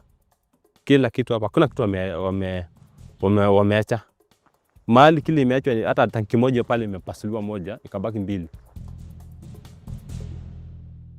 The Law Society of Kenya joined the case by the Golden Fields Residents Association in September this year as an interested party, noting the case's relevance to land rights for communities and individuals. The lawyers' body highlighted a controversial directive from President William Ruto in 2023, which suspended issuance of environmental and social impact assessment licenses in key conservation areas, including Kajiado, and halted the subdivision of lands in these areas until conservation policy is done. According to LSK, the entire scheme of declaring special planning areas and suspending ESIA licenses is calculated to facilitate the collection of carbon credits, with the direct and intended effect of excluding the true and rightful beneficiaries, namely the affected communities whose land and resources underpin such schemes. The county has also set up barricades, blocking access to various farms. Ironically, while Selenkei residents are being harassed over their farming and construction activities, we found a large farm and residence associated with a senior county official in the area. Satellite imagery confirmed the existence of a large farm, house, and dam on a piece of land in Selenkei associated with the official. The county chief officer for agriculture is Samson Parashina, who also happens to be the president of the Maasai Wilderness Conservation Trust, a partner of Big Life on carbon projects in Chiulu Hills. Several other farm owners and workers around the area told Africa Uncensored that they had faced similar attacks and even dangerous assault. In a stunning admission, Soils for the Future, in its response to Africa Uncensored, confirmed that several individual landowners were not consulted despite their land being listed as part of the 1.5 million hectare carbon project area. According to Soils for the Future, it is not easy to obtain information on the change of land ownership as more people sell their land. We have been updating our maps, removing privately owned land parcels from the project, whose owners do not want to be part of the project. And we do this every time we discover that the ownership of a given piece of land has changed, the organization said. Some of the individual landowners we spoke to, however, had purchased their lands in 2020 before the carbon project's entry and were never engaged by Soils for the Future, meaning that Soils for the Future failed to gain their free, prior and informed consent before listing their properties as part of the project. It has also failed to respond to queries from some private landowners on their land status, despite their claim that they update the maps every time they discover a land change. Even in communities that willingly agreed to let the Kajiado Rangelands Carbon Project set up shop, trouble is brewing. Residents of Olkeri are being divided by restrictions on grazing patterns, and in Olgulului and Selenkei, communities are not getting what they were promised. Micah Epenja is a tour guide and pastoralist living in Olkeri Group Ranch. Maisha ilikuja ikabadilika wakati tulipata carbon. Sisi kama wale watu wa kufuga ng'ombe na mbuzi, kuna zile sehemu ufai kukulisha mbuzi zako. Ingawaje hapo awali hatukuwa na hiyo issue. Tukarudi place nyingine ambayo tunaambiwa haupaswi kuwa na mbuzi kiasi hii. mbuzi zako zinapaswa ufungulie saa 4 ya mchana. Ni kwetu tu Masaini tunatishiwa kuambiwa mara kaboni kuna sheria unafaa kufuata kama hivi na hivi, na hatusaidiki kupitia kwao. I transfer my rights to solve for the future. Why do they control me? Na nikitaka another investor awatake mpaka ni consultant. The deal between KRCP and the county had also included supporting conservation in the Amboseli National Park. But even the park, one of Kenya's most iconic, has not been spared. On our visit to Amboseli, we found multiple unmarked construction projects ongoing inside the park and along key wildlife corridors, potentially disrupting the free movement of animals. One such project is a luxury camp with 22 lodges on the Kitirua Wildlife Corridor, which residents and workers say is connected to a senior county government official. Inside the park, we also spotted quarters and construction materials used by workers engaged in the construction of a luxury hotel, allegedly associated with a top official of the national government. We could not independently verify the hotel's ownership due to the lack of official documentation, which is itself a red flag. There are strict regulations for construction inside national parks and on wildlife corridors, but those do not seem to apply here. Following the handover of the Amboseli, Kajiado Governor Ole Lenku announced a plan to put 1 million acres of Maasai community lands under conservation programs and conservancies. Tumefikiana kwa baadhi ya maneno kwamba yale ekari 1,000,000 na zaidi itachukuliwa kama sehemu ya conservancies ili kuhakikisha kwamba wanyama wanapata sehemu kubwa ya kutambaa na wapate kuweza kutoka ndani ya park ama kupunguza pressure ndani ya park. Mordecai Ogada is an author and conservation expert. Just 3 days ago, the governor of Kajiado said the Maasai community is going to give 1 million acres of land to conservation. And I thought, which 1 million? Whose land? That 1 million acres, where the people are living on that land, grazing animals on that land, doing farming on that land or whatever, living there, where are they going to go? And is it his to give? That's bizarre in the extreme. For someone to make unless he was talking about he's giving his land, a piece of his own land. It's bizarre in the extreme. Demand for carbon credits is rising and is expected to surge in the coming years as major global companies look to offset their carbon emissions for a fee. Kenya's government is taking note, led by President William Ruto. He sees carbon offsetting as a massive economic opportunity and has backed legislation including the Carbon Act to guide the operations of carbon projects in Kenya. But the Kajiado Rangelands Carbon Project continues to operate despite the controversy surrounding its first project in Kenya, the Northern Rangelands Carbon Project. It was suspended by carbon certifier Vera amid concerns on free, prior and informed consent. The project was backed by the Northern Rangelands Trust, whose affiliated conservancies on community lands in Isiolo County, Biliko, Bulesa and Cherab, were declared unconstitutional in January 2025. Are there safeguards in place to protect Kenyans and their land? These legislations are legislations that are put in place to pave the way for those who want to come and annex these things. Without a Carbon Act, there's no way Soils for the Future can come and legally grab land in Kajiado. But we created that act to pave the way for them. And that is how you colonize a country in the 21st century. 19th century, you come with guns and shoot people and all that. 21st century, you come and tell them you've come to save them. And you pay their legislators to come up with laws that favor your saviorism. Across Kajiado, the fractures remain evident. In Oldonyonyoke, the community remains split on whether the land should be subdivided or not, and if under different circumstances, carbon projects should be allowed to operate in the area. In Selenke, farm workers fear for their lives and landowners grapple with constant security breaches.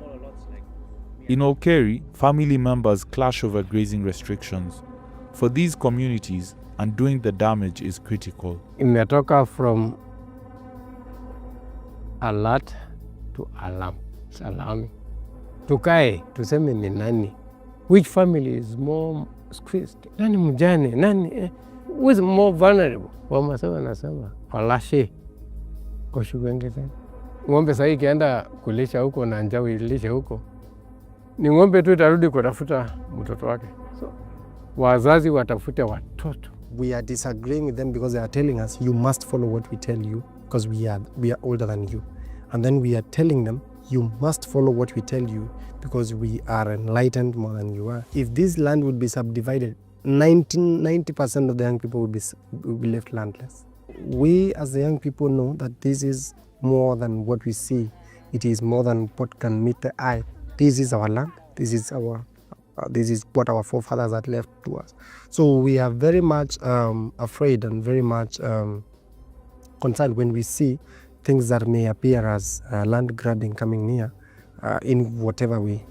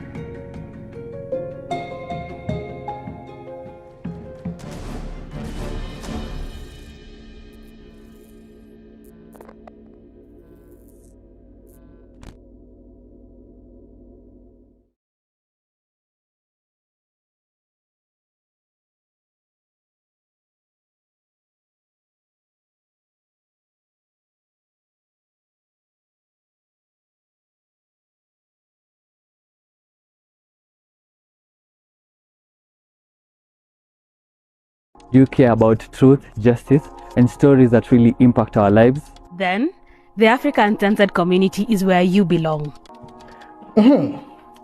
What do you get when you join? Well, early access to powerful investigations and a chance to contribute by making your voice heard and the stories that matter. A space to connect with people who care about accountability just like you. Opportunities to share your thoughts, give feedback, and even tip us on stories that need to be told.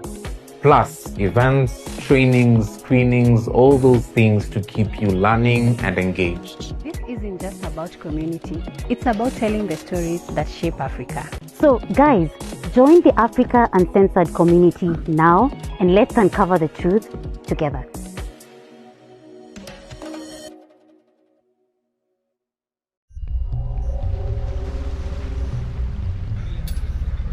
Everywhere there's meaning. Shit. Unaona hiyo shimo ya nini? Unapata watu wanatongozana hapo kwa shimo. Vijana barubaru ndio wanafanya hiyo kazi, sio kazi rahisi. Wanataka wakutumie, like anakupatia mawe na yeye anataka lale na wewe ndio akupatie mawe. So the resource that people have is a curse to the community. Hawa wanaume anapoenda every site lazima apate mwanamke ambaye atakuwa anakupatia mawe. Hautakuwa na kazi ngumu, sasa inakuingizia kwenye usherati. Sex for gold.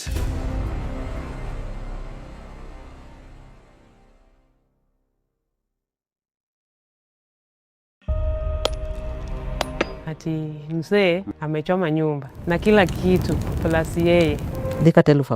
I struggled until I started selling alcohol. Nikaanza kukuja hapa Bimbo, hii mambo ya gold. Vijana barubaru ndio wanafanya hiyo kazi kwa sababu wako na hiyo nguvu. Sasa hao vijana ndio wanachukua advantage ya wamama. Na yeye anataka lale na wewe ndio akupatie mawe. Everybody seems to observe and enjoy her suffering. Tunaongea tu, alafu inafika mahali tunapatana kimawazo. Tunapoongea, but they operate in such an undercover way Wanaume ni wabaya, ni kama umbwa, wanakutumia bila kuvaa kondomu. It's a man have an affair with the mother, have an affair with the daughter. Shit! Oh, it gets worse. You're likely to get increase in terms of sexually transmitted infection. But what options does this woman have that gives her leeway to see this as an economic form of abuse?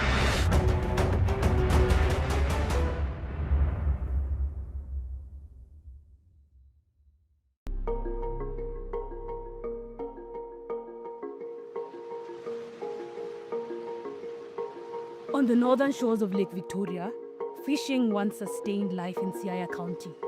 However, pollution, overfishing, and fluctuating water levels have depleted Lake Victoria's natural fish stocks. As a result, floating fish cages now dot the lake, but the high cost of aquaculture has pushed out the very communities that once depended on these waters.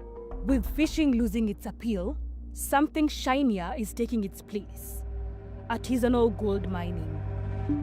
Chris Owala of Community Initiative Action Group Kenya describes a landscape dotted with mines across Siaya. Everywhere there's mining. If you go to Bondo, there's mining almost South Sakwa, North Sakwa, Central Sakwa, all those areas mining are happening. If you go to Ariada, East Asembo is the bedrock of mining. If you come to Game, South Game, East is a bedrock. So nearly everywhere, in all the sub-counties in the Siaya County, there's gold which is being mined. But for many women here, gold comes at a cost beyond labor. Siaya sits on the Busia-Kakamega Greenstone Belt, one of 7 belts that form the Lake Victoria Greenstone Belt. In fact, alluvial gold has been found in River Yala, which flows through Siaya into Lake Victoria, indicating presence of gold deposits in the county. But gold isn't new to Siaya. It was first discovered in the 1930s, then forgotten until explorers revived the old mines around 2020. But with its return came devastation. We investigate the human cost of artisanal gold mining in Siaya, particularly in Abimbo, Bondo sub-county, South Sakwa, about 36.7 kilometers from Siaya town, revealing how mining is tearing the land apart, endangering health, and cornering some women into choices no one ever has to make. This cost is felt most by the women, especially widows, who are left to fend for themselves and their children, sometimes in the same mines where they lost their husbands. Siaya is home to nearly 50,000 widows. In a county with a population of just over 1.1 million, that means 1 in 25 residents is a widow. Among them is Angeline, whose story reveals the daily struggles and sacrifices behind these numbers. Nilizaliwa Asembo, Ariada. Nikakuwa nimesoma kidogo. Nikapoteza my mom nikiwa class 6. So, sasa nilikuwa naishi tu kwa mkono ya maanti yangu. Nikaishi na aunti yangu huko Mombasa. Nikasoma hadi form 3. Nikakutana na huyu bwana yangu mwenye alinioa akanileta hapa Sakwa. Sasa mzee akaingia kwa hii kazi ya kuchimba gold hapa Bimbo. Alikuwa ananilisha. Sasa mimi nilikuwa mambo ya nyumbani na nachunga watoto nao wetu pia. Angeline was caught in a long-running land dispute with her husband's 2 brothers. Her husband had gone to court over this and won. But this victory came at a hefty price. A family once united was now broken. And in 2019, the most unfortunate thing happened. Ilikuwa on a Sunday. Sisi tulikuwa tumeenda church. Kurudi. In fact niliitwa kwa church. Ati mzee amechoma nyumba na kila kitu plus yeye. Her world fell apart after her husband died by suicide. All Angeline has left of the home they built with love is this foundation. Her life has not been the same since. Ilikuwa kitu uchungu sana, yaani ni uchungu, kisikia ni uchungu, ni uchungu. Nikabaki na watoto. Nilikuwa nalala kwa chini ya mti 1 month. Left alone with 6 children to feed, her only option was to find work in the mines. Nikaanza kukuja hapa Bimbo, hii mambo ya gold. Sikuwa najua kufanya hizo vitu. Sana kuja tu na hao mama pia wanakuja. Naona vile wanafanya. Nikajifunza kutengeneza hizo vitu, kuosha. Kupata hiyo mchanga ni ngumu, but ukishapata lazima ugonge kuwe ndogo ndogo. Uanike ikauke.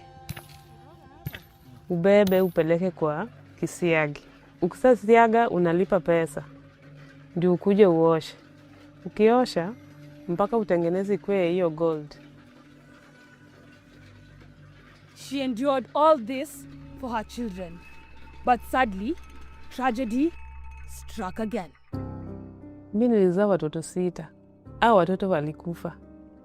Nikabaki na mmoja. Wamekufa. Nimebaki na mmoja. Watano anagonjeka tu kidogo.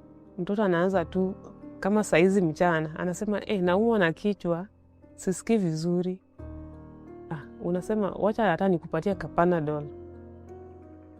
Haifiki jioni, unasikia tu mtoto amekufa. Hivyo tu. Mwingine akienda kulala, vile watoto wamelala, hata amka, utapata tu mtoto amekufa. Angeline had no time to process the loss of all but one of her children. She had to go on, not just for her own sake, but also for her child's. Kama uko na gunia moja, yenye ni 50 kg, hiyo mawe ukipeleka kusiaga kwa machine ni 500. Utumie mercury. Mercury lazima ununue. Mercury inawekwa kwa karai, unasugua nayo hiyo mchanga. Unaona mercury? After that, ukishatoa nini na baki hiyo mercury peke yake. Ukichanganya na maji. Sasa unapitisha kwa kitambaa. After kutoa kwa kitambaa, mercury itatoka, ibaki tena kwa maji. Hiyo gold ndio itabaki kwa kitambaa. Mercury is a toxic heavy metal, shiny and liquid at room temperature. These women handle it with their bare hands, mixing it in wash basins as they work. Dr. Otieno Anyango, the Sub-County Medical Officer of Health in Bondo, explains the serious health risks mercury exposure poses to their bodies. It affects the coordination, cognitive functions of the mind, and also somebody can even have tremors, memory loss, or salivation of, drooling of saliva if you are intoxicated with the mercury. And so that alone can make a patient have neurological presentations. If you inhale mercury and you're a pregnant woman, it's likely to interfere with the fetal inside the uterus. If that mercury goes and contaminates the fish, and somebody else comes and consume that fish, it's likely to cause some harm. And to make matters worse, the Mining Act of 2016 explicitly prohibits the use of mercury in artisanal gold mining. Yet, it continues. The guys doing chemicals, most of them are from Tanzania. The chemicals come from Tanzania. And this is not the worst of it. At these large-scale leaching sites in Abimbo, cyanide is used to extract gold. Cyanide use is illegal in artisanal gold mining and only permitted for large-scale operations under strict regulation. However, these leaching sites lie dangerously close to the lake, one just 389 meters away, the other only 530 meters from the shoreline, raising serious concerns that the toxins could enter the food chain. This is a concern shared by Gabriel Odwong, Siaya County's Director for Environment, Climate Change and Natural Resources. And in most cases, the topography is that the terrain usually slopes towards the water bodies, particularly lakes and rivers. And so there are possibility or chances of the toxics being absorbed in the soil and getting washed into the water bodies. A 2025 study conducted in Abimbo, among other areas in Siaya County, showed the locals have little to no knowledge of the environmental and health impacts of gold cyanidation. And it happens in their area. Awareness is low and the risks are serious, ranging from respiratory problems, headaches and dizziness, to death if amounts as small as a grain of rice are ingested. The risks go beyond mercury and cyanide. For some women, danger also comes from the men who work in the mines. These mines go nearly 200 feet deep from the surface, dug mostly by hand, and walls that could collapse at any time. Vijana barubaru ndio wanafanya hiyo kazi kwa sababu wako na hiyo nguvu ya kuchimba hiyo na kutoa hiyo mawe. Sio kazi rahisi. Sasa hao vijana ndio wanachukua advantage ya wamama. Because wako mbele ya kutoa hiyo mawe. Wanapata mawe mzuri sana, tena wanapata mingi. Hao ndio wanatumia. Sasa wamama wenye wametoka nje si rahisi upate hiyo mawe. Hao ndio wanatumia. Wanatumia, they use. She says it matter-of-factly. The sex for gold trade is so normal here, it even has a local name, Apinde, understood only by those who live with it. Wanataka wakutumie, like anakupatia mawe na yeye anataka lale na wewe ndio akupatie mawe. Hii miaka yangu ni mingi, niko na 51 years. Ukiona mtoto mwenye anakuambia anataka alale na wewe ndio akupatie mawe, ni rika ya mtoto yako. Ni uchungu sana. Ni uchungu.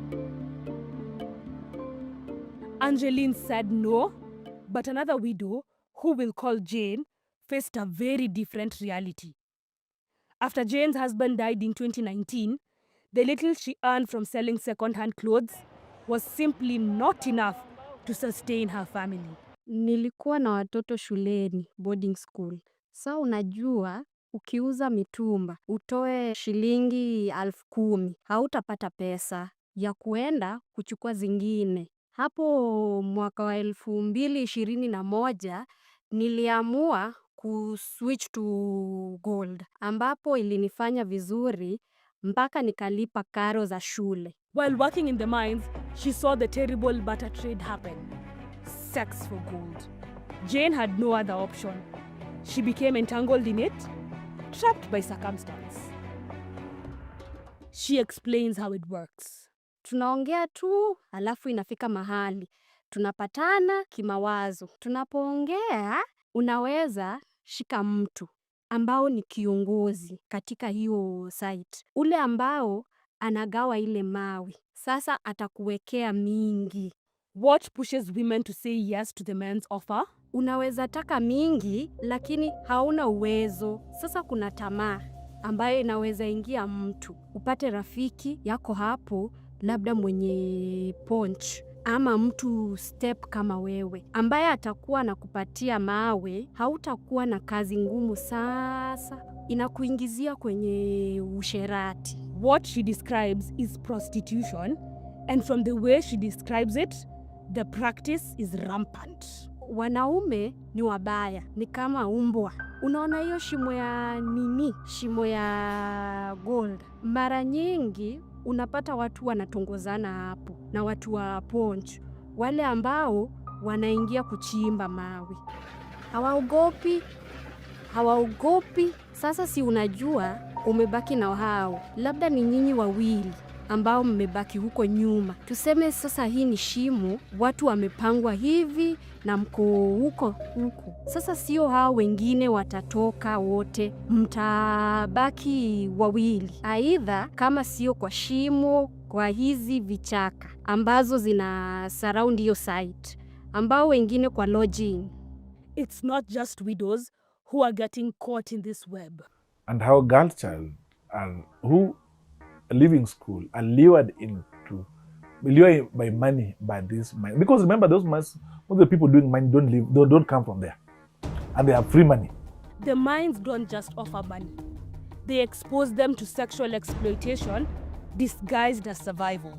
akikuja kazi, kuna vile wao wanajifanya, vile wanaongea, vile wanajivaa, vile wanatembea, body language yani. Wanaume wataangukia, na hata kama ni mahali ambapo watu wanalipa pesa ndio uingie, wataingia bure. Akishaingia huyo, ashawekwa kwa box, ataingia kwa site, lakini hatafanya kazi. Utamuona mara moja moja, siku ya kugawa mawi ndio utamuona, na hivyo inaharibu maisha yao. According to Jane, she has been with just one partner throughout the years. Vile tu umezoeana na mtu, vile tu huwezi jichanganya na watu wengi. Si ni mtu mmoja. As the mines get exhausted and gold runs out, the women are forced to move to another site. And the cycle continues. Hiyo ni makosa. Maanake hawa wanaume, mtu wa gold, anapoenda every site, lazima apate mwanamke. Hebu niambie, akizunguka 4 sites, ameokota magonjwa mangapi? Hiyo inasababisha vitu kama kusambaza ukimwi, kusambaza gonorrhea, vitu kama hizo. These men often refuse to use protection. Hakuna protection. Sasa ndio nilikuambia kuna disadvantage kwa kuwa wanakutumia bila kuvaa kondom. Chenye kimenisaidia ni kwenda hospitali. Unaelezea daktari na unapimwa na anatumia preps. There are no taboos here. The women are entirely at the mercy of the miners. But again, when you look at that mine, you get a mother and the daughter are in the mining. So you get the same man have an affair with the mother, have an affair with the daughter, because that's the person who sustained them in their house. The public inquiry report on mining and human rights by the Kenya National Commission on Human Rights found that in many mining areas, exploitative sexual behavior had become common, and the allure of money from the miners promotes drug abuse. Wanasema akishavuta hiyo bangi ndio akona hiyo nguvu ya kufanya nini? Ya kufanya hiyo kazi. Sasa ndio unapata akishavuta hiyo bangi yake, ndio hata aoni aibu. Mama mzee atakwambia nataka kuwa sex na wewe, cause sasa ana nini? Ana aibu. But the bad thing about drug and substance abuse is that, one, where we have drug and substance abuse, we are likely to get increase in terms of sexually transmitted infection, increase in gender-based violence, increase in HIV infections. In Siaya, where HIV prevalence was 15.3%, roughly 3 times the national average of 4.9%, according to a 2018 report, widowed women carried the heaviest burden, 26.4%, compared to 15.7% of married women. Sex for gold is not just exploitation, it is a public health crisis. To widows, kuna vile itakupeleka mpaka sasa uache boma yako. Unaona, vile uko peke yako, hakuna mtu anakuchunga. Sasa unaingia kwenye ngono. From the outside, it can seem consensual. Roslyn Orwa, director of the Rona Foundation, a widow-led human rights organization, explains why this assumption is wrong. Critics may say this sex for gold is consented. They had also said that wife inheritance and widow sexual cleansing is also a cultural right, but is a woman violated. While it is true, it may be consented, but what options does this woman have that gives a leeway to see this as an economic form of abuse?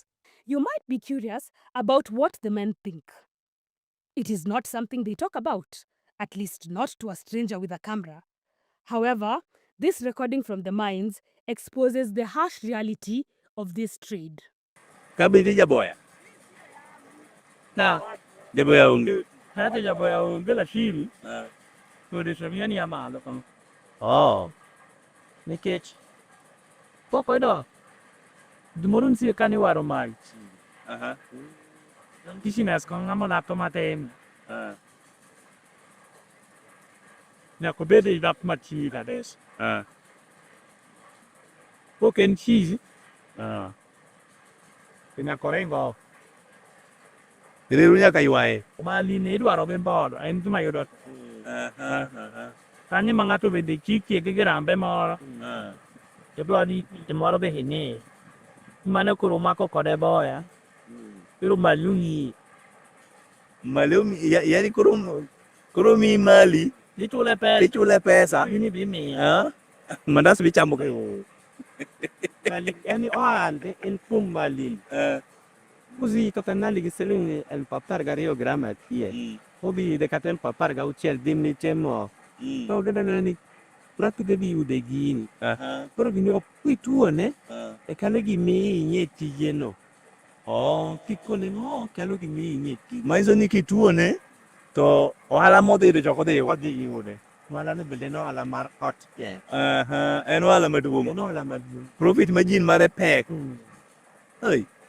To kidi to timo nang'o? Kidi ka be nitiere ng'at manyalo gire ka unya ka kidi so chamo mandas. Mine ne ban tik. Mandas mar goldi. Dosa la de na. Ciao yori. Kana na to po. Ora sai che puntino me. Caroline Adhiambo, 40 years old, was widowed in 2000. For over 2 decades, she has struggled to stay afloat. My husband only worked on the first. Our marriage only lasted 2 years. We were farmers, but after 2 years, he died. It hurt me. The passing of my husband hurt me. I struggled until I started selling alcohol. There are days when I'd sell firewood by the lake and only make 200 shillings. Caroline joined the gold business in 2015. She introduces us to another form of payment used in the mines, a system called garama, where women offer porridge in exchange for the gold-bearing rock. Some people were working at the mines and it found me when I was struggling. The people there asked me, could you find us something to eat? That's where I started from. I sell my porridge instead of someone taking advantage to sell me the ore. Because as a normal human, you may be tempted to take the offer. The women are not allowed to choose the rocks that could contain the gold ore first, and regardless of whether they pay with sex, porridge, or money, they remain vulnerable to exploitation. If you go with the money, with the intention of buying the ore with your own money, you have to wait for the men to be given the rocks and then get them. But if you take a step there, you will go and exchange with the rejected rocks, sprinkle some water, and then gives it to you. That is the biggest loss women are going through, because sometimes someone sells you rocks that don't have gold. Rosaline explains why the garama system is stacked against the women. Do our mathematics around our costs. Is there something wrong with that? Can we as a society question that? That this woman is providing 20 cups of porridge for 7 days, yet she doesn't know how she'll recover this money. Unless we are blind and we say it is okay for her to carry this burden and feed the miners for the rest of her life. To mitigate these challenges, some women choose to go underground to mine their own ore. But even there, they are far from safe. The women are most affected in some cases. You look at Ndori, in Lumba area, where 6 women died in a day. Millicent Akinyi, aged 40, Mathlida Aoko, 42, Viola Aloch, aged 27, Caroline Atieno, 36, and 42-year-old Catherine Akinyi. And the government has kept, things are normal. The leaders, it's okay, nothing. It's like, that's just another statistics. These statistics also count men among the casualties. And here, where widows are many, the story becomes painfully clear. The mines took husbands, fathers, and the stability of many homes. In terms of health, one of the things that we've seen is the traumatic accidents and injuries that have happened in the mining sites. When we have the gold mine collapse, either injuring people inside the gold mine or killing them, or even having the near misses. Many people have perished in these mines, but one particular incident stands out. The 2021 tragedy, where 2 miners were killed and 10 others trapped after a mine caved in. The story of Tom Okwach, one of the trapped miners, made national headlines, and as Amos, an elder of the community, says, it left the people of Abimbo scarred. Watoto wengine anaogopa mambo ya goldi kwa kulingana na kifo ya Okwach. Okwach anakufa kigafli. Okwach anakufa kwa simu ya kuenda na ya huko. Unafutafuta Okwach mwezi wangapi ya? Bwana Richard. Mwezi wangapi? Abril. Mwezi wa 7 hivyo. Kufutafuta Okwach. Alafu kupata Okwach kama skeleton. Amos's son was a close friend of Okwach, and losing him was so traumatic that he decided never to return to the mines. When death occurs in these mines, accountability often disappears. There's a conspiracy between the police and the community and the mining site. When people die, if you process, do a postmortem, there's a possibility that those mining sites will be closed. And some accidents end up being covered up. Gabriel breaks down the challenges of regulating the mines. Not all of them have permits. Actually, a number of them don't. And because of their informal nature, it's so difficult to control them. Today is here. You intercept them and say, no, we want to see a permit for approval of this site. They disappear from that place. They go to a totally different sub-county. When they do the pits, right? At times they're following what they call them the gold veins, right? And at times the veins run across even roads. Sometimes they're even preventing homesteads, covering homesteads and blocking the entrances. There's this sound that happens where the machines were mining. And what impact are they causing our eardrums? The persons with equipment, some of them from China. We are seeing Somalis also in it. Shit!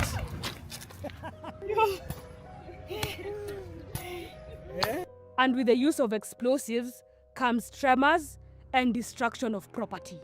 Kukaa hapo unasikia. Nyumba unapata cracks.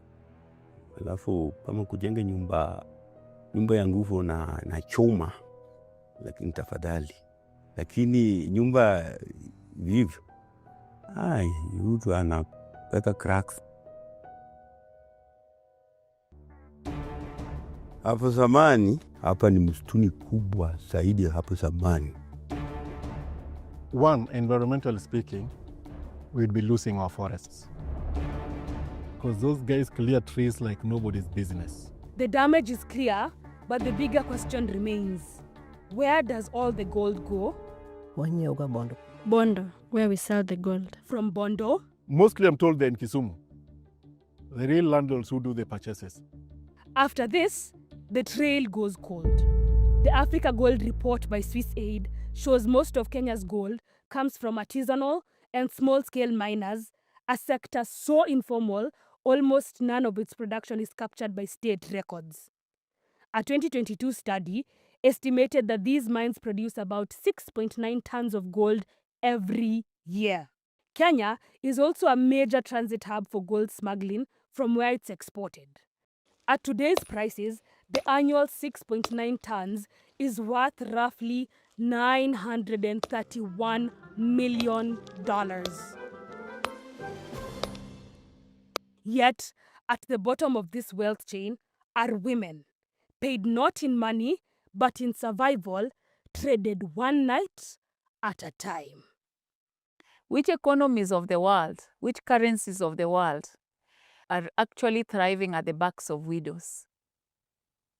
Because the economies that are thriving from gold does not know that the gold mining sector is thriving at the backs and the sexual provision of widows. After everything we've uncovered, it seems only fair that the people involved in extracting this gold would have a way to benefit from it. But now the ultimate beneficiary is the person to whom the gold is being sold, who in most cases I've witnessed are not actually natives of these places. However, these mines operate in a legal grey area. They are not marked and no clear records of ownership exist. But they operate in such an undercover way that you can't visit the site once and get to know this is the so-and-so. You'll have to visit a number of times. You have to be with the community before you get to see the real person who actually buys. That, to me, is the person who benefits most. But some players are known. Take Shanta Gold, for example. In 2020, the company acquired Kenyan mining rights from the Canadian firm Barrick Gold. That deal handed Shanta 7 licenses across Kakamega, Kisumu, Siaya, and Vihiga, a stretch of about 1,161 square kilometers, believed to hold roughly 31,184 kilograms of gold. So the resource that people have is a curse to the community. So it's not a blessing in it because leaders have turned deaf ears. Company, Shanta, they're saying they have to migrate to, because government is saying when a resource is discovered in your area 6 feet deep, then that's mining, that you have to get licenses from us. So the government is using that to evict the resident. Issue of relocation, it has been said we don't sell our ancestral land, we are not being relocated, but we are told a survey on relocation has been done. What is the recommendation in that report? A planned National Environment Management Authority, NEMA, public participation forum on the Shanta Gold mining project was violently disrupted in Isulu, Ikolomani constituency, and who have vowed to protect their ancestral land. When you dispossess people, it's not about the land question that the people seek. There are sentimental attachment to this. There are cultural issues attached to this. There are deeper issues that what you can see and cost is never enough. The emotional trauma that comes to the people. There are old wazis that they never thought of going anywhere. When you took them out, they'll die. Completely. There are people who bury their children behind their homes, and every morning they go to the graves, and that's what they console them. If they are removed from that, they will also die. I've written to ODP, I've written to Direct IG, I've written to DCI, himself, about how the offices are being used to criminalize the community of Ramola, both in Mabona area and Ramola area. I've been beaten by these oppressors. I've been have a case going to the court against them. But it does not stop me from pushing for the justice for the communities. The community has joined the fight. On November 10th, 2025, the Kojoro Artisanal Miners Cooperative Society Limited petitioned the Cabinet Secretary of the Ministry of Mining, Blue Economy and Maritime Affairs, asking CK Holdings, a company based in Hong Kong, to release part of their license area. The person must be known by full name. The person must be tamed. We have spoken about the challenges at length. What about the solutions? Ya chenye nilikuwa naona wenye wanaweza saidia wamama kama mimi. Kama serikali inaweza saidia wamama wapatie kitu kama hata pesa ya kufanya biashara ama pesa. In response to their struggle, the Siaya County government passed the Widow Protection Act on November 13th, 2025, led by efforts by the Rona Foundation and its partners. So we basically transferred a lot of research, a lot of social impact into a framework that would be tangible, and devolution should work for the woman who was most left behind. So this is how this law has been framed.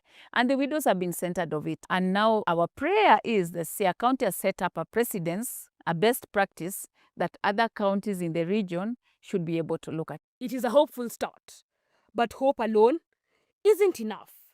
Not after all the pain and struggle. I think to me it needs collective action. And even when it comes to collective action, there has to be a lead agency. That's the way government operates. In this case, the Department of Mines and Geology, you operate this. It would be good to have consultative meetings, and not just with the government operations, the offices I quoted here, public health, county government, Department of Environment, Department of National Environment Management Authority. As authorities fail to protect miners and their communities, widows live on the edge, waiting for a gentler tomorrow.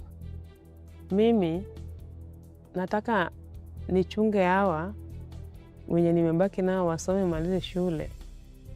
At least maisha yao wasikuwe kama hii yangu yenye napitia. hata ni kama Mungu ameniongeza masiku, nione hata wajukuu wangu wakikua, yani boma yangu ikue, hiyo generation ikuwe na maisha mzuri, si kama hii yenye napitia. Until change comes, sex for gold remains the unspoken price they pay. You can't define her by suffering and make that her fate. That when you see her, this is her fate. She has to pay for it. She has to suffer for it. Everybody seems to observe and enjoy her suffering. Ninamuuliza Mungu, hadi lini nitakuwa katika hali hii? Mungu, lazima ubadilishe tabia yangu na njia ninayopata kipato changu, kwa sababu nimechoka. Inafika wakati ninachoka na hii kasi na natamani nipumzike, lakini najua siku moja nitapumzika. Najua hivi karibuni sana utarudi, nami nitashuhudia yote. Hiyo nina uhakika nayo.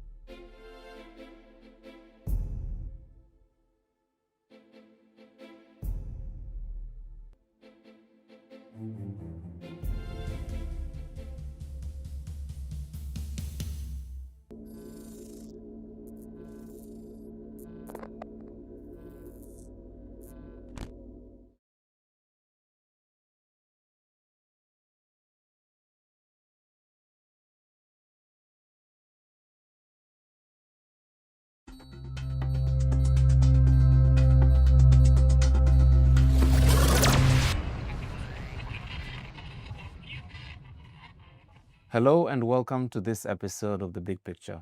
The Big Picture, where humor meets depth. For this conversation, it's going to be one of those where you might need to grab up some water to drink mid-conversation just because of the weight of the conversation. But as of now, you might have seen our documentary that was just aired on Nation last night, and it was also published by Africa Uncensored around 7 days ago. It's called Sex for Gold.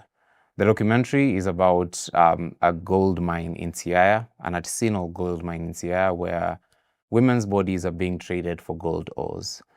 And that documentary, that subject, those women and the things that they go through, is going to be the topic for discussion today. I'm your lead co-host for the evening. My name is Tom Mukwana. I'm a reporter here at Africa Uncensored. And as usual, every week I do this with my co-host, Justine Wanda. Hi guys. I know there's no response, but I like doing that just so in case someone is typing in the comments. Yeah. But Justine, you've not sold Ujuza Sarah. Justine is a comedian, she's also a satirist, and she's a human rights activist. And she's my co-host, most importantly. Now, we have two guests in studio today. First, Chris Sowala. Chris is a human rights and environmental activist. He prefers that title first, but I'll throw in a second one. He works for an organization called Community Initiative Action Group Kenya, and he's the executive director there. They do a lot of work nationally, but for this conversation, he's going to speak about his work in Siaya County. And to my far left is the representative for the East Alego Award, the member of County Assembly representing that ward. Her name is Mercedes Mado. She's also the chair of the Women Caucus at the Siaya County Assembly. She sponsored a very interesting bill that was passed. It's the first widow protection bill of the county. And correct me if I'm wrong, it's the first one nationally as well. Yes, it is. Yeah, interesting. It will also take center stage in this conversation at some point. But first, let's set the stage, ladies and gentlemen. Siaya, a lot of mining is happening in Kenya, and we ran a poll today asking people if they know of mining of gold in the country anywhere. And interestingly, around 33% of them said they don't know that mining even happens in the country, which shook me because it's not new news that people die in mines. So Chris, could you define what kind of mining happens? Where? Siaya. Great. Thanks, Tom. I think as people have enumerated, and you're right so by saying that people don't understand their surrounding because they don't understand what wealth they have within themselves.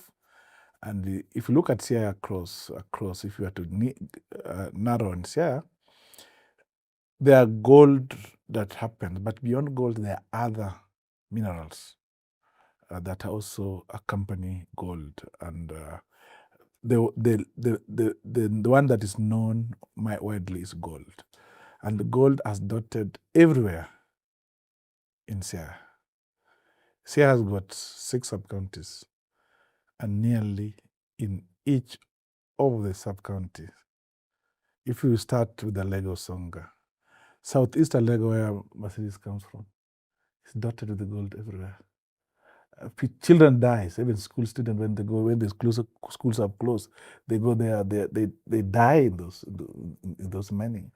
If you get into North Lego, the same thing. If you get into Township Ward, the minerals are there. If you get into the other side of Game, West Game, the Central Game, South Game, North Game, all over they're happening. If you get to Gunja, if you get to Sidindi Ward, if you get to the entire, that area, if you look at the map of Siaya County, if it's put on the table here, you'll get everywhere there's mining of gold. And this mining is causing untold suffering. And what I wanted to check is to maybe paraphrase is that the narrative that's being peddled that they are artisan miners is false, because they are big people who are pushing this agenda. They are pushing those young people called artisan, but they are standing with the big money behind them. So that those people are sent. They occupy even circles that are registered in the name of the community. Yeah. They are the people running those circles by pumping money. So it's not artisan. That's why I wanted to. You're getting to the meat of the conversation. You're getting to the exact reason why we should have this debate between both of you.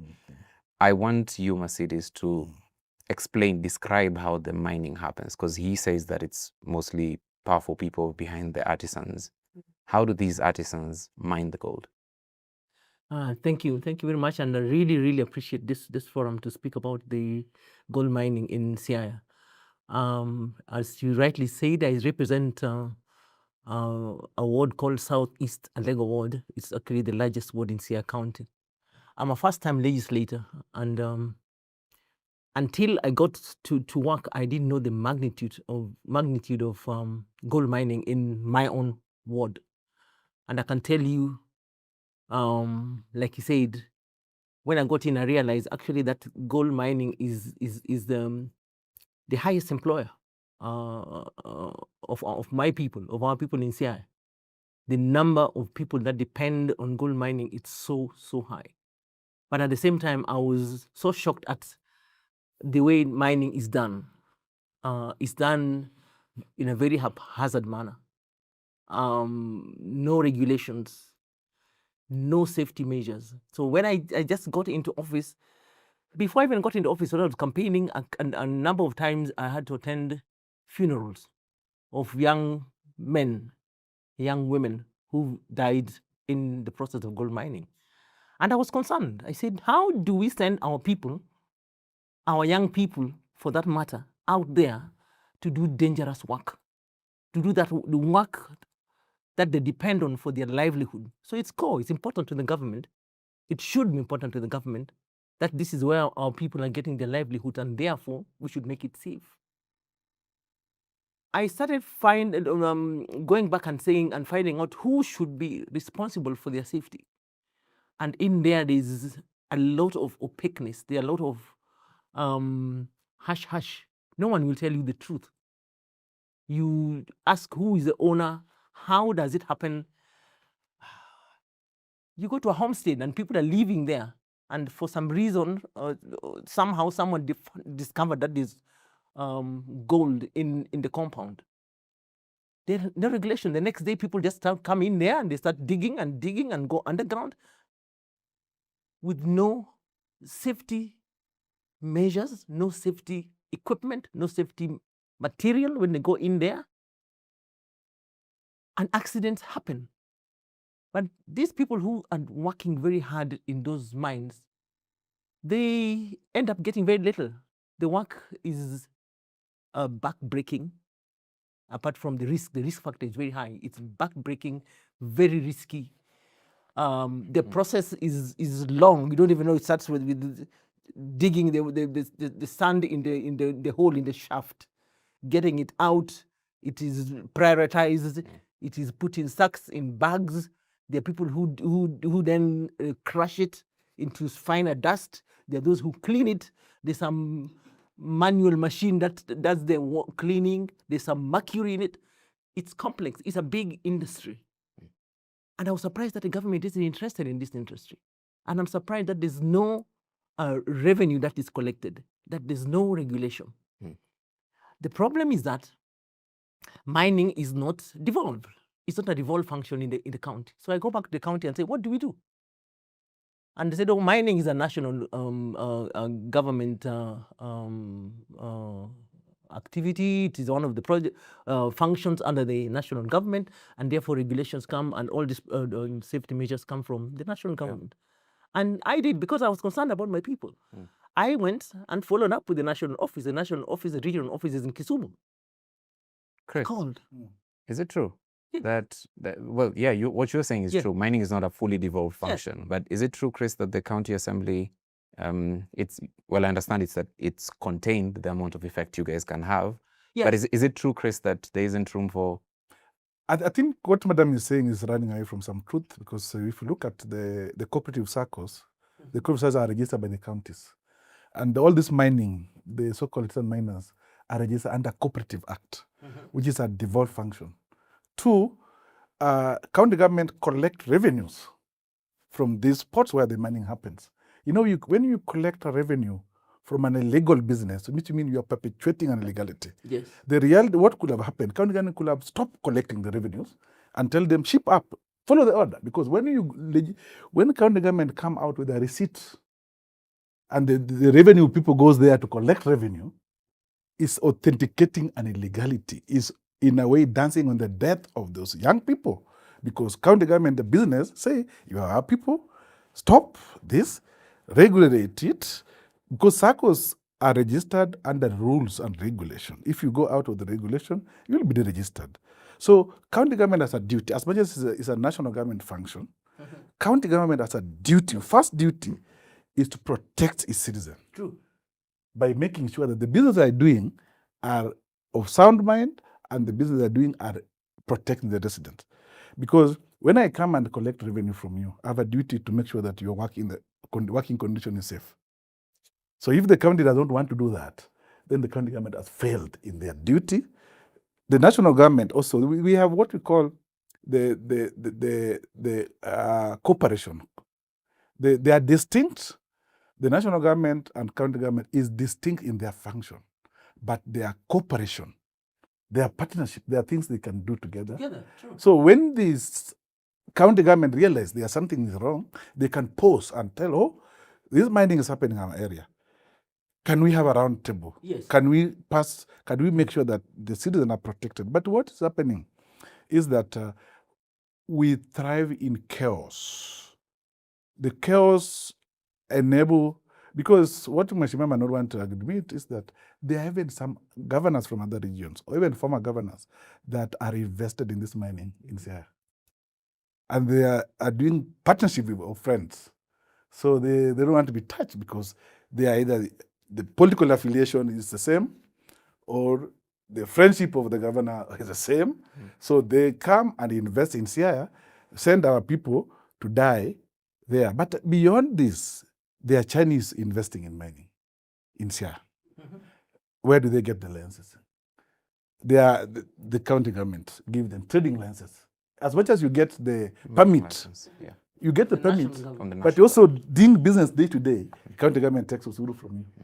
Okay, then I think my question to you, Mercedes, then what does it mean to coordinate between the national government and the county government so that what Chris is saying so clearly is, if I'm the one giving you the license to operate, I should at least know the extent of your business so that you're not endangering the county members? Is there a coordination framework between the national government and the county government, or does that not exist because people are trying to pass money under the table so that no one actually cares about the residents? Thank you. Let me just pick it up from where Chris has said that there are big players, there are small players, there are middle players in this. And the big players play right. They've got their licenses from the national government. The small players don't have anything. And actually, my experience in my ward is with the small guys who just wake up in the morning and one day there's gold and everybody's running and there's an owner and there's a landlord. Suddenly you become a landlord and you are told these are the terms. You don't even know what terms are. There are people who dictate the terms. You don't know them. But they are big players. I agree. They are big players. Even now there's controversy in South Game about the big players, the Chinese who want to come in and extract big gold because they've discovered this big deposits of gold in that area. Yeah. And that's good business. If it's regulated, that is good. There's nothing wrong with gold mining if it's regulated and if it's safe. The problem is that if it's not safe, we have a problem. I agree with him that as a county, whether it's a national government, whether it's not a devolved function, but it's affecting our people, we must find ways to work together. Yeah. And we must find ways to sit together. I am sitting in the county assembly, and this is has been a concern and is brought to our attention as legislators that we need to sit down together with the national government and come up with regulations that are going to oversee the entire mining business. Big time. There's big money getting out of Siaya. We don't even know how much it is. And there's a committee that is responsible, and I can speak authoritatively that committee has actually, before we went on recess, we had a schedule of the legislators going out on fact-finding missions. And this video has come out this documentary video has come out at the right time when we have scheduled already to start doing something about it, so that we sit with the national government and identify where the problems are for both cadres. You can imagine it reached a point where I, as the legislator, had to go and buy helmets from my pocket for my people. I went and told them, look, this is dangerous. Every time people are dying, young people. In fact, these days, they even cover up. When people die now, they don't want to expose it that people have died in the mines because they know there'll be hue and cry. Mercedes. Yes. I'm just looking here at a petition on illegal and irregular gold mining activities in Siaya County. Yes. This is a public participation forum that was supposed to happen in August 2024. And the county seems to be well aware of the environmental damages, the deaths in the mines. But now this is 2 years on. Is there any goodwill, political goodwill? Because it all ends there. Is there political goodwill to solve this problem? Yes. And the one I'm aware of is not for 2025. The one I'm aware of, which was postponed because it happened before we went for the recess, was in 2025, not 2024. So maybe there was an update. The one I'm aware of through the committee of the House, which is the Environment Committee, was in 2025. The title reads Extension of Period for Public Engagement and Call for Memorandum on Irregular Gold Mining Activities in Siaya, which is an indication that the wards all the way to the county government leadership are aware of the problem. But let's move on to the next part of the conversation. But it just doesn't seem like there's good political will to solve this problem. I can tell you from the county assembly of Siaya, we are, because the committee has taken it seriously. We are going to do a fact-finding mission and come up, including everybody else whose statement, we come up with a recommendation that we are going to table in the House, and it will guide. Maybe Chris has something to say. What Madam might not want to tell you. Yeah. I've been in this on 15th of December. A High Court Siaya ordered for a visit for a mining site in Dori. I was there. One of the MCA was supporting the oppressor in that team. I was there. I had the video here. I was there with the court, with Deputy Registrar on the Environmental Court in Siaya, with the OCS for Ndori Police Station. I've been there in Ramula, where the sitting MCA, with the Santa. So when you say goodwill, it's led by, expressed by the governor of Siaya was in the TV radio station expressing on support of Santa. You know, it contradicts the ethos, because when you're looking at your people, a leader is elected to serve their people, but when what you share in the public contradict what people are saying, because people are not saying Santa is bad. People are saying, we are dying, you are being evicted, listen to us, I cry. But today, a lot of young boys in game cannot sleep in their houses because police is now arresting them. They are being arraigned in court, case being dropped. It is chaos all over. And that way, if there's a leadership that values the people, they could have called for a dialogue and bring Shanta, a leadership, say, this is what needs to happen to our people. Look at what's happening in neighboring county, like Kakamega. The senator is with the people. When they are rushing, but our people, they are the other side. They peep and they go, they lean back again. They don't want to be seen to be offending the capitalist. So the citizens are on their own. That's why even the death, because for example, investing in gold is a risky business. These small-scale miners cannot get a loan because that loan is a risk. The chance of getting it back is not easy. If the government of Sierra wanted to help that artisan to grow, first, they will have put a fund to give these artisan miners loan to do the equipment. 2, they will have supply water, fresh water in this mining site. 3, they will have invested in capital so that these people can go deeper and extract. And the issue of artisan mining is not a Kenyan problem.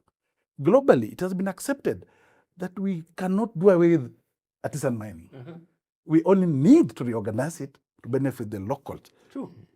So when we advance the capitalists and oppress the locals, because if you get where the mining is happening, they are being criminalized. No one wants to listen to them. Even the Ministry of Mining say, form circles. After forming circles, police arrest you. Because these people are treated as people selling bangi. They're treated like criminals. So whenever you are found, so everybody comes from you to get money, police come arrest you. The people who get the best out of it, in those sites where the mining happening, there are people who park their cars. After toiling, they come and pay you peanut to go with them. They'll go with the gold. Chris, I really agree with you, but then it shouldn't be a case of them against us. Otherwise, we lose it.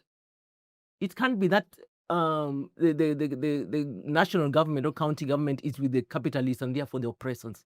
We get it wrong. We must sit at a round table because we need investors. We need the resources that come from mining because the people are earning a living. We out of that mining, and like we're saying, we cannot do away with it.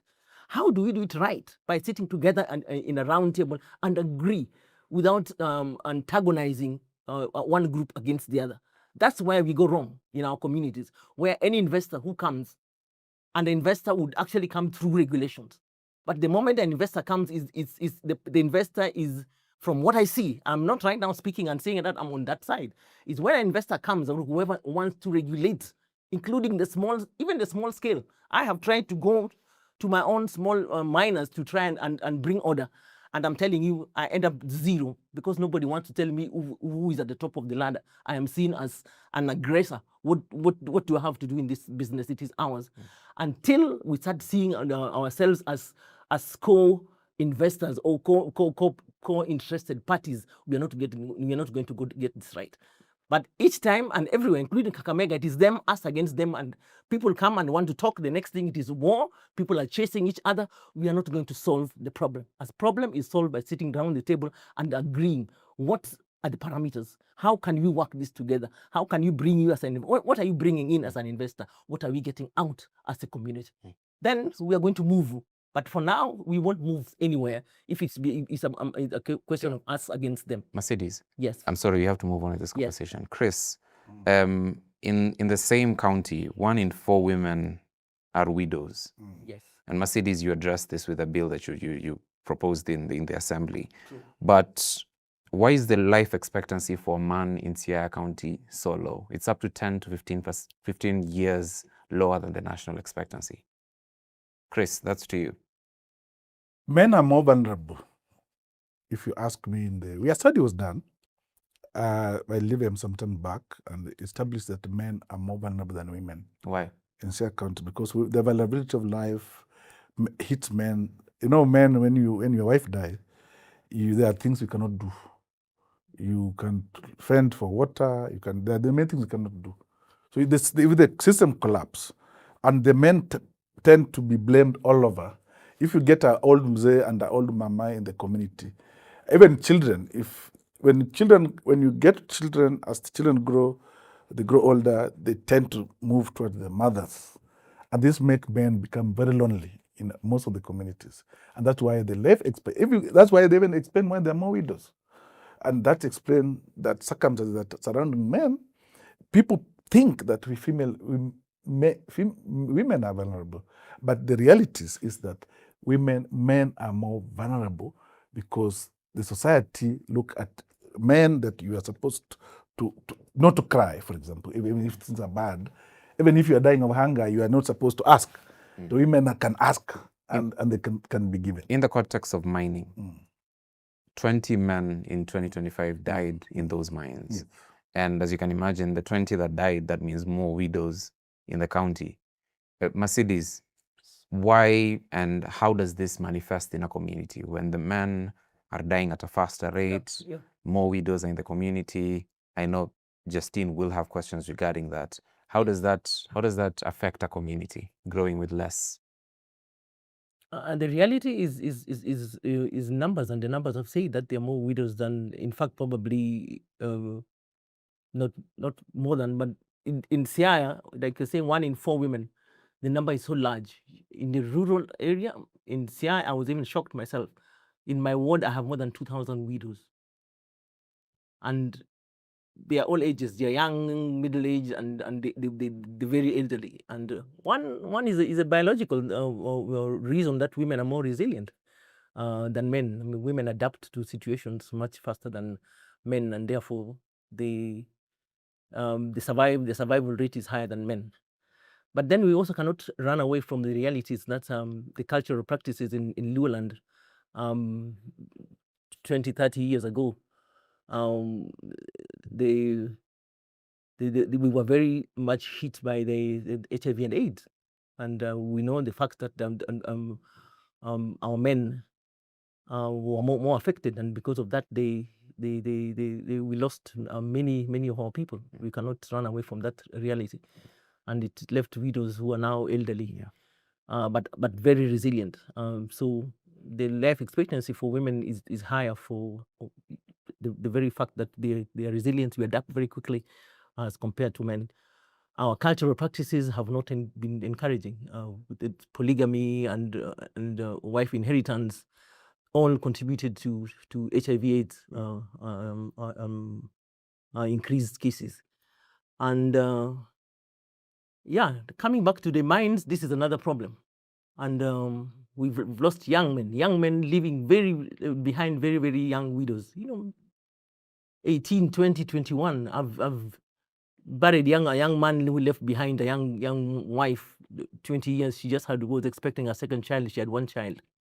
And the situation looked really, really pathetic. But now, another phenomenon which is coming up right now in the mining sector is that we have women who are now getting inside the gold shafts. Before, the women would mostly be waiting for the men to go in and come out with the gold, the rocks. But now women are actually daring to go in. Young women are daring to go in, and a number of them have also died in the process. So yes, they're widows, and the main reason that I came up with the bill was that we still have lagging behind in terms of taking care of our widows, and the cultural practices are outdated. They're harmful practices against widows, and that was the motivation for me as a widow myself to come up with that bill to protect the women, the widows, from the cultural practices, but also from inheritance issues, particularly land ownership, which is very, very strong. This situation sounds like something that continues to spiral, because I'm pretty sure if you lose the dad of the family, and the mom has to take up so much of the work and the protection and the care for the child, sometimes it also affects the children, and then they end up in the same cycle. So one of the things that the documentary highlights is how a lot of the women who are widowed, because maybe they were very dependent on income coming from the man who was maybe working in the mine, or even if they were harmed in another way, or like they ended up losing their life or passing away, if you're a widow, you have to keep providing for your children and even for yourself. And a lot of them are ending up exchanging sex for high grade. So my question is to both of you, actually. For Chris, is how do you see the extent of this manifest in the daily lives of the community, just beyond the dangers of the mines and how that looks like for the stretch of the community? And then to you, Mercedes, I'll ask what this bill particularly entails and what it hopes to achieve, considering it's such a significant bill in a space where we've seen so much tragedy. What does the bill entail? And also, what does the implementation of the bill look like? Yeah, so Chris, you'll go first. I think, Justin, you are right on the point, because I've gone in depth into looking at this impact of this on women and also general community, because there's no part of this society that will live without the other. We must coexist. We can't say the women need to live and men don't need to live. We are a society, we are an ecosystem. Ecosystem will not be complete without men. Even the bills, when you make bills that are not in a way discriminative. One of the reasons why a lot of laws have been knocked down in the High Court is when you make a bill that look at one society and not the others. That's a fodder for not implementing. But that's not the issue. The issue is, if you look at the mining side, beyond the risky going down of the mine, the mercury that is used towards this gold is handled by the women. It's the women that hold the greatest impact, because if you are a breastfeeding woman, you are in the mercury, your child is breastfeeding in your breast, and you have not washed it because the water is also scarce. So the child is breastfeeding the mercury here in your breast. You yourself, your skin, the chances of your skin being damaged by the mercury is high. You remember, you don't drink water because scarcity of drinking water, safe drinking water in this site is a big issue. Even in her area, she can attest to that. The availability of water in the site is not there. And even if it's available, it's not clean. If it's available, it's polluted by mercury. And this, if you go to this site where the people are using our women are employed here to wash this gold by their bare hands. Sneak the fume from cement, those dust. So the lung problems is going to be. That day we did a survey and we look at the kind of diseases that are prevalent in facilities around this gold mine. What we found out is shocking. A lot of these people, the upper respiratory diseases is on the rise. And they're women. Some of them are young girls because the data does not give names, but it gives the population, this kind of population that are affected. You realize that a lot of our young girls might not ever be able to live many years. Or if they leave, they'll be perpetually in the hostel. And that's what we are saying. One of the principles of business, and it's called business and human right, is the state has a duty to protect its citizen. The business, even if it's a small-scale business person, has got a duty to respect the community. How do you respect the community? You don't pollute their water. You don't bring them noise, that ballast that kill their eardrums. You don't, because when you pollute the cow, animals that are eating that grass has got polluted by mercury. That cow is sold in the local butchery. To what extent are these things affecting our locals? So if you look at this, the livelihood of these communities, the livelihood is under threat. And that way we are saying this conversation is a conversation that we must go deeper and hold each one of us that is responsible accountable. And if we don't do this, because NEMA is here, supposed to look at issue environment, they are left of the job. The WARMA supposed to protect water resources, they are slept on the job. The county government is supposed to look at environmental concern of the locals and licensed business which are appropriate, they are slept in the job. The police are used to arrest the locals and do tamper charges in the law court. Some of these people, class schools, like if you go to Sakwa, Bimba area, mining is done even in the school. Who get this money, Mashimeo? In Ramba High School, who allow the mining to happen in a compound of the school? Who is benefiting from this? And this is a conversation we need to have. Because if it's a public learning institution and you are killing these learners and people are celebrating, no one is approaching it, we are turning a blind eyes. Where is the future of SIA? I agree. Yes. Is Learners right now. Is this new information that a high school is being used for mining? That for me that is new, but I'm not surprised because it happens every day. My mind is dug. Today you pass there, it's not there. Next day you pass there and there's activity. So yes, and agree. And right now you've got learners who are dropping out of school to go into the mines because they make quick money. That's a concern to me and to the rest of the. Then the worst is our children who are girls. They are in the mining site. They are lured with easy money. Yeah. Schooling will be a thing of the past. And when a girl gets the money, she will not go to school. And what comes with the money is the disease, is the pregnancy, is a dropout. And some of these cases are real. The people who have money, they make the women their mothers and their girls. And in a cultural sense, that is worse. That's a double tragedy. You kill one family because if you are infected, this girl, the mother, this family is gone.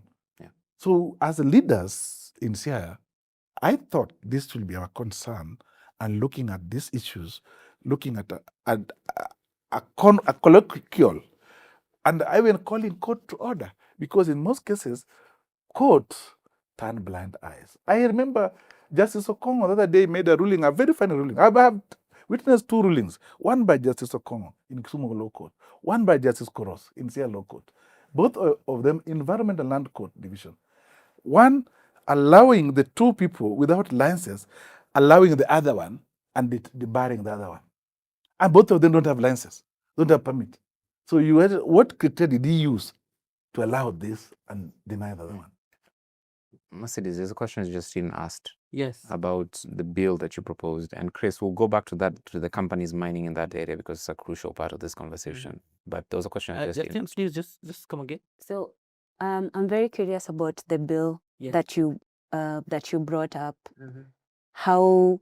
What actually it entails, but because I think it's very important for us to have the perspective of, because the number of widows is very high. Very high, yeah. But at the same time, there needs to be some kind of protection that cascades to make sure that they're not just going through the same cycle again and again. So kindly let us know what the bill entails and what measures and what ways it's going to be implemented, because I think it's also important not just to know the facts of the bill, but also what the plan of action is. Yes. Yeah. I think the SIA Widows Protection Bill 2025, which I sponsored, has been assented to and is an act now. It's law, first one of its kind in the country. And the bill itself was informed by the challenges that the widows go through, and the widows in Luo Nyanza go through really cultural, harmful cultural rights and practices which have been accepted over time as normal, is the norm but in reality they are retrogressive. In reality, they are harmful, and they are clustered as gender-based violence, but accepted because this is our culture. This is Luo, and this is how we do our things. So the bill outlaws those harmful cultural practices and names them and says wife inheritance, a lot of practices around the sexual hinging around forced sexual practices for women, for them to get cleansed, for them to get clearance to till their land, to build a house, to visit outside. Once you are a widow, you have this cloud around you that is has got to be cleansed before you even interact with the rest of the people. There are cultural practices that women do not own property that belongs to their deceased husband. Succession issues. They are denied and the rights to control the land, particularly, which is a factor of production. We depend on mostly small-scale farmers. We depend on land, so it's a main factor of production of earning a living. If it's removed from a woman, then she's helpless, and it's taken away from her. She's not allowed to till it. It is sold without her consent. She has she's left alone with the widow, with the children, and she's got to just fend for herself. A lot of times, even women are the first suspects. They are the ones who have killed their husbands. They are sent away from home. They are inhuman things that happen to women. You're forced to sleep with some madman just because so that you are cleansed. And those have been practices that have been held high in the society for many years. And now the women have said, no, this has gone beyond. We need our freedom to make our decisions and choices. We need support from the men and from our in-laws, but you don't need to be forced into these cultural practices. Mercedes? Yes. The situation you're describing is very similar to the situation of Angelina Diambo, who's a character in the story that we've just spoken about. Yes. She lost 5 of her 6 kids. Presumably because of the mercury, Chris, you'll say. Yes. And presumably, yes. Yes. And all 5 are dead. And one. Yeah, just one left. And for most women who have to go into those mines, it's clear to them early on that the mines are the only source of income for them. Yes. And your bill seeks to support people like that. And to me, I'm just left wondering, because your bill also includes a committee, there's a fund. Yes, so I was just going to get that. Yeah. Yeah, please proceed. And so the bill goes beyond just the outlawing the cultural practice, the forced harmful cultural practices. There's an element of forced for in this bill. And so we have put structures right from the grassroots, from the ward level, that we are going to put a widows welfare committee at the ward level and at the county level. And at the ward level and even at the county level, there are going to be widows who are members of those committees. So if a widow feels they are wrong, their rights have been infringed upon, they have a first point of first stop shop at the committee level within their area. They don't have to go far. And they'll find a committee which has got like-minded people, the widows who know the issues of widows, and therefore will take their cases and refer them. If they need to go to the chief, if they need to go to the court, they'll hold their hands. They'll be a paralegal on each of the committees who will give them guidance and walk with them through the processes, which women normally fear because they're expensive to go through the legal process. They fear walking through those corridors on their own without being their hands being held. We are also, through those committees, there's a fund, now there's implementation, there's a fund which we have even approved as a county government, that we are going to put money every year to support programs supporting widows, especially their economic empowerment. They're going to be put through circles, through groups. They're going to be supported with funds to help them get into gainful activities or employment, or activities that bring them income. That committee has actually been mandated to be able to go beyond the seed money that the county is going to be putting there, to go out and look for partners, friends, sponsors who will add into the kitty. And one of the things that they will have to start with is to take a census of the widows. Who are they, where they are, what are their ages, or what are the challenges that they're facing. Yeah. They have orphans also. Where there's a widow, they're also orphans. You're going to go through that. We're going to have programs specifically for orphans through the widows. Yeah. That is going to create a revolving fund for women to borrow and return, and therefore grow the kitty. But beyond that, there's also going to be a lot of civic education among our people, including men. So men are not going to be left behind, to sensitize them why the bill is and why it is good for the widows, so that they support the widows in their families. It's not that we want to separate the widows from their families. We want them to coexist, so the widow still has a voice within that family. I assume Chris wanted to interject for that question. I tend to think the bill is just a replica of what the Katiba provides. Yes.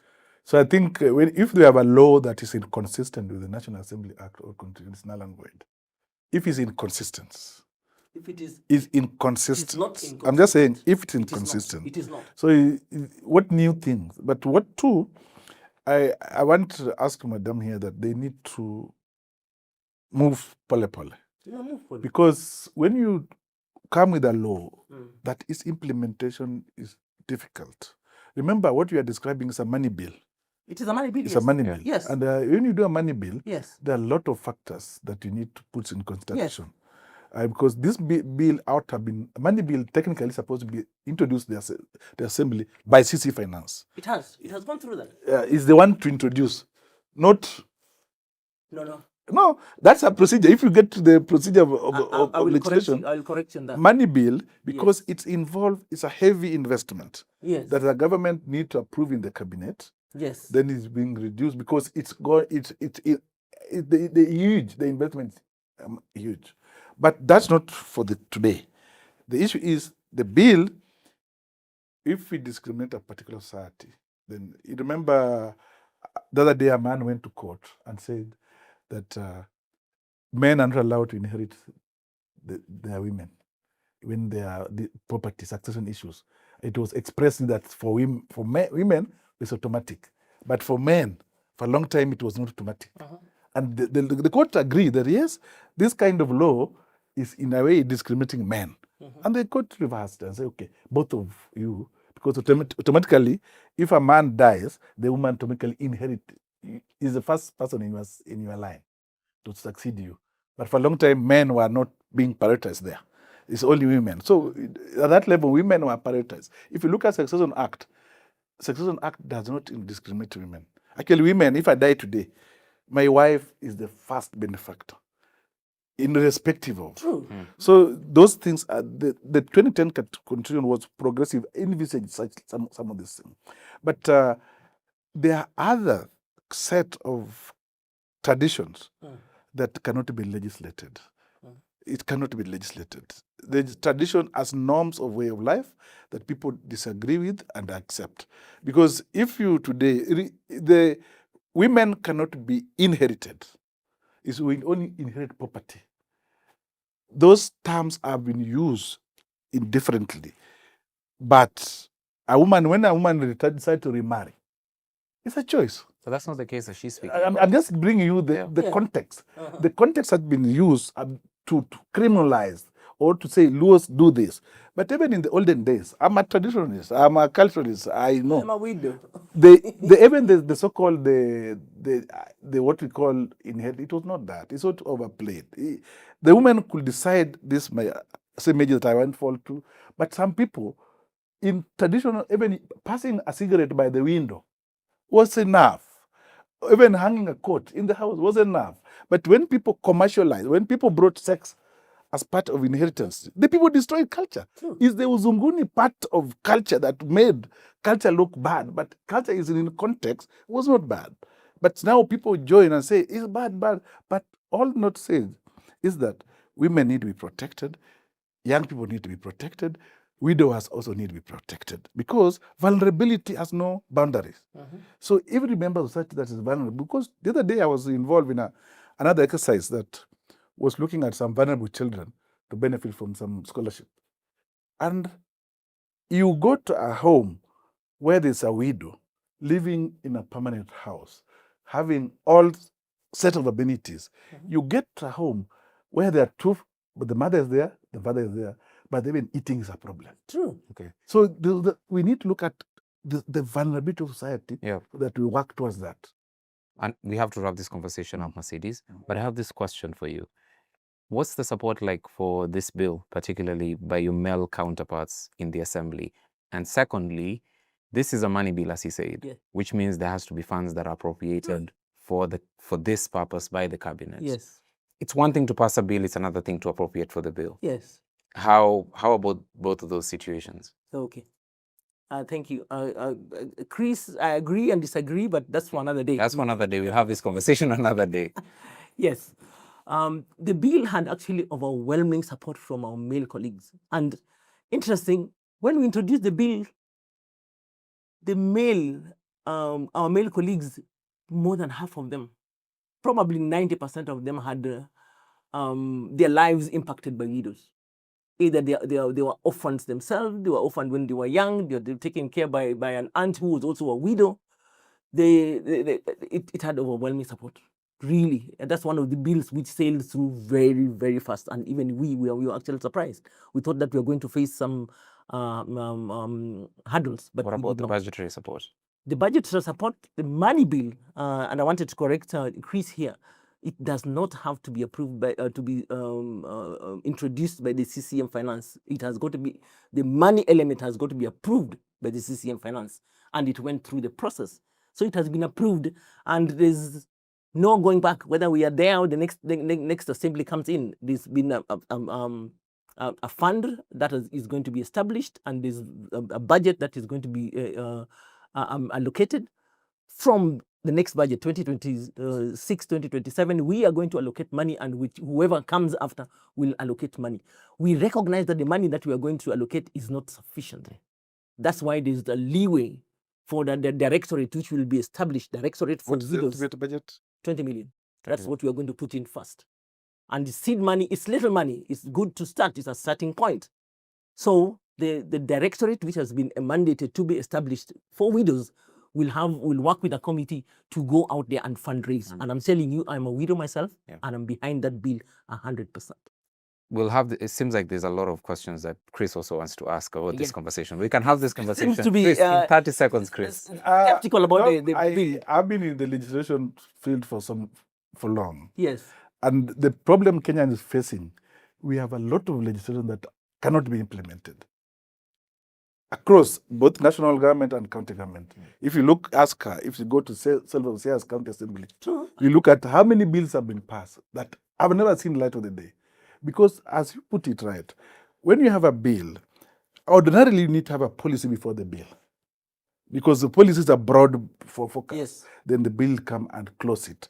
If you have a bill without a policy, if you have a bill without regulation, it's dead on arrival. As much as we will score political mileage, but its practicality of implementation is the biggest. It's the biggest problem. So we don't pass a bill. I'm not a proponent of passing a bill for the sake of it. I'm passing a bill that meets the threshold, that has the foundation of policy, then you have a regulation, then a bill. Then you have a implementation matrix. Then you can say, this is how you are going to work, how many widows that you want to support, seed money is going to work here, this is how you are going to report. Then, if somebody goes to court challenge the Siaya County Widows Bill, they will succeed in the court of law because it's one segment of the society. Chris, you were saying something about mining. Again, in 30 seconds. There was something you're saying about companies without permits. And yes, the counties, there are a lot of companies without permits because Mheshimiwa here is aware. I went to court, and among others, in court of Siaya Law Court, to challenge the mining that's happening in those areas. And what the court agreed, even in the plenary, that they don't have mining, both of them. But court can say because of employment. But you're saying these two companies, one, these people employ, these people employ. But why do you say No. this one can proceed, you lock this one out?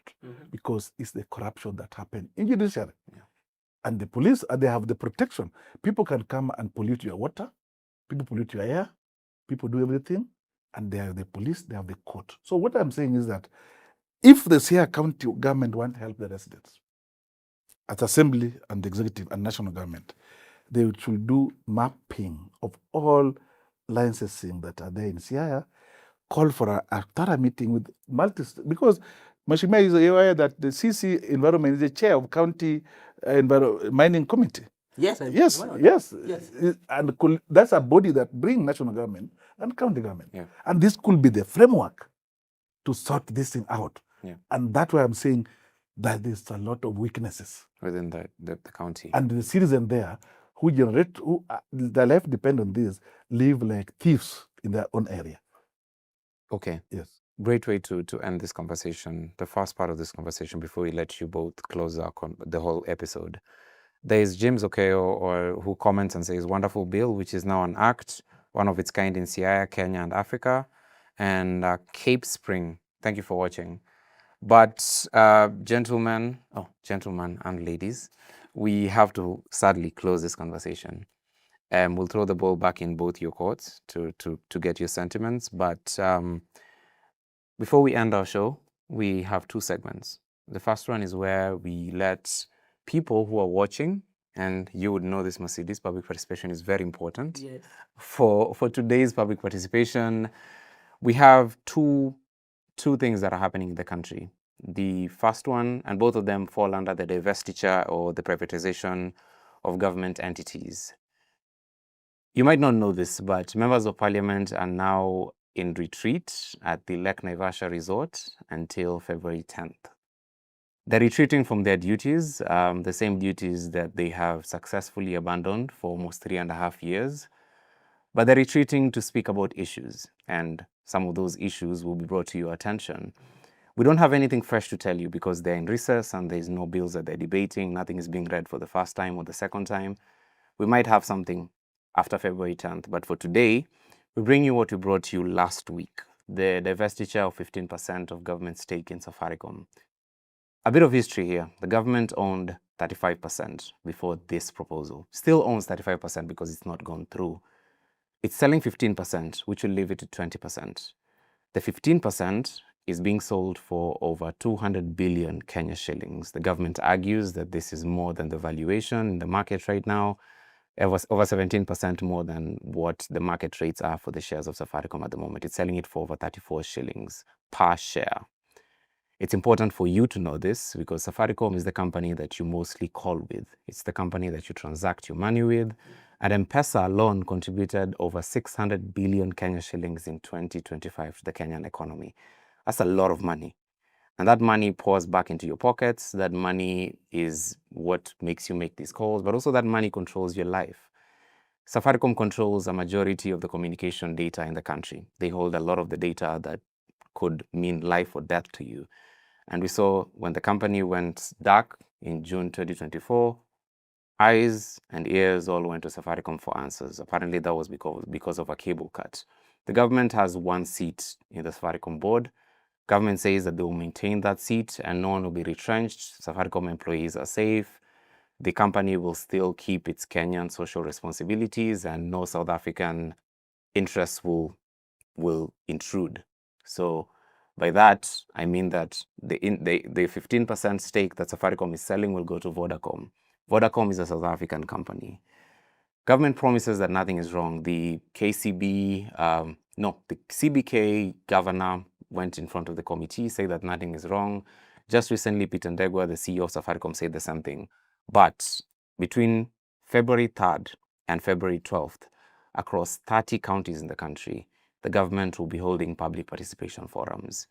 I'm telling you this because it's important for you to attend these events and voice your opinions. Don't let any legislators tell you what to think. Read for yourself, read the sectional paper that is proposing this to Parliament and see what you feel about it. Is it important? Is it not? Should it go through? Should it not? Serikali wants to hear from you, and it wants to hear from you. I'll mention the 4 biggest cities in the country.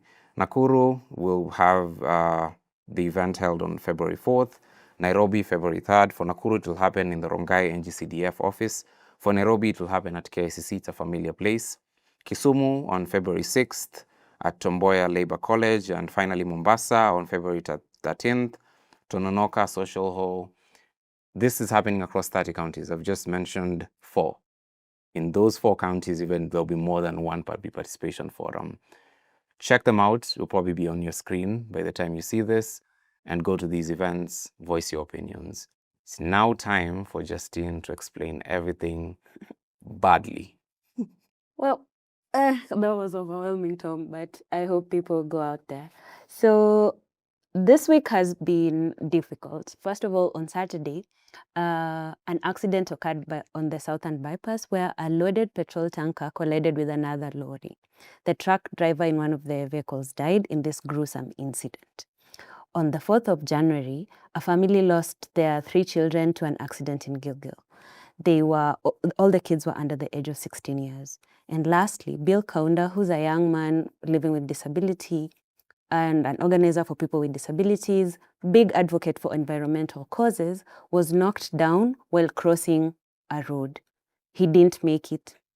It's as if in Kenyan roads are meant for those people who know how to fly, because a road user is in an extremely dangerous and draining affair.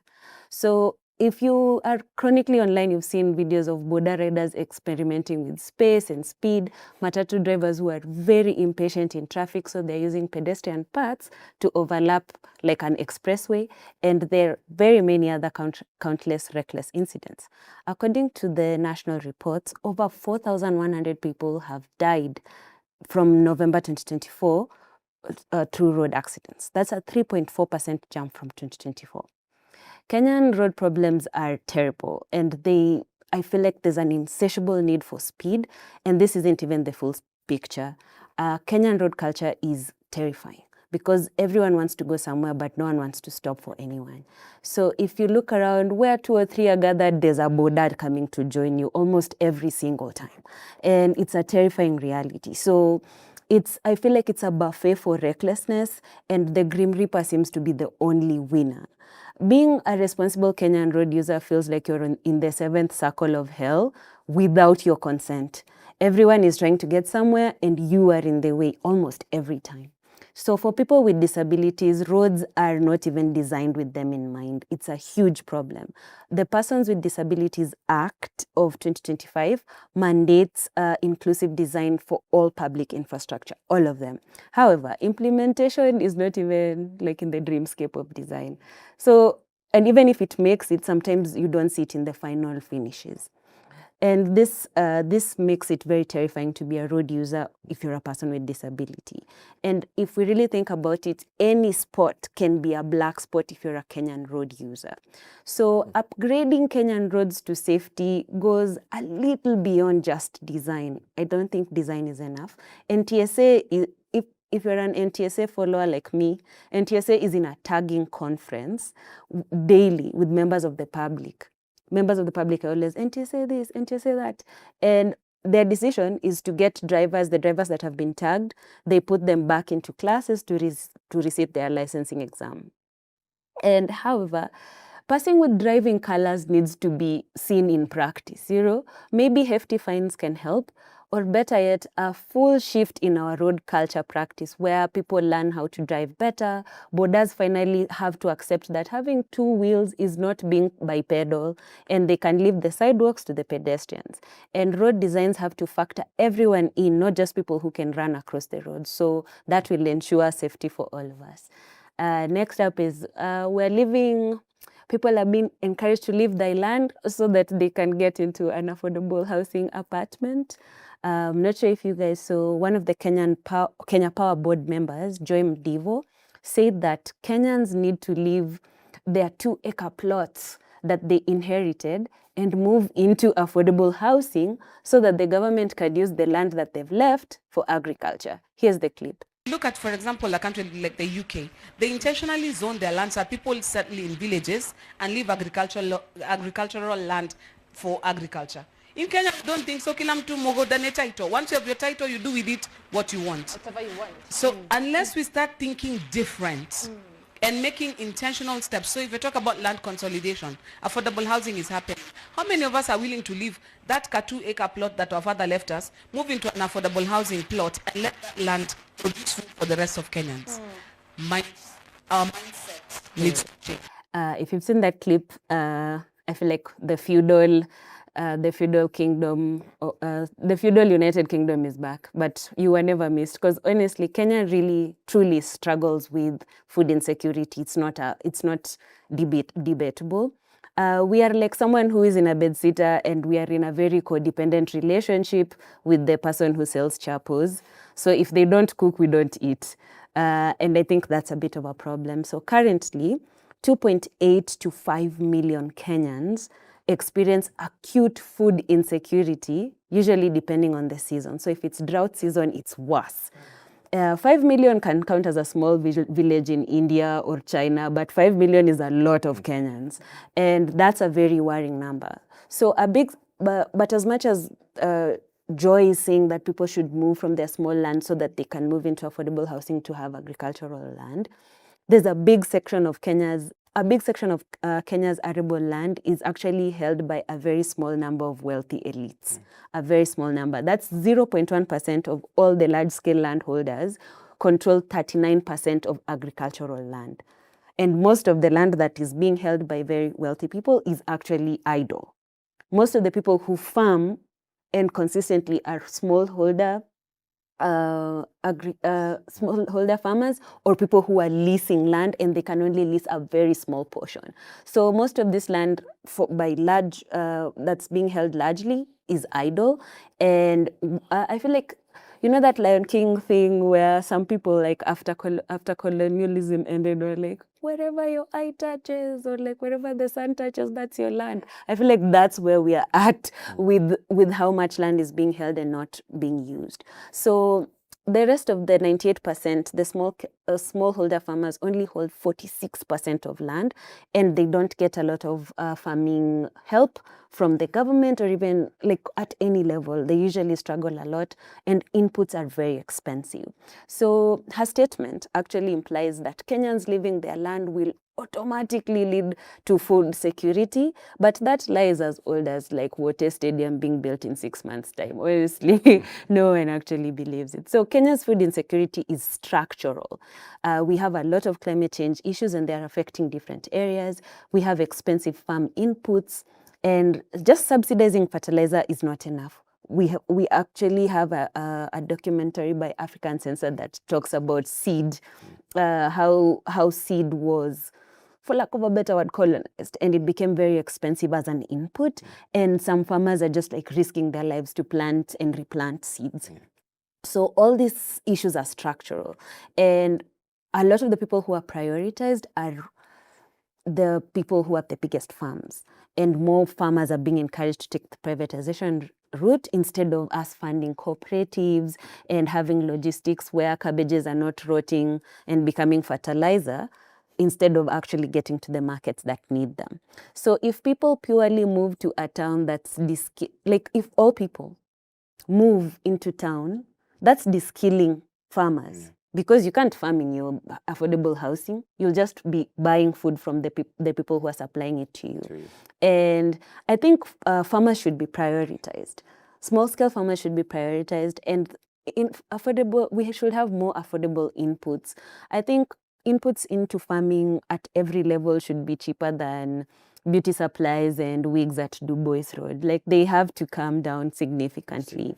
And heavy reliance on corporate farming will lead to a lot of soil depletion, and even the nutrition in our shelves will actually greatly reduced, because commercial farming only prioritizes what sells the most. Commercial farming might be good, but how can we structure it to benefit farmers instead of corporations?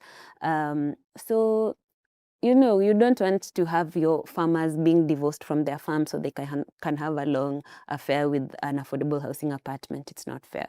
So if if she decides to move into an affordable housing, maybe other Kenyans could follow her. She said what Kenyans need is a change of mindset. But what if the mindset change is who they invest in? Because I think that could really give us good results. Going along to good results this week, the High Court declared the Office of Advisors to the President unconstitutional. The President had 21 advisors just hanging around getting paid close to, I think, $1 million bob to say things like affordable housing is more effective than paying school fees. I mean, I don't know what they're saying in those meetings. I was just guessing. So the judiciary made a decision that took most Kenyans, I think, common sense to realize you can't have 21 advisors. I'd get 2, because you already have a cabinet. And kwani a cabinet is just like a collection of plates. Like you can't have all those vessels out there and they're not helping in the advice forum. I think it's better if the advice is taken also from people who are going to implement the cabinet members. The advisors were costing taxpayers, in the year 2024-2025 financial year, the advisors cost Kenyans 1 billion Kenyan shillings. Right now, the economy looks like someone refreshed the timeline and we went all the way back to the 90s. So the advisors who have been on the timeline are mad. They're like, we can't lose our jobs. And I'm like, get a job in affordable housing, because that seems to be the priority. But speaking of good news, Kenyans are at it constantly. I saw a video of a young lady. Her name is Harriet Akinyi, who shared her story of how she was struggling to manage this restaurant in Nakuru. She was not getting any customers. It was a very heartbreaking video.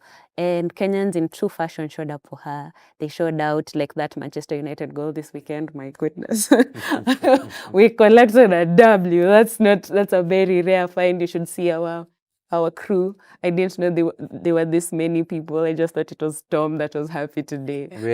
We are legion. Yeah, but I believe in the true essence of how Kenyans showed up for Harriet Akinyi over the last week is the true essence of Kenyans. So Kenyans, keep showing up. Keep showing up. It's the essence of being Kenyan. Asante, Justine. That's a lot to handle in 10 minutes. But thank you. Thank you, Justine. Mercedes and Chris, I have one question for each of you. First of all, Mercedes, are we still going to see minors in mines? You lead a caucus which can easily make that stop. Are we still going to see minors who are defiled, because that's defilement? Minors. Yeah, there's no consent for minors. Yes, so are we? Oh, yes. So there was that confusion. Okay, I mean minors, underage girls who are in the mine sites and defiled by minors. You lead a caucus that can easily stop that. Yes. Are we still going to see that? No. We must not have our minors, young girls and boys in the mines. It should stop.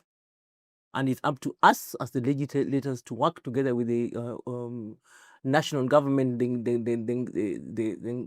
Ngao, who are in charge of that regulation, to make sure that we go and flush them out. Chris? We should not have minors in the mines. Yeah.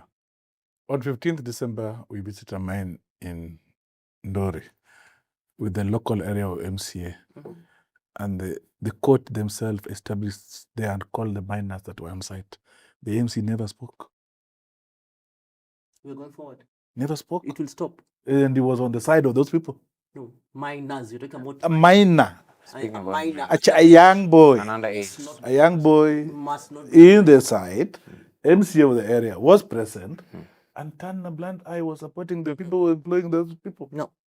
And the High Court Register, Deputy Register, had to summon that boy and summon the owners of the people. There are women who are having no gloves in those mining.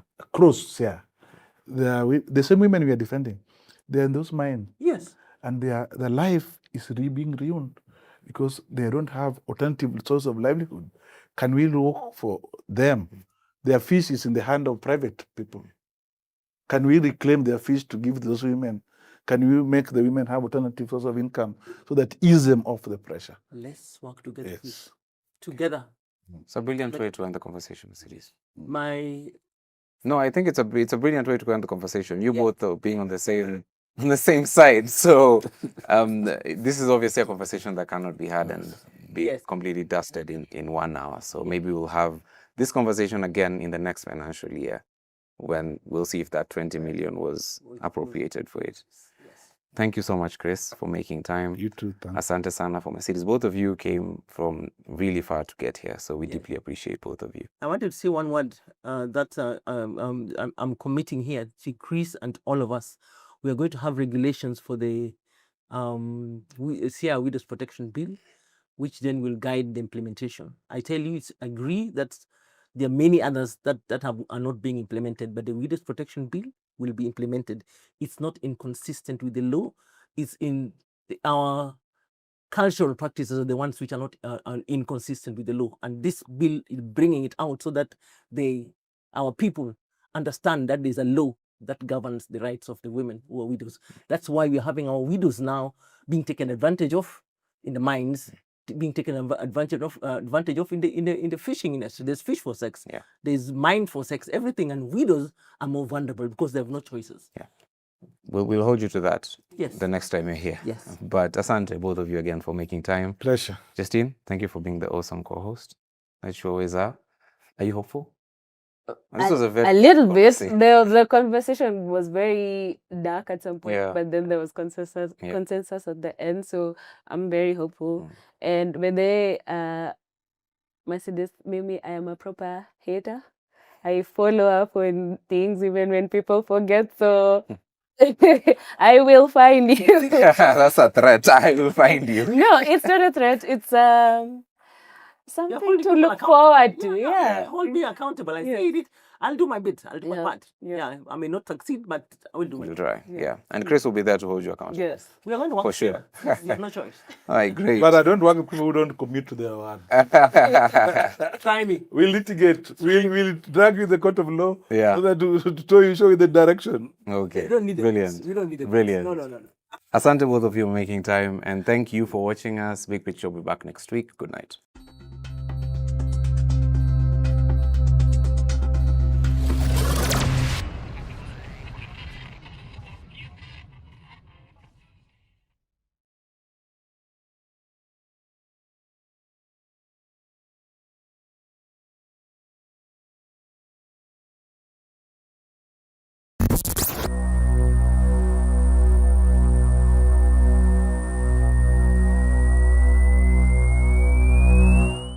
Good evening and welcome to this episode of The Big Picture, Big Conversations. This is where humor meets depth.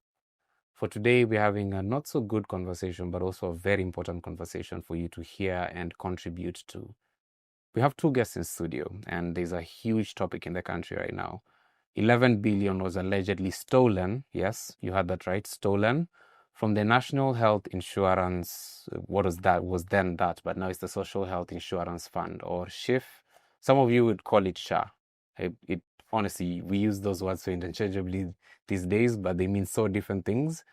And also we have two people who will explain from two sides of the conversation how this sort of theft of this massive scale can affect healthcare delivery in the country. So, as I've said, 11 billion stolen, but healthcare delivery in the country remains a problem. But the president and his proponents keep saying that things are okay, SHIF or SHA is working, it's all noise, and it's negativity from the press and not real life stories of actual Kenyans. Today we'll be interrogating whether those claims are true. And to do that, my name is Tom Mukwana. I'm your lead co-host for the evening. As usual, I do this every Monday with my co-host, Justine Wanda. I'm a stand-up comedian and a human rights advocate and activist, if you will. Yep. Brilliant. Justine, I didn't have to do it today. Thank you so much. I was covering for you, man. Manze, but Justine and I are not enough to have this very heavy conversation. To have this conversation, we have two gentlemen who are on two different sides of this debate here. First of all, one of the guests today is Dr. Brian Lishenga. Dr. Brian Lishenga is the chairman of the Rural and Urban Private Hospitals Association. Did I get that right? You got that right. Doctor, the and is there, right? Yeah. Okay. And then we have Derek Henry. Derek Henry is a cancer survivor. Derek? Yeah. Asante sana kwa kuja. Welcome. Derek has been through the worst you can imagine. And by that, I mean chemotherapy, and he's gone through it all. He'll tell you what his experience is. But aside from his experience fighting cancer, he'll tell us how SHIF is working for him. Is it working? Is it not? His experience will give us the answer today. And Brian knows more than most people how this whole system works. India. Yeah, that's true. That's true. Not I know unfair. a whole lot. You know a whole lot about it. Brian, I'll ask you this question in the most cut and straight way possible. Is it a lie what people are saying that SHIF is not working? Is it true? You have over 700 hospitals under the private association. The answer is depends on who you're asking. Yeah, so it's a straight answer. Yeah. And if you listen to public conversations, this is why this is very divisive. It's very divisive because it just depends on who you bump into and ask the question. And I explain this way. If, for instance, you speak to the minister, the cabinet secretary for health, or the PS for health, or if you speak to the president, I will tell you, SHA is working. Yeah. In fact, it's the best thing since sliced bread. If you speak to Mwananchi, so it depends on who you're asking. Some have positive experiences, and we have many who have negative experiences. If you speak to healthcare providers and doctors, I mean healthcare facility owners or administrators and doctors and nurses, they will probably tell you SHIF is not working. Well, obviously the government will say that it's working. Yeah. So, but before we get to the actual details of it, our audience might not understand the difference between NHIF and SHIF. Yeah. How did you even spend a ton of money to move between these systems, and why? Okay, so there's SHA, which is the Social Health Authority. Now, SHA is manages now. I think it's growing every day, but by law, it is supposed to manage 3 funds. This is what we passed in what we call the SHE Act, Social Health Insurance Act, in 2023. So 3 funds: the Primary Healthcare Fund, the Social Health Insurance Fund, which is what people commonly call SHIF, and the Emergency Chronic and Critical Illnesses Fund, the ECCIF. So those are the 3 funds that by law are supposed to be managed by the Social Health Authority. And then sometime last year, through what, without mentioning my words, I would say an irregular process, they included what we call the Public Officers Medical Fund, so POMF, which is a medical fund for civil servants. So this is included through some clever gimmick around regulations and things like that, but it's not found in the SHE Act. The SHE Act only has the 3 funds I started with. Yeah. And then recently, I'm sure those who follow this conversation, teachers were brought on board. Yes. So I think it's called the Elimu Medical Fund, or let's just call it the Teachers Medical Fund. There are conversations going on now, and I think that this will happen in March, where now we'll have police officers with now their own fund. Okay. This will be prison officers and your regular police officers. Why are we establishing all these funds? So you are gonna end up. So that was how many? I'm losing count. So this is now going to be 6 funds. Yeah. Managed by the Social Health Authority by March for sure. Okay. So why are we doing this? It's a very complex question. I think that the civil servants, the Public Officers Medical Fund, was brought in December 2025. Earlier. Media actually brought in June. The reason why it was brought in was to steady SHA financially. This is because for the first year of the existence of SHA, the money was not coming in. Their projections were not meeting up with reality. It was a big disconnect, and if you recall, there was a huge uproar around August last year from healthcare facilities about non-remittance of payments. The reason was it was a cash flow crunch. Now, one of the ways government solves this is to simply dip into another pot. So the civil servants were hanging around there, somewhere, and so they basically I think it's about 4 billion shillings a year, the Public Officers Medical Fund. So they brought that in to sort of steady the ship. Then that wasn't enough. So the two other medical funds, largest, that are legally outside SHA, are the teachers and police officers. The teachers' medical scheme on its own is right now. It might change in a few years because we've employed so many more teachers recently. 17 billion shillings. But Brian, the police is 9 billion shillings. Daftari, why are we moving from NHIF to SHIF? Kenya Kwanza manifesto. Okay, so it's a political thing. It's a political decision. Okay. I think the Kenya Kwanza administration had a very ambitious manifesto. The manifesto was tackle big problems very quickly. And maybe sometimes invent big problems and tackle them as fast as you can. So they identified health as one of the key pillars where they wanted to go in and sort of address issues. So this is how it looks like. That's how it is. Derek, do you feel included in the SHIF? Because first of all, when were you diagnosed with cancer? And what's been your experience with SHIF? Okay, so I was diagnosed in 2022, March, but then we had NHIF. Yeah, so I think I already registered on the platform. So when I got my cancer diagnosis, I started using NHIF. And in comparison to what we currently have, I think my experience with NHIF was way much better compared to, from 2020, was it 23, 24, when now they brought in SHA. I think I had chemotherapy. I started with radiotherapy when I had in NHIF, and NHIF covered the first sessions of radiotherapy that I had, all of them.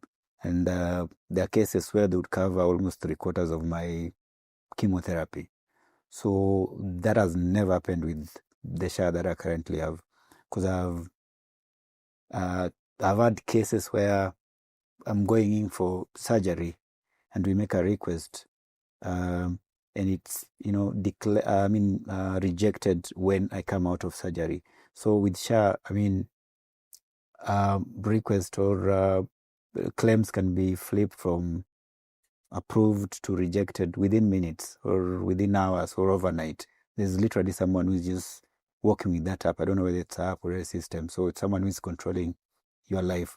So my experience with SHA or SHIF or whatever it is has been really, really bad. And this is not about politics or academic. It's about my life. Because now when SHA was brought and what was on paper was really, looking good, and I thought it was going to be better than NHIF. My expectation was it was going to be, what was not covered in NHIF was going to be covered by SHA. But SHA is worse in the sense that they have reduced the coverage for my case, because I have I have documented experiences of, text messages and everything. I've had 4 surgeries since SHA was introduced, and all of them have been rejected. We haven't mentioned the type of cancer that you have. Oh, sorry. So I was diagnosed with the Kaposi sarcoma, which is basically cancer of the soft tissues. I think I started feeling unwell in 2020, but we didn't know it was cancer until it was 2022 January. So that's when I did the biopsy, and it confirmed that it was cancer about 2 months later. So I started my treatment in March of 2022. I've had 3 recurrences. The first one was on my left lung. Then the other one was my left neck. You can see the marks of the tumor removal. Then recently I had another recurrence on my left knee. So it's been moving along the left side of my body. But most of this treatment, especially after 2023, have had to cover them out of pocket, which has really, gone up the roof. It's a huge burden. It's a huge burden. It's a huge burden for me, Yeah. Because considering the fact that when I had this diagnosis, I didn't have, cancer, you never prepare for cancer. You don't have, unless maybe you have some sort of insurance that prepares you for that. That for me, I had no, savings or family backup or anything. Yeah. So I had to fundraise. Even with NHIF, I still had to fundraise. But now when NHIF was phased out and we started using SHA, it got worse. Because remember, I'd done 18 chemotherapies, I'd done 12 radiotherapies, I've done a couple of surgeries, and these were essentially sponsored by my friends, not family, friends. So you coming back to these people, telling them that now I need more money than what you used to, contribute. So it's been heavy, with that. I call it begging, fundraiser and everything. I term it as begging. It's traumatizing and humiliating in a way. Yeah. How much are you spending as you talk right now? How much are you spending? Like the total amount? Yeah. It's going to about 7 million. Yeah, but what I'm supposed to do right now is way much expensive than the whole amount that I've spent.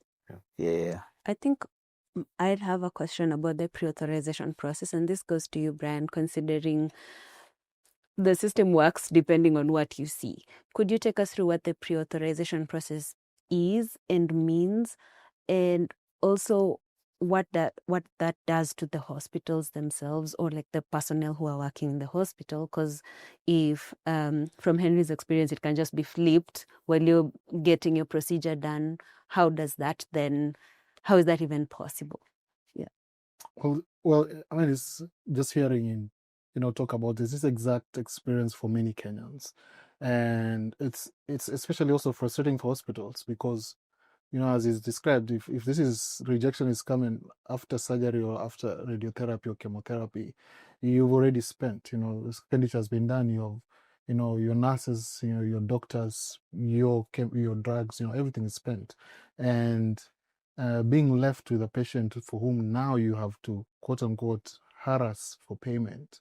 What we have seen in many cases is hospitals now really struggling, and lawsuits and things like that. But they digitized the pre-authorization process. Now there was a lot of buzz around that because that in itself should be a good thing. Okay, if we're not doing paper anymore, where everything is click of a button, it should be a good thing.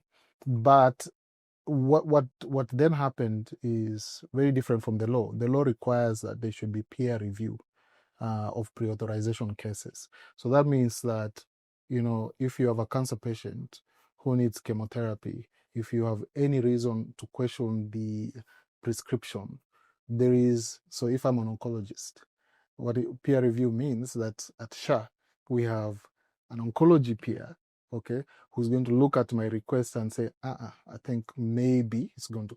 But until 2 years ago, there was not a single doctor at SHA. I mean, until 1 year ago. Everybody there was, accountants, clerks, and, we had a few clinical officers and a few nurses, but not even a medical officer, let alone specialists. So was that like patapota ilikuwa? So, I mean, so you can imagine, I'm an oncologist, I send a request, I say, Henry needs radiotherapy, 12 cycles. And the person looking at my request is a guy who did software development. Like, now what is this, too much, X, send. So you have this crazy situation. They have not remedied it to this day, because what the law requires is that there should be even a board, a board of doctors, specialists, all these people on the other side. But right now, pre-authorizations are subject to the financial health of SHA, not the health of patients. Okay? What do you mean by that, financial health of SHA? So if they think you are an expensive patient, you're probably going to be out of the door. Or if they think that the hospital is sending in too many requests, that could be another issue. for rejection. So in essence, the decisions being made are financial decisions rather than decisions for healthcare. And so what happens now with digitization, as opposed to when we used to have papers, something will be sent back to you, but somebody can do it in their sleep, just wake up in the middle of the night, reject, something like that. Now, to make it even worse, none of us has any idea where these rejections are happening. We don't know, who's doing it, who is in charge of the process. And the reason why I'm saying that is that it's only this year that the Social Health Authority has recruited directors. It's only last month that the Social Health Authority has recruited county administrators for SHA. We transitioned, NHIF had 1,800 staff, including what we call benefits officers and quality assurance officers at local branches across the country. They laid off, out of this 1,800, they laid off 1,000 staff. Remained with a skeleton staff of 800. A lot of them have gone home. So we don't have anyone. So a hospital like Wifi goes to previously, if there's an issue, I would go to my branch or even call, because we had their contacts, and say, hey, this patient is on the ward. If you are really concerned, why don't you take a walk, visit us, and come and confirm that the patient is there? Now, when you sweep away all these people, because there's a lot of narrative that even all the staff at NHIF were corrupt. Okay, so you swept out all those guys because they were all bad, but you didn't replace them on time, because it takes a long time to replace 1,000 people. So we have a situation where no one to call. You have a call, the cabinet secretary says, call this number, you will get assisted. Idea can. What happens when you call that number? Well, for sure, if you call it over the weekend, it's not working. Okay, that you can be sure about. If you call it late at night, it's not working. And the likelihood that whoever is receiving the call has no idea about what to do is very high. It's very high. Because they took the call center and put it under something called the Digital Health Authority, DHA. So the call center is not even at SHA. So it's manned elsewhere by different people. So it's this big disconnect between what's happening to the patients and how SHA is handling them. Derek. Yes. When you go to hospital, and at that time you described it lightly, and when you spoke right before now, that NHIF and SHIF are different in how they offer oncology services. Could you describe the descriptions, like the differences in how you'd go to hospital and what would be offered to you, and versus what is there now? Of course. So first of all, I don't know whether Dr. Brian is aware of this, because I speak to most of oncologists, and they tell me about this thing called the 360 app. I don't know, it's called 360 app, where not all doctors treat sick people. Like sometimes you just need maybe a checkup, or you have a crazy headache, you need to be checked. And I don't think we have enough oncologists in the country, so we probably get one doctor attending to maybe 10 hospitals. So according to this app, when you need to make a request, you should be within 500 meters within the hospital. So if you cannot make a request, let's say if I'm seeing this doctor in KNH and maybe he's in Aga Khan and he needs to make a request, he has to move over to this particular facility to make the request so that it can be seen. So this is something that was not happening with NHIF, in as much as they say these have been digitalized, and the system they spent a lot of money on preparing the system and stuff, but we have such flaws. We have a case of some terminologies, some diagnosis not available on the system, so they have to look for, because I'm sure like Kaposi sarcoma is not available on the drop-down, so the doctor has to maybe write a note, or maybe has to deal with a lot of rejections. We make calls and all that stuff. So this has been frustrating in what we now call a digitalized system, and they were not happening in NHIF. In as much as NHIF had a lot of paperwork, the process was straightforward. You would walk in, fill it in, and you didn't have to deal with a lot of rejection. So for my experience, because I think I had like the same services during when NHIF was working, and now my experience with NHIF was way much better. It was cheaper. It was, to me, it was even faster because you walk in, you fill the forms, you wait a few minutes. How long does it take now? It used to take sometimes a day, sometimes few hours. But they were not, I mean, the rejection rate was not at this high. Maybe if you've exceeded the limit of chemotherapy or radiotherapy, which they explain to you, that's normal. But for SHA, you'll start maybe a new line of chemotherapy or a new line of treatment, and you get a rejection in your first treatment procedure. So this was not happening with, I mean, they'll tell you, NHF will tell you, we're going to cover like 30 cycles of radiotherapy. So maybe additional 1 or maybe 12, and the rest you'll cover. So you know that is straightforward. But now with SHA, there's a lot of goodies on paper, but on the ground, it's totally different. So I'd say like, and again, this is not politics or anything. It's my experience, and it's been, I'd say SHA has been worse, my worst nightmare, because I really needed SHA. You know, like I mentioned, I had depended on people for this entire period of time. And so when SHA was introduced, I thought it was going to be sort of relief, but it turned out to be worse than what I was previously, using.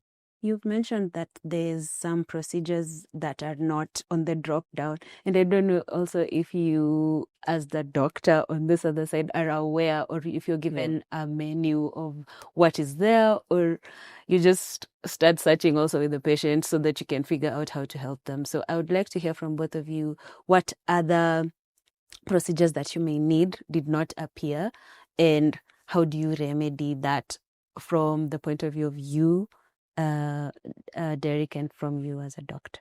Yeah, I'll start with you, Derek. Oh, okay. Yeah. Like for instance, cervical biopsy.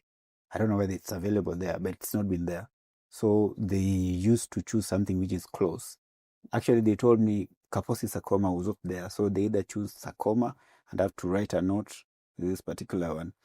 So, and to me, it will be rejected because they say the doctor, or maybe whoever is handling my case, has entered incorrect diagnosis.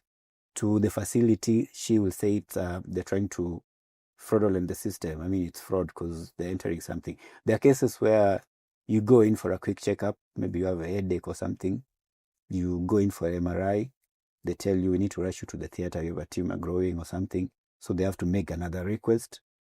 Then you get a double rejection because now whoever's handling the system would say they're trying to, rig the system, and the doctor here is trying to just save the situation because now you had headache, but now they've discovered something and they can't wait for maybe you go back and we treated, we get approval for this first diagnosis. Then, so I think those are some of the flaws that I've experienced, and they're sort of worrying, especially when you have chronic illness that literally don't wait for time. So, I know Kaposi sarcoma was not available there. I know a friend who had cervical issues and cervical biopsy was not available, and the doctor selected something, I can't remember the name, it had H in it, and it was rejected, and they actually said it's fraud. So this has reduced patients and doctors and healthcare providers to be always just on the dashboard. You're just looking out for that rejected, and you try again. If I show you the messages, there's one, we sent a request at 11 a.m. and by 5 p.m. it was rejected.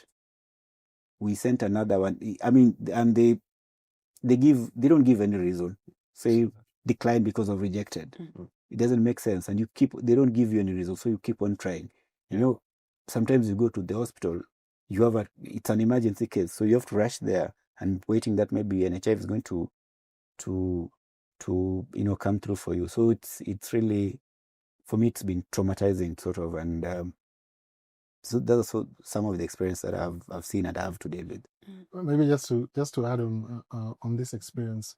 So the whole problem with Shah right now and what he's explaining is everybody is a suspect. You know, I have no idea how this happened, and I think this has been so deeply politicized, and Kenyans have been made to believe that the problem with the Kenyan health system is fraud.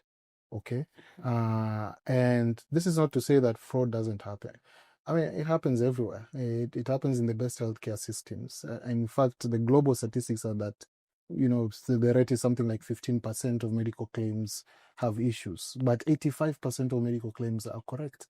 But what is happening in Kenya and with our leadership at SHA and the Ministry of Health, and what they are telling the president, just being privy to this, is that every time there is outcry, you know, like his experience, every single time there, you know, public outcry, the next thing you'll hear is a ministerial statement or a presidential statement saying those are cartels talking, those are thieves talking, those are the people who used to steal from NHIF talking.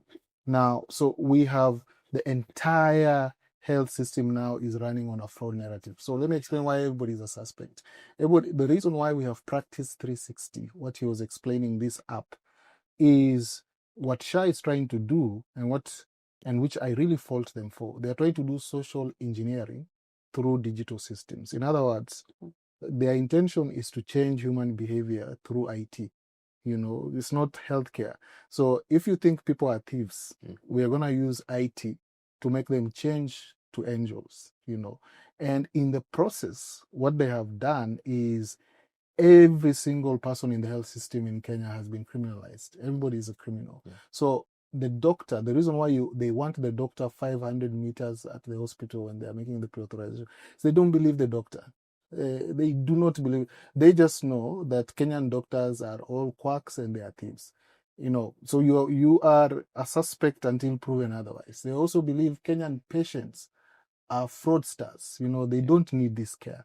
So, and this is explaining the high rate of rejections. But also on the point is mentioned of missing procedures. This is a problem brought about by the digitization project. Yeah. I don't know if Kenyans remember that we went into a 10-year contract of 404 billion to digitize our entire health system. Oh, yeah. Now, the Ministry of Health has made a commitment to companies. Okay, you know, they are signed contracts where they committed this country to 10 billion shillings in payment for digitization for the next 10 years, 10 billion per year. It was supposed to come to 104 billion. It's 104 billion shillings.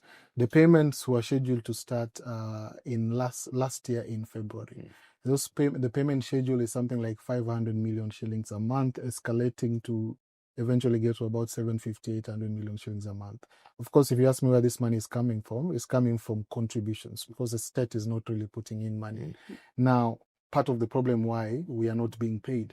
But the companies that signed this digitization contract are under pressure to deliver. Now, what are they delivering? They are delivering experiments. So let me give you, Practice 360 is a deliverable for one of the companies. Because when they were selling this to the Kenya Kwanza administration, they told them, you know, the politicians were throwing around problems. They were saying, we have this problem, you know, doctors don't show up in hospital, they do this, you know, social engineering. How do we fix that? And then somebody says, I have a brilliant idea. We'll give them an app, we will geolocate them. They have to be at the hospital. Which is not practical. It's impractical. No, look, we have less than 100 oncologists in Kenya. I think maybe even less than 50. You know, very few. I haven't seen the latest numbers, but the number of specialists are very few. Within here in Nairobi, there are probably about 30 around here in Nairobi. So, and I mean, we have 48,000 cancer cases every year. Yeah. Now, if you're going to get 30 guys in Nairobi to be everywhere where a patient is making a pre-auth from, just because you don't trust these 30 guys, okay? What you're going to end up is the law of unintended consequences. Patients suffering, okay? Patients dying. Hospitals now stopping to take the risk, because what hospitals are doing, they've gotten to a point where they're saying, okay, there's a level of risk we will not take, okay? Because, you know, once bitten, twice shy. So once they reject his you know, they do for him the radiotherapy. It's rejected once, rejected twice. The hospital is like, try again. next time, just come with cash. Just Yeah. pay cash. So there's the link between the digital contract that the Kenya government signed and the deliverables for their 104 billion. It's interesting that you say that, Yeah. Daktari, because I'm seeing here that Ranson Ngonga, the Director of Public Prosecutions, has only approved 10 charges against suspects, and only 4 of them are directors of health facilities. If billions are being stolen from a health system, it's definitely not 10 people doing it. No, We're focusing on the wrong problem here. And just to mention, you know, you started off by talking about the 11 billion shillings.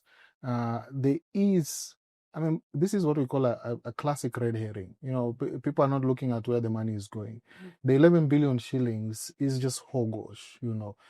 What really happened is last year, Aden Duale came up with a statement and said he's discovered 10.2 billion in graft fraudulent claims. He paraded 1,188 healthcare facilities. He said they're opening charges on 21. Let me tell you, there was no 10.2 billion fraud happening. What was happening is requests from patients like him, which were rejected en masse. All of them, whether they had been, you know, whatever, they just rejected them. But you can't come on a press conference and say, hey, we just rejected your treatment, you know. So what is the easier way to say? Fraud is a very good narrative. But while they are accusing Kenyan hospitals of fraud and accusing Kenyan patients of fraud, the actual fraud is happening behind the scenes. So this is a real story. By who? That's the question. Just explain to me how we spend 10 billion shillings a year for a digital system that has never worked, you know, but we are paying. We are literally paying this amount of money because we've tied the Kenyan government to this. Somebody's getting paid a huge sum of money for Practice 360, for example. Somebody's being paid another huge sum. Do you even know that in that 104 billion shillings for digitization, there is even airtime bundles? Okay. You just walk around the country and ask how many hospitals have received airtime bundles. Somebody is being paid for those bundles. There is, you know, what is it? A cloud secure system. We know the SHA portal was hacked some time back, but somebody is being paid that. So all this is happening. And then the icing on the cake, for public hospitals, which are very quiet when all this is happening, but Kenyans in rural areas are suffering, they were gotten into a contract for medical equipment worth 200 billion shillings. Looks very good on the surface, but what the actual mechanics of this contract, for example, for every MRI that is done, when they deliver an MRI, for every MRI that is done, the vendors keep 90% of the money that SHA pays. So if an MRI is 10,000 shillings, the hospital, that public hospital where you went, only remains with 1,000 bob. A vendor somewhere is making 9,000 shillings. Now, this is the real story of the social health thing, engineering.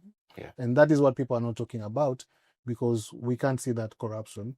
What we have been made to think is that hospitals are thieves, doctors are crazy, they don't show up, and patients just want treatment that they actually don't need.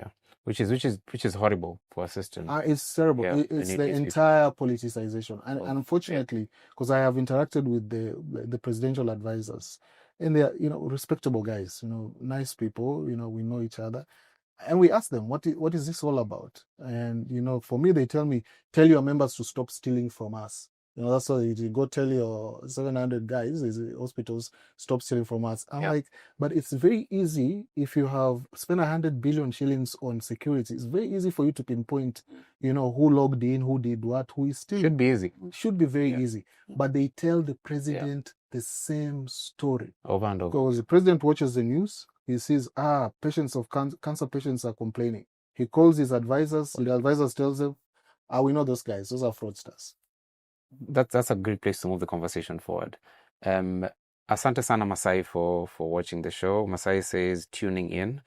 Leave your questions in the comments. If you have a question to Derek or if you have a question to Daktari, leave it in the comments and we'll be sure to ask it. Now, there's a clip of President Ruto saying that SHA is working, but for now we'll play a clip that involves Derek's experience. Derek is obviously seeking oncology attention. He's seeking services to treat his cancer. And the Cabinet Secretary for Health said something a few months back. Let's play the clip. My commitment was to reform the National Health Insurance Fund. So this time round, we decided to overhaul, actually, to change the whole setup. We replaced the NHIF law with 5 pieces of legislation. And today, Kenyans that are registered on the SHA portal are 29.3 million, up from just under 8 million under the National Hospital Insurance Fund. So that clip that we've just played, Daktari, is President Ruto saying that over 29 million Kenyans are registered to SHA, and about 7 have taken the means testing, and that means we're sailing smoothly. But his experience is very different in terms of healthcare, because he says, I remember when he was campaigning, he was saying that you could walk into a health facility and you get medication and healthcare as soon as you walk in. Everything is going to be fine. But his experience with a certain promise that was given by CS Duale is different. President Ruto said that, and a few months before that, this is actually a clip from today, the one you've heard from Ruto. But the one that we're playing right now is from Duale. The clip, gentlemen, it's a clip of CS Duale saying that the Ministry of Health and a company called Roche Pharmaceuticals have entered into a partnership. That means that some drugs that cancer patients will need for their cancer care will be free. Is there any drug that is at a subsidized cost or free because of a partnership? Not any that I know of. Okay, which drug did he specifically promise? So the drug that I was supposed to use was in that list. Yeah. It's called imatinib. And I went there the next day. So what they told me at first was that, the price was subsidized, but they were considering those whose cases were a bit more critical than, because I walked in, so they assumed maybe I'm not as sickly as others. So I kept on going because it's quite expensive. I think it's around 290-something thousand Kenya shillings, which we later learned that was the cost of the generic one. They told me the first grade one, the original one, is supposed to be about 7,000 USD or 1.1 million Kenya shillings, which is way much expensive. But I went there and they told me it's available for those whose cases are more critical. And so I knew those who really needed that drug, who are more critical than myself, and I sent them there. And I can confirm that none of them got those drugs. Actually, they were told to fill in some forms, register, and then they will be contacted. And I think those who are handling that whole project were doctors who actually know that you can just sit waiting for, confirmation, and you have a cancer diagnosis. They know how brutal cancer diagnosis can be, and cells and everything. So in short, there were no drugs that were offered, according to those who went there, according to me who went there. And I don't think there's any company that's offering free medication. Actually, I haven't used pain drugs. I use morphine. It's not free. I use tramadol. It's not free. All these things I have to, because I'm sort of managing my diagnosis because I can do targeted therapy rightly. But I'm buying everything. All drugs are not given for free. Not anywhere in the country. It's an experience that many Kenyans will share. Now we can play the Duale clip now. To further strengthen access to oncology care, the Ministry of Health, and I want to say it with a lot of pride, that we have signed an MOU with Roche, and I'm sure they're here, one of the biggest pharmaceutical company, to provide Herceptin 600 milligram SC. Yeah, so that was the clip. Derek's experiences contradicts the entire thing that the CS said. But Daktari, you'll react to that after Justine's question. Okay. So one of the things that I'm realizing, like you've explained really well, how there's a disconnect with the people in charge and the people on the ground. and there's no one working in those offices, it's almost like an imaginary digitization of sorts. And my question to you would then be, how do you make accurate diagnosis and like get the help to the patient in time with all these hurdles that you have to jump through? And for Derek, maybe this you can answer later. You had, when we were speaking earlier, you had said that there's sometimes when you actually try and get a diagnosis, it takes much longer because the system works differently per patient and per hospital. And if you're not privy to the information of how the system works, you might end up getting your diagnosis a little later. I'd like us for you to take us through that particular experience. But first, So just before I say that, you mentioned the president 29 million. Registered. He was celebrating that, and I mean, this 29 million registered Kenyans. That's not the really important number. The number is, out of 29 million Kenyans, how many of them are paying premiums? Okay, that's a really important question, and that's the number that the president should have talked about, because to register is free. In fact, I mean, everyone should be registered. Not 29 million Kenyans. There's no cost to register.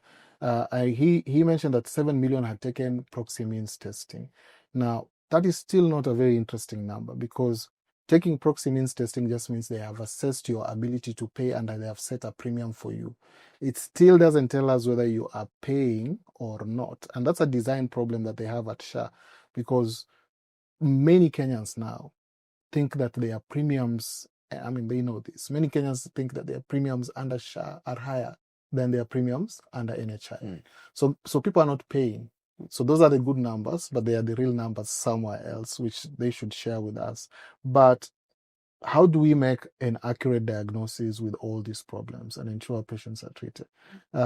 First, in sub-Saharan Africa, the only country that has better doctors and better health facilities than Kenya is South Africa.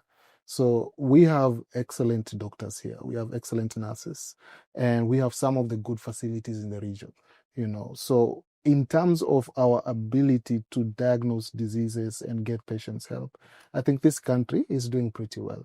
But that's not the problem. The problem is you need to come with cash to get a good diagnosis, an accurate diagnosis. And this is a failure of the government, because it's the government that is supposed to ensure that this public service is available. I can tell you this for sure, that if you have the money in Kenya, and Derek can confirm, you will get a diagnosis and you will get treated if you have cancer by a world-class oncologist, and you will get world-class services. But the caveat is if you have money. Okay. Now, if you are somewhere in rural Kenya, like Kakamega, where I come from, let's say near my home in Navaholo, we cannot get an accurate diagnosis, not because we don't know, but because there is no way for you to access or afford a lab that will be able to take your sample and print out. You can't afford it. The cost is out of your reach. It is very likely that the health center right next to you has a very competent clinician who can figure out your problem. But once they write that lab request form, maybe the lab has no reagents, maybe you have no money to actually pay for this. So the problem we have is more on the side of supporting the patients to be able to reach the diagnosis, and even the healthcare system, the doctors, because the doctors, the nurses are there, but the patients cannot access this care. It is out of reach. So now, how do we make a diagnosis? I think I've given the answer. If you can afford it. So it's the money is the motive. But, exactly. Because one of, we have a historical problem in Kenya. Modern healthcare was introduced in Kenya by the missionaries. I mean, it was part of their evangelization project. And, that's where we got so many hospitals, all the hospitals in Kenya are mission hospitals. Now, because they were doing missionary work, what we as a country what is in our psyche is that healthcare is a work of God. That is what is in our brains. People don't believe that. In fact, if you charge people, speaking as a doctor, you are judged, like, you can't say I'm suffering, it's supposed to be a noble work for God. But 21st century, healthcare has to be paid for by someone. If you walk to a hospital, like many patients tell me, Sha worked for me, you walk to a hospital, you walked out, isn't it? Just because you walked in and walked out doesn't mean that there was no bill, that nobody paid for it. Somebody somewhere is paying for that medical bill. Now, what we have in Kenya, we have a structural problem of how to raise money for healthcare. Unfortunately, one of the things that the Kenya Kwanza administration has gotten really wrong, they have burdened a few Kenyans who have pay slips. Now, we're talking about 3.5 to 4 million Kenyans, and that number has shrunk. More people have lost jobs in the last 2 years. Yes. Those are the guys who are funding healthcare for 55 million Kenyans. Now, the rest of Kenyans, they have made the other mistake. They have not created for them an affordable, cheap solution for them to finance healthcare. Yeah. One of the things we suggested that was very simple, contributory system does not work in a country with 60% unemployment. Yeah. It cannot work.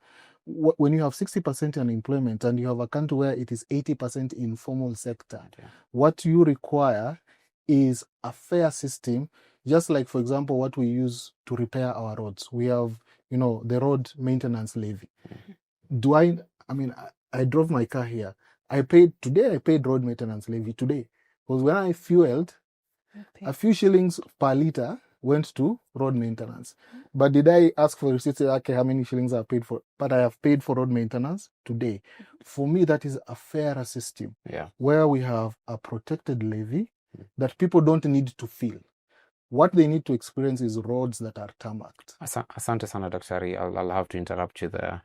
Derek, you could take Justine's question. And Okay. Dr. Brand, maybe before I answer that, I don't know whether are you aware of any country in the world that has a perfectly working healthcare system that's funded by the people? I don't know whether that's where the problem is, because the British NHS system was considered perfect for a long time. It's a totally tax-based system. It's starting to have problems recently. However, if you go to the Scandinavian countries like the Netherlands, Sweden, Norway, they have a fairly high taxation. Ours is catching up because I know my tax rate right now is 42%, but not for the same lifestyle, But they have a fairly high taxation. But you get healthcare that justifies the taxation. Okay, so it is possible. I think the countries which are doing really well and which have managed to protect a lot of people have gone for tax-based systems where they collect the money. So if I can afford to buy a shoe for 7,000 shillings, there's VAT on it, there's a levy on it, I contribute more than a person who the maximum they can do is buy a sandal for 200. So the guy who buys a sandal for 200 pays 5 shillings. It's a fair share. For me, who can pay a shoe for whatever amount of money, 7,000, 8,000, I also pay a larger amount, but for me, it's my fair share. So a few countries which have a tax-funded system are doing much better than countries which are doing contributory. Obama tried this in the US. The US, people have been crying still. Obama. Yeah. Okay. And I think that's how Luigi Mangione kind of showed up, because it's the same process. It's the same process. And one of the things that we asked the government to do, we wrote as RUFA, was just take 2 years to talk to Kenyans about the healthcare system they want before you reform. There is no rush. Yeah, that's a good place to end it for you, Daktari. Derek, your experience with cancer in very brief words. Okay, so how do you want it? So I'm going to take you back to early 2022, when the current president was campaigning. The manifesto was beautiful in paper. So before I got my diagnosis, I'd gone to several hospitals, including out of Nairobi. And because it was, about 5 years ago, so I was fairly young. So I was running away from this word, biopsy. They kept on telling me, you need to see whether you have cancer or not. So I would go to the next. Because in my mind, I thought cancer was for certain demographic or maybe certain class. So I finally went to the top hospital in the country. I don't know, that should mention them. Well, I've been mentioning them, the Kenyatta National Hospital. So when I did my biopsy in January, they told me it was going to take 2 weeks because I was badly off. I was on crutches, I had wounds, I had a crazy amount of pain, and we didn't know what it was. So they told me it's going to take 2 weeks for the result to be ready. So I went back, and they didn't give me a reason, but they told me my result is not ready yet. So they just asked me to go and maybe get some pain meds and keep on waiting. Then I came back again for another week. So this happened for a period of 2 months. And what I didn't know, during that period, I think there was some sort of crackdown. I think by EACC or some anti-corruption bodies, they were trying to bust healthcare providers who are taking bribes from patients or caregivers, caretakers. So there's a security guard who had brought in a patient, and he had seen me because he used to bring a lot of wardens and stuff. So he had seen me coming in, and then he told me, what you have to do, your result is ready. I'm sure it's ready. It's been ready since, I think it was ready, that's within a week. But they won't ask you for money, but you'll have to pay to get your result. So he had to take me through the corners to the histology, and we had to pay something to get my result. So myself, nobody sat me down and told me you have cancer. I got the report, and I had to send it over to someone I knew who understood it and told me, yeah, it's cancer. So I went back to Kenyatta to look for an oncologist, and they told me, there are rates for non-Kenyans and there are rates for Kenyans. So if you're going to go with the rate for Kenyans, you might take a bit longer waiting for your services. So it's better to go for a private hospital. So that's how I ended up in a private hospital, which at first I thought was going to be very expensive. But now, from the experience I had, because there are people who are in Kenyatta who I knew now later because we have maybe a group or something. I think their experiences were worse than mine at a private hospital because they had to wait for services, machine breakdowns. A huge number of people, so it was overcrowding. Yeah, there are people who are literally giving up. They just say, I'm not going to do this anymore. And I lost so many friends who are just literally giving up. They just deciding to stay back at home you would want a system that is smooth, that gives everyone care when they need it. Yes, I think that's what we were promised. And actually with NHIF, it was actually who was getting the service was the person who was paying. Yes. But for this, you paying and you're not sure of getting that service. Yeah. So it's crazy, and I don't know whether it's going to. I think what the doctors said, if the government might decide to take time to listen to the people and maybe implement it, then probably it might work. Yeah. Asante, Derek. We have comments here from Masai. Masai says, this points to the very heart of building sustainable health systems because it is the finances that pretty much dictate all the other pillars. I think it's touching on what you said, Daktari. And he also says the contract between SHA and facilities indicates 90 days payment moratorium. What is the gross percentage pay of dates due by November 2025? I think that's a question to you in 30 seconds. So, payment transparency stopped in August last year. So as at now, we have no idea who is being paid and how much they are being paid. This happened after the leak of ghost hospitals being paid. So the response by the ministry was, when this came out, they shut down all payment transparency. So we don't know how much hospitals are owed and who's being paid. But the last numbers we had as at August last year, SHA owed Kenyan hospitals 43 billion shillings. That is more than what NHIF owed them after 60 years, because the NHIF debt was a mere 33 billion. The president said that they paid all the money in October. Is that now? Or was that NHIF? So, judge, jury, and executioner. I owe you money. I pay you 5 bob. I say I've paid you everything. It's a good way to end it. Asante sana Daktari. Unfortunately, this is a conversation that we can't come to the end of, but hopefully Kenyan lives are most important in all this. His life is more important than a politician's pockets, although that's not what we frequently see in this country. But people like him get to bear the brunt of such bad decisions and poor leadership. Now, for the two segments that we end the show with. First, Serikali wants to hear from you. So for today, you will remember 2 weeks ago when we told you that MPs have gone on, I think, 3 weeks vacation, and last week Batuan, I believe they were in Naivasha. So when they were in Naivasha, they had their fun, they had their committee meetings, they tabled issues and spoke about them. And one of the issues that they spoke about at that time was something that I've also mentioned before, the Safaricom divestiture by government. And at that time, I told you that from dates between 9th of February and, from dates between 3rd of February to 15th of February, there's going to be public participation events across the country. And I gave you a list of some of them. So for today, we're going to go to that list again and tell you the ones that are happening between 9th and 14th of February. That's Valentine's Day. I don't know who will show up for those. But on the 9th of February 2026, West Pokot will have their public participation. By the time you're seeing this on social media, there should be a list of all these and where they'll be happening. Tharaka Nithi also happens on the 9th, Kiambu happens on the 9th, and Vihiga happens on the 9th. For Uasin Gishu, we're going to see 10th of February. Same for Nandi and Meru. So if you're around those areas, show up and give your opinions.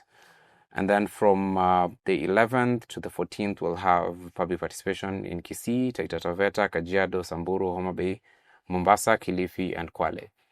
That's it for this week's public participation. Next week, we'll probably have something more because MPs will resume their seating as usual. But for this week's Serikali wants to hear from you. That's where you can meet them and share your opinions. That's it for this week. Now, Justine, explain everything poorly. So I don't know if you guys heard, but there's no more pay for those earning 30,000 Kenyan shillings and below. The Treasury CS, in a collaboration with the man in charge of the country, said they are planning a proposal to take to Parliament to exempt Kenyans earning 30,000 and under from pay. Well, before you rejoice like J. Cole fans over here, the fall off of that pay isn't official yet. Plus, we have officially entered campaign season, so it's good words, vibes, and inshallah. Kenyan pay slips have been looking a lot like a defunding program for citizens, courtesy of the government. But if you scratch GOK close to elections, you can find logic, reason, sudden empathy, and other things that they're not known for. This Wheelbarrow Season 2 promise will impact 1.5 million Kenyans. That's what they're estimating if it takes effect. Even though pay may have been scrapped, emphasis on may. Kenyans still are in the boxing ring with SHA, housing levy, and the latest entry into the grand rising pickpocketing statutory deduction, NSSF. I'm sure the good doctor knows NSSF has gone up.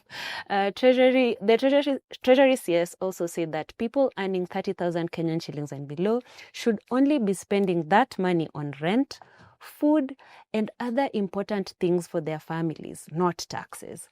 Kenya's current living wage is actually estimated at 30,531 Kenyan shillings, meaning that pay exemption still places all those earning these wages below survival pa kukapitia. Beyond this pay savings introduction, which you've had, NEMA will be charging people more for sanitary towels and diapers for the environment. So whatever 700 shillings you're saving from pay can come in handy for like 3 packets of pads and some diapers and even aluminium if you're buying it.